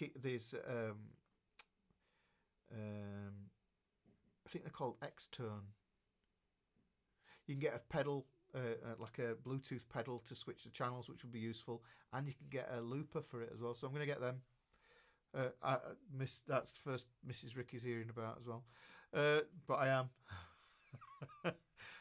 So that'll be useful, because one of the things that I miss out on when I'm doing lives or when I'm teaching or something is just to be able to put a loop down quickly and then put a scale over the top or play something over the top to give it context. I'll do more lessons on looping then, and using a looper for that, for your practicing with a looper. So that would be really useful. An expensive guitar on a cheap amp can sound worse than a cheap guitar on a decent amp. Absolutely. Well, the amp's doing all the work, really, and I think, you know, that's the main thing. Albin, hello. Al's in the chat. So I wondered when you were going to turn up, sir. It's like I haven't seen you yet. So let's have a look. I was looking at a video on how to set up your amp for great sound. You gotta mess around with it. That's the thing. I had an amp settings handout that I used to do with like a variety of sounds, like sort of Hendrixy, Metallica, Stevie Ray Vaughan, and and all these sort of things. Just like they're kind of like adjustments that you make to the tone and how much distortion or overdrive or lack thereof, or what other things you needed in it for a basic amp. I'll probably upload that to PDF Club if I remember that. I'll just write that down actually. I'll just put that there. Amp settings, PDF Club. I'll write that down. Amp settings, PDF Club. Right, that'll remind me to put that in there. Right, okay. So, where are we at? I was just looking at. Okay, so listen to complaints. Right, okay. Sound isn't muddy anymore, and the looper is included. Matt Cochran says, last thing I learned was the major scale. This changed everything.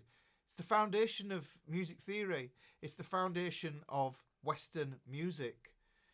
So the thing is, the major scale is it's you know what I mean? It's just sounds like wearing slippers, doesn't it? It doesn't sound exciting. It's like, oh yes, today I learnt the major scale. It's very interesting. Yeah, it doesn't. It's like, hang on, when somebody comes along and goes, oh yeah, today I learnt the Phrygian dominant. Oh, that sounds exotic. And it's like, oh, but really, the major scale, you can't make sense of the Phrygian dominant if you don't understand the major scale first. So really, the major scale is super important, really. Mike says, at first I played guitar by ear, but at some point you reach your limits. The funny thing is I get comments, it's like, oh yeah, music theory sucks, and blah blah blah, and everything else like that. I just play by ear, and you get a lot of that. I get, and the funny thing is well, actually, when you play guitar, it makes sound and you hear it, so you're actually playing it by ear. Yeah, so why not guide it, with some rules that help you to create the sound that you want explicitly, specifically. Yeah? You want to sound like blues, then you need to understand some rules around that. And if you understand those rules, you're off, you're golden, Everybody plays by ear. It's how you understand that you're actually doing the thing, yeah? So everybody plays by ear. But it's like, but if you just use playing by ear, you will hit a wall, unless you have some sort of talent that's built in so that you know where all the notes are, which I don't know how anyone would do that with a guitar. With a piano, I will say Miss Ricky, youngest, she can do that on piano really good, but she's learning properly now, learning how to sight read and everything, and it's just rocketing. Yeah. So you learn the theory side of things, you rock it, because you can apply it to the things. It's not going to make you any worse a player. And some people say, "Yeah, man, I don't want to learn theory because, man, it'll remove all my feel," But it won't. It'll make sense because you'll know what you're doing. You'll have the correct sound for the situation, for the chord. Yeah, when that chord happens, you put the note on top, and that note is the one that makes people go, ooh, pull stink face, and you know what I mean. It's like, ooh, that's nice, if they do that, that's a different. That's the not notes. You're hitting the not notes, but there is a way of hitting the not notes and making them the right notes. Kind of like survival strategy, So the thing is, that's the thing. Really, we all have to use our ear. That's the primary input. That's So we make the sound, and then we receive the sound, and then we kind of make the adjustments on the guitar. So the initial feedback sensor is the ear. So we do that. They were stating you need to EQ the bridge. All right, okay, so that's something else.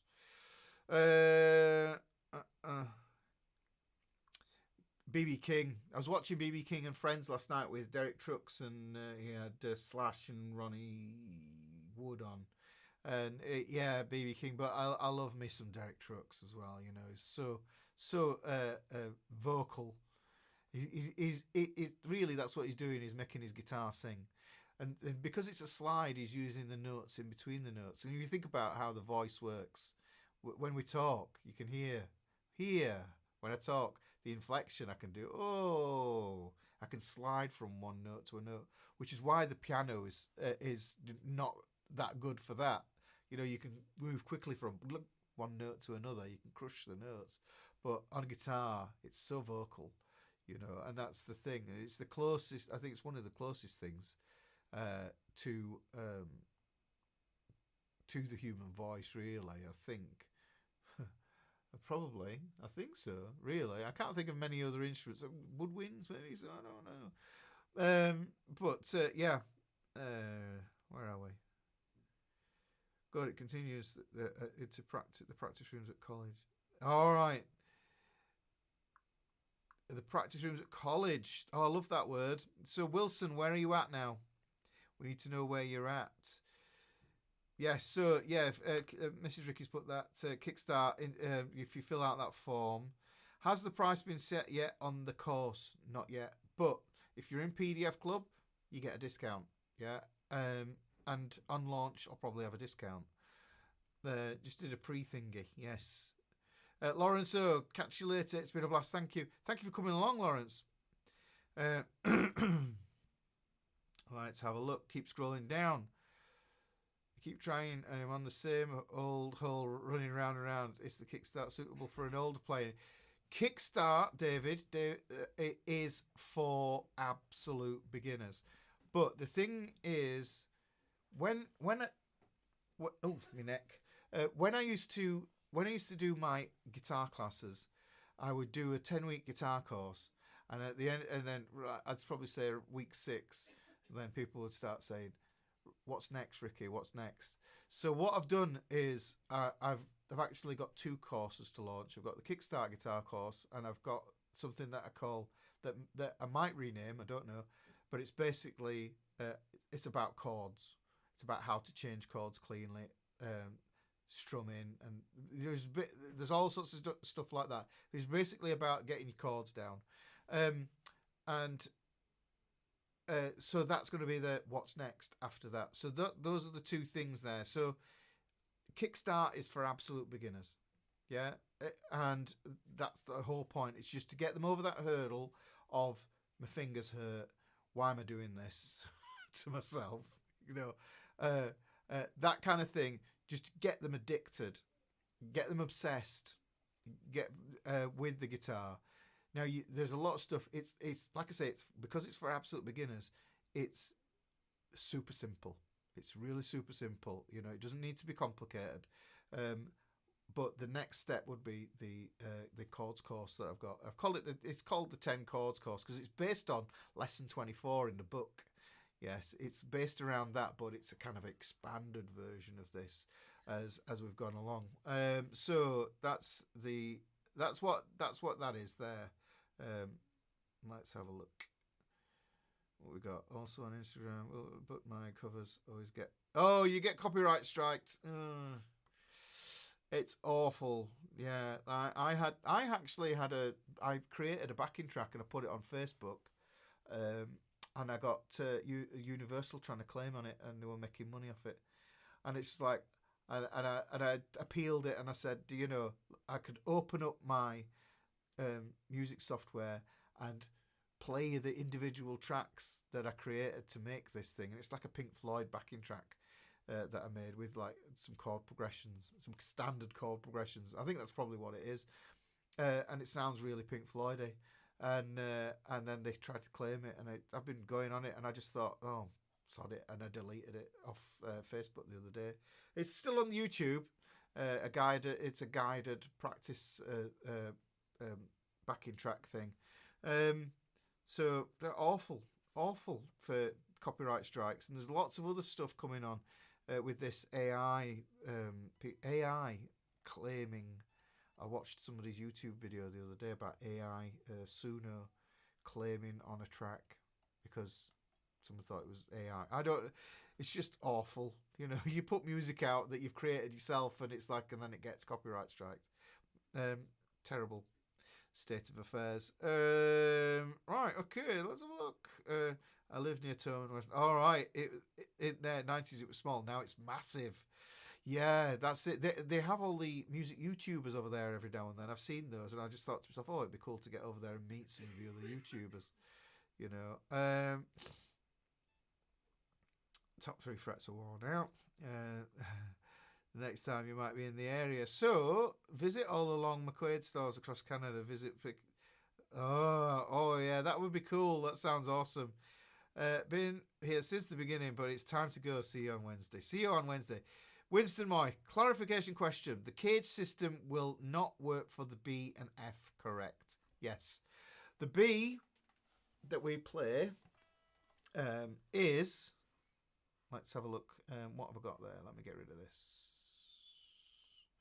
The B, when we play a B chord down here, look, really, it's an A shape. Yeah, when we play a B chord, here, it's an E shape. Caged. The clues. There's only 5 shapes. Yes, there's only 5 shapes: C shape, A shape, G shape, E shape, and D shape. Yeah. So if you look on the channel, plenty of videos on the cage system that I've done in that. So it's really you don't need to worry about the F. Look, F chord. Take the first finger off, move it down. It's an E. It's really an E. It's just transposable. This is the thing. The transposable nature of the guitar. You know? That's what it is. That's what we're dealing with. So, guitar shops. Yeah, I love guitar shops like that. Later, Matt. The problem of my face is every musician has a 40-year head start. Al, you don't worry about that. You shouldn't worry about that. You know, the 40-year start. You know, I know we all feel like we're born in the wrong time. I think we've all felt that at some point, haven't we?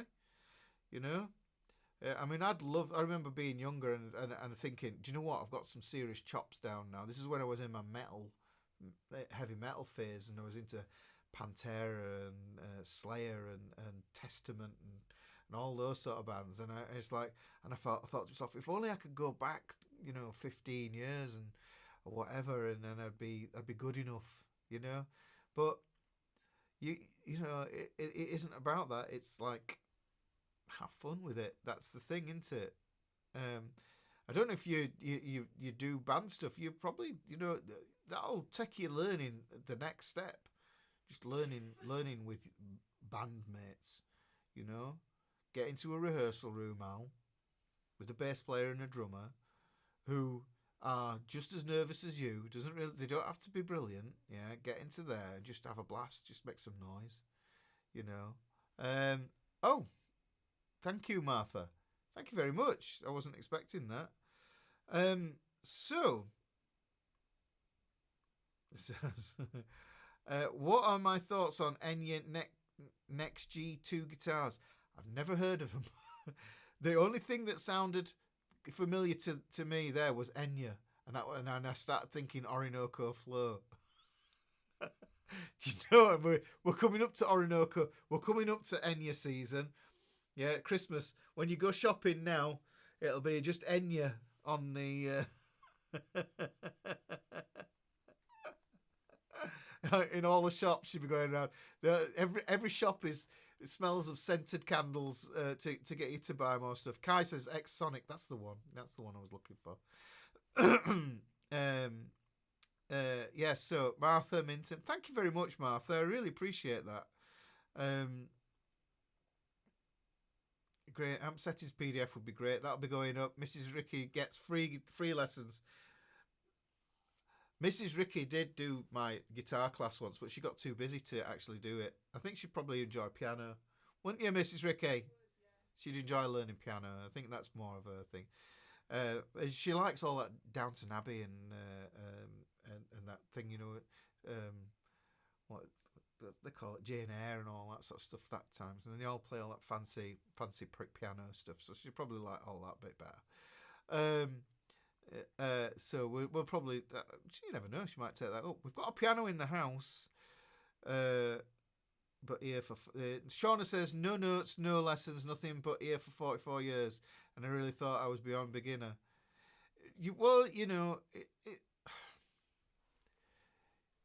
I think to myself, like the Alan Lomax that I mentioned earlier on. There was a whole thing about passing tunes and music on by oral tradition, and it's like, and so an uncle would have taught the nephew tunes, and they would have kind of carried around like that, and so just show you play this chord, play that chord, and then you knew the tune, and then you joined in with the other players on, and I'm thinking blues, bluegrass, that sort of thing, American sort of way of thinking about things. But there was no when I was learning, for me it was vinyl and cassettes more than vinyl, because it was a bit more compact. But I'd rewind a cassette, play, and I'd work it out by ear, so I've just seen Philip's thingy there. So the thing is, it's like, how did all these old blues guys and those jazz guys learn everything? How did they learn it? It was by listening. So don't underestimate the ear, and that's what I think. Don't estimate the ear. Phantom says, I found a way around amp settings. Never bought one. You need an amp. It changes everything. At the same grammar I went for secondary school, doing physics, maths, further maths, and computer science. Well done. Right, Philip says, I've been trying to teach my cat to play guitar, and I'm peed off because she's picking it up quicker than I am. I'm just imagining a cat with one of those like little Elvis suit things that you could stick over the front legs, the guitar on it. That would be so funny. Yeah, we got that. Well, I think we have to do that. Shauna, wow. So you said you guys PDF are way more material covering than the book. This is going to be a lot of download. Yeah, it is. But this is the thing. PDF Club's just convenient. That's what it's about. It's about making it convenient. Backing tracks. Yeah, you make your own backing tracks also. Oh, so yeah, I finally got it. Martha! Wow, I didn't realise that you'd done that. Thank you very much. I really appreciate that. I really, really appreciate that. Shocked. Well, thank you. Thank you very much. It's amazing. It's amazing YouTube. I just come on here and waffle for 4 hours, 45 minutes. Yeah. So, but I do feel as if I'm coming to the end now. I don't know if you could feel me winding down a bit. Graham's now back. Strictly is over, and spin the wheel, and you're still here. Yes, I'm still here. I'm still here, Graham. But Strictly, or Ricky, or Strictly, my lord, really. I mean, I got over Strictly a while ago myself. I did get into it for a bit because there's something you might not know. Yes, when I was younger, I got medals in dancing. Yes, I got medals in Latin and ballroom dancing. Yes, so I can still do the cha-cha-cha. But fortunately, at one point I thought a good present for Mrs. Ricky and I would be, I tell you what, I'll buy a dancing class, session thing, basic dancing thing for me and Mrs. Ricky to go dancing. And I thought, I'm going to be really good at this, because I was really good at it when I was 12 when I did it. And I got there and I had 2 left feet.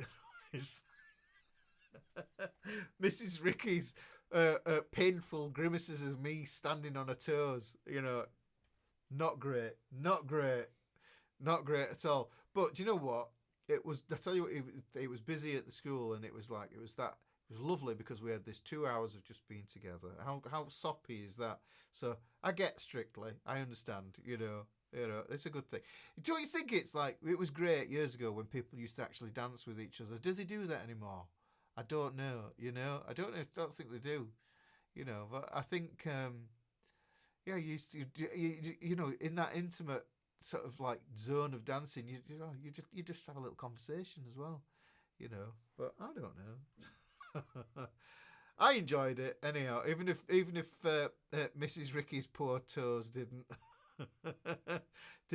really appreciate me stomping all over. So okay, so Shauna, I appreciate this long live. I hope you do more in the future. Yeah, I probably will do. I think this is pretty cool. We'll do this, and let's have a look. Wasn't he a wobble? I'm not sure what a wobble was. What that is relating to. Orinoco, yes, Orinoco flow. Yes, me too. Cassettes. Oh, I used to love cassettes. When I was in music college, I used to work in a hotel washing pots and pans. Loved it. Put the Walkman on, get my cassettes in, listening to George Lynch Mob. Who else? There was listening to Neil Sean's Hardline. Who else was I listening to? Oh, Guitars That Rule the World. That was a great album. It was that one. It's just got a bit of everything on it. A bit of Nuno, a bit of like all top guitar players at the time. Great little album. Worth checking out. Guitars That Rule the World. And I think that was Mike Varney that put that out. Shrapnel. Might have been Shrapnel Records, because I used to listen to a lot of shreddy stuff. But yeah, I used to stick my cassettes on and then just flip it over, carry on washing the dishes, washing the pans, scrubbing those out. Nobody disturbed me as long as I carried on as I was doing my work, and it's like brilliant. And then every now and then someone would put some food down and like, all right, okay, I get food as well. Brilliant. Loved it. No responsibilities with the cassettes. You turn them over and listen to the B-side, not rewind. Yes, always listen to the B-side. Yeah, and making compilations, making tapes. It's like, I don't know what it was for you guys, but did you do a thing where you used to tape the charts? When the charts would come on, and you go, oh, I like this song, and you try and get it before the DJ. You just like the DJ talked over the beginning, and you'd be like, oh, you get that, and then just as it ended, you'd stop the record and everything else like that. We used to do loads of that. Love that. But, it's just too convenient, don't you think? I was watching Rick Beato did a talk recently with Rick Wakeman. Absolutely fascinating video. Really great interview. Rick Wakeman calls Spotify shittify. It's not a great advert for Spotify. I'm not a fan myself. I've got YouTube Premium because as a YouTuber, doing videos and putting videos up, it's like nightmare. Absolute nightmare getting adverts all the time. So I got YouTube Premium, but I'm glad I did, because the music on YouTube Music, it's just as good, I feel, as Shittify, and that's what I'm going to call it from now on. After that Rick Wakeman thing on Rick Beato's channel, you've got to check that one out. It really is. He's got some great stories as Rick Wakeman on that. Lovely stories, and yes, brilliant. Let's have a look. 5 hours. Is it 5 hours? Have we done 5 hours? We're nearly on 5 hours. I enjoyed this now. So Ricky, you have I do have an amazing community. I absolutely do have an amazing community. I'm very thankful for everybody who even listens to me for 5 minutes. You know what I mean? It's very rare. It's very rare that that this some people would even listen to somebody else talk, but we do, don't we? And this is the beautiful thing about YouTube. If it wasn't for that accidental video that I set to public, then this wouldn't this wouldn't be happening. It's like that movie Sliding Doors with Gwyneth Paltrow, isn't it? When the two events, she gets out of the tram or she doesn't get out of the tram, and it could have been a completely different thing. Now I wouldn't, maybe I wouldn't have been a YouTuber. You don't know. I don't know. We don't know. This is the thing. But it's definitely one of those things that I'm super stoked and happy about it, and the community that comes along with it is wonderful. That's what it's about. Waffle and tea. Yes, waffle. Oh, and you know what? This is cold now, but because it's a proper brew, you can drink it cold. Alan, Papa Blackwing. Let's have a read of this. This sounds like it might be a question. Is it? Is it a good one? Let's have a look. I've been playing poorly for 30 years for fun, mostly punk stuff, and I have way better equipment than my playing deserves. But I decided to really genuinely learn how to play starting this year. Good mission. We need missions in life, as adults. We need to set challenges for ourselves, and it doesn't have to be anything grandiose, It could be, okay, understand pentatonics.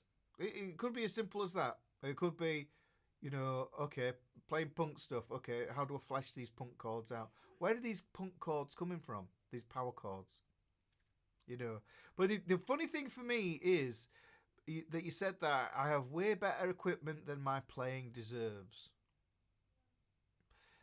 I think you need to reframe that, because the thing is, really,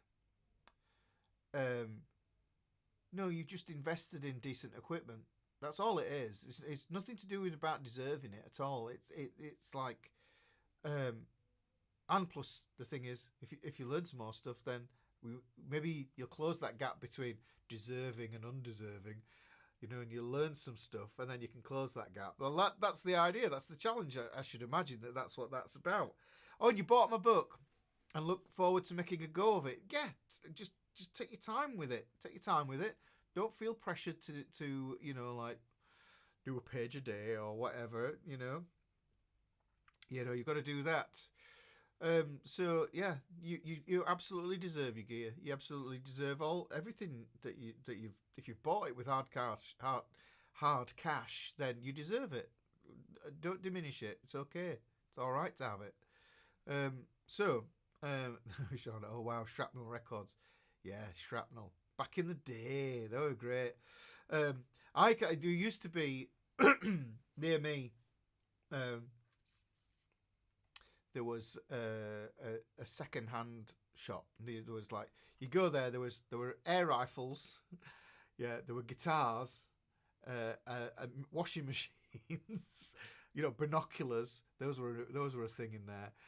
And what else? There was loads of that sort of stuff inside it. Second-hand shop. It wasn't a pawn shop. It was a second-hand shop. People would sell the stuff because they were broke. But what they did inside is they had VHS cassettes of like Young Guitar. Did you ever hear of that stuff? Young Guitar back in the day. And I got a really super cool George Lynch one down there, which changed how I think about pentatonics. That was cool. But I found so many tapes and stuff like that. And then at one point, I had a job in a record store once, because I thought to myself, I need some more music. I need to hear some more different music. And I got this job in a record store when CDs were so expensive. Do you remember when CDs were stupidly expensive? I think it was round about 97. I think, yeah, it was round about 97. Andy's Records in the UK. It's gone now. Andy's Records. Well, I worked at Andy's Records, and I loved that. I loved that because I was into all sorts, and I just say, right, okay, we all got a chance during the day to put on what we wanted on the in the shop, and I was like on this thing, and I was like, okay, purple album covers. That's what it was. Don't take any notice of the genre or the artist or whatever. purple. You see, this is the thing. This is what Rick Wakeman talks about in his thing about record shops. Yeah, you just like go in and just say, right, it's purple. That was the thing. And I was into, and the reason I said purple because there was a band called Fields of the Nephilim. Right, they were kind of this kind of like dusty goth outfit. Brilliant. Loved them to bits. Fields of Nephilim. And then so I went on purple, and then I discovered Jeff Buckley, and then I discovered Cocteau Twins, and then and all these different things. So it was like it was really, really good. It's very hard to get that same experience. You can go to record shops. I think these days they're making a resurgence. But one of the things that Rick Wakeman was on about in his that thing with Rick Beato was about how record shops just get it wrong. They get it completely wrong. We don't want it in one neat format. Some people want vinyl, some people want cassettes, some people want 8-track or whatever it is, whatever format. Mini discs. You mentioned mini discs, and I used to work a lot with mini discs. I used to compose music for theatre, and we used to do mini discs for all the backing noises and all that sort of stuff. So the thing is, the mini discs, that was an interesting format because that was kind of like in between tapes and in between CDs, if I'm right. And the quality, it was like the jump up in sound quality was amazing. So all that and Rick Wakeman was on about this thing about like having somewhere where it caters to all of that, all the different formats. Why destroy all and get rid of all the other formats? Yeah, and just stick to one, which is digital. Yeah, because the thing is, it's like that discovery. Just finding something, finding an album and going, okay, I don't know what this is. Yeah, it's purple.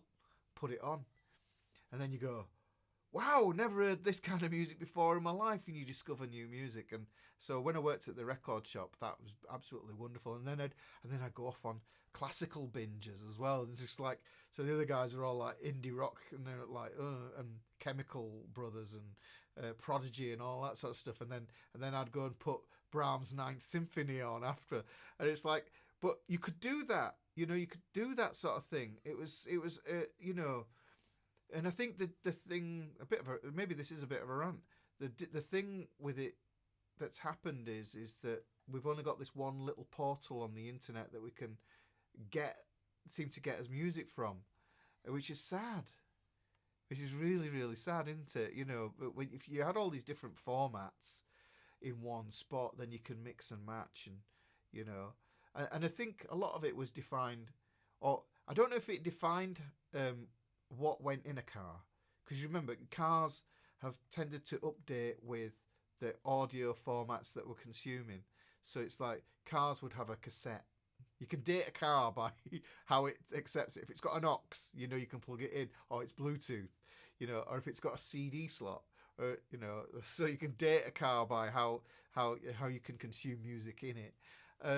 So this is one of those things. It is, but yes, YouTube Premium. I love it to bits because it does what it does.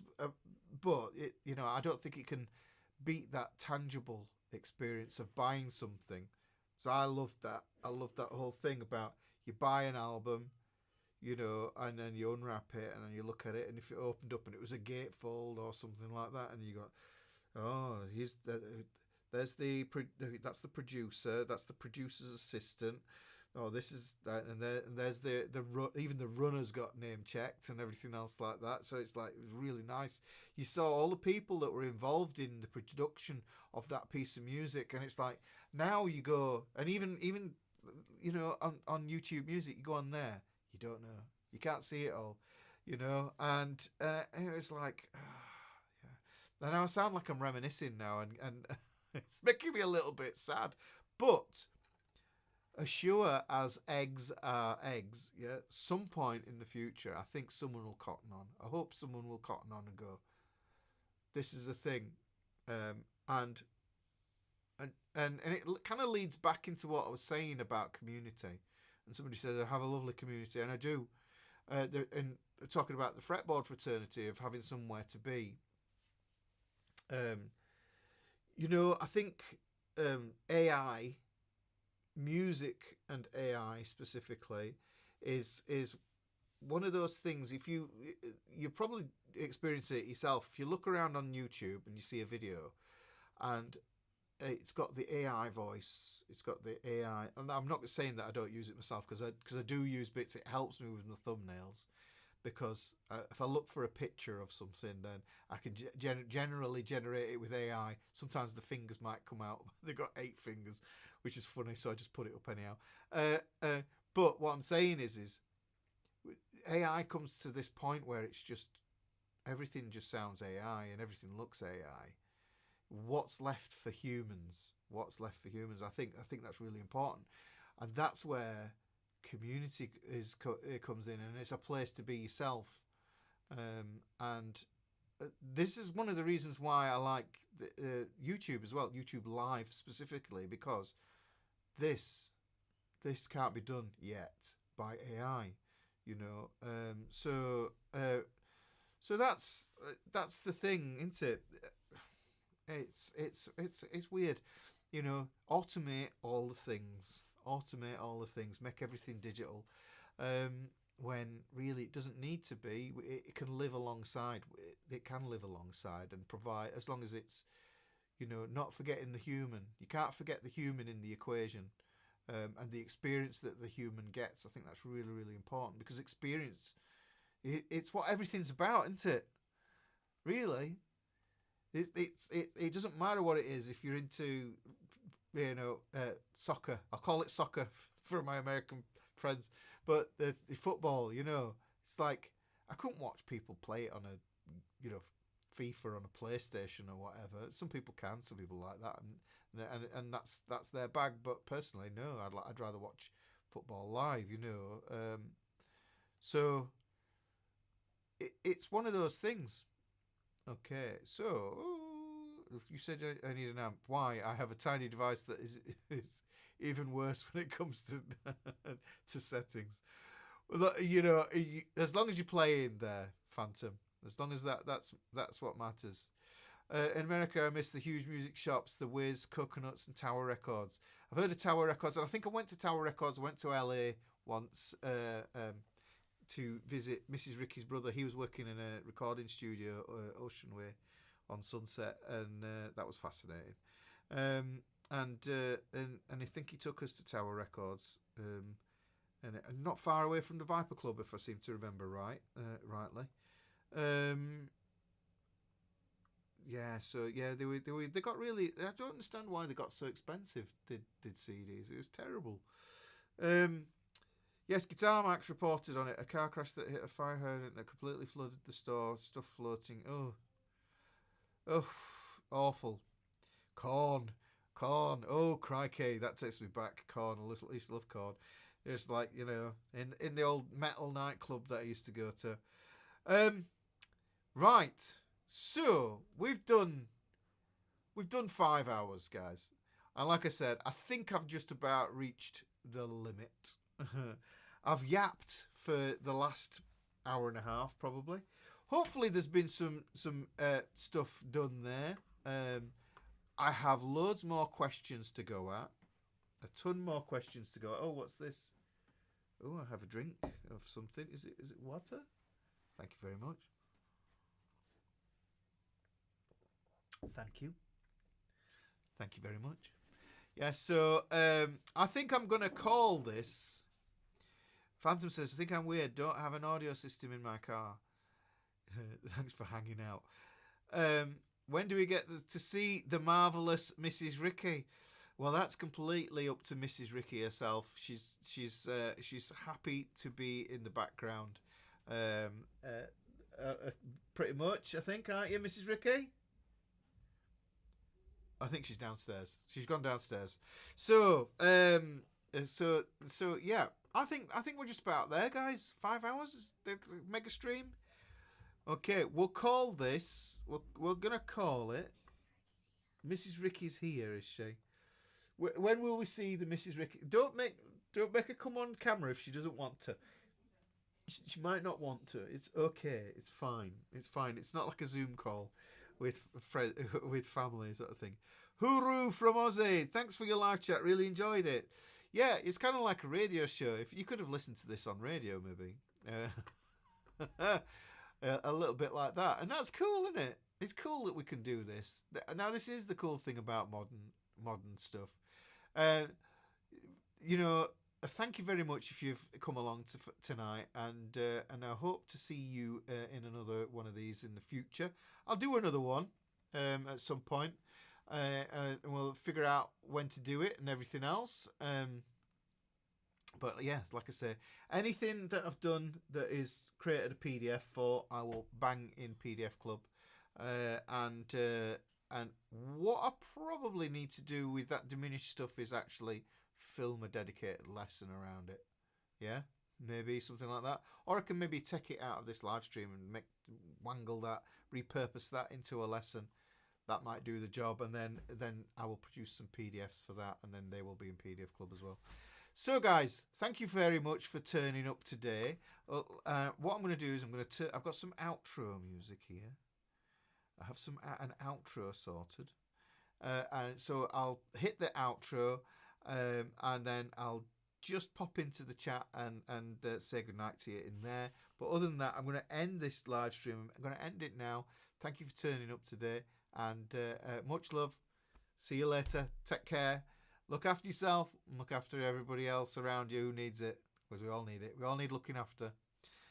Take care. Bye.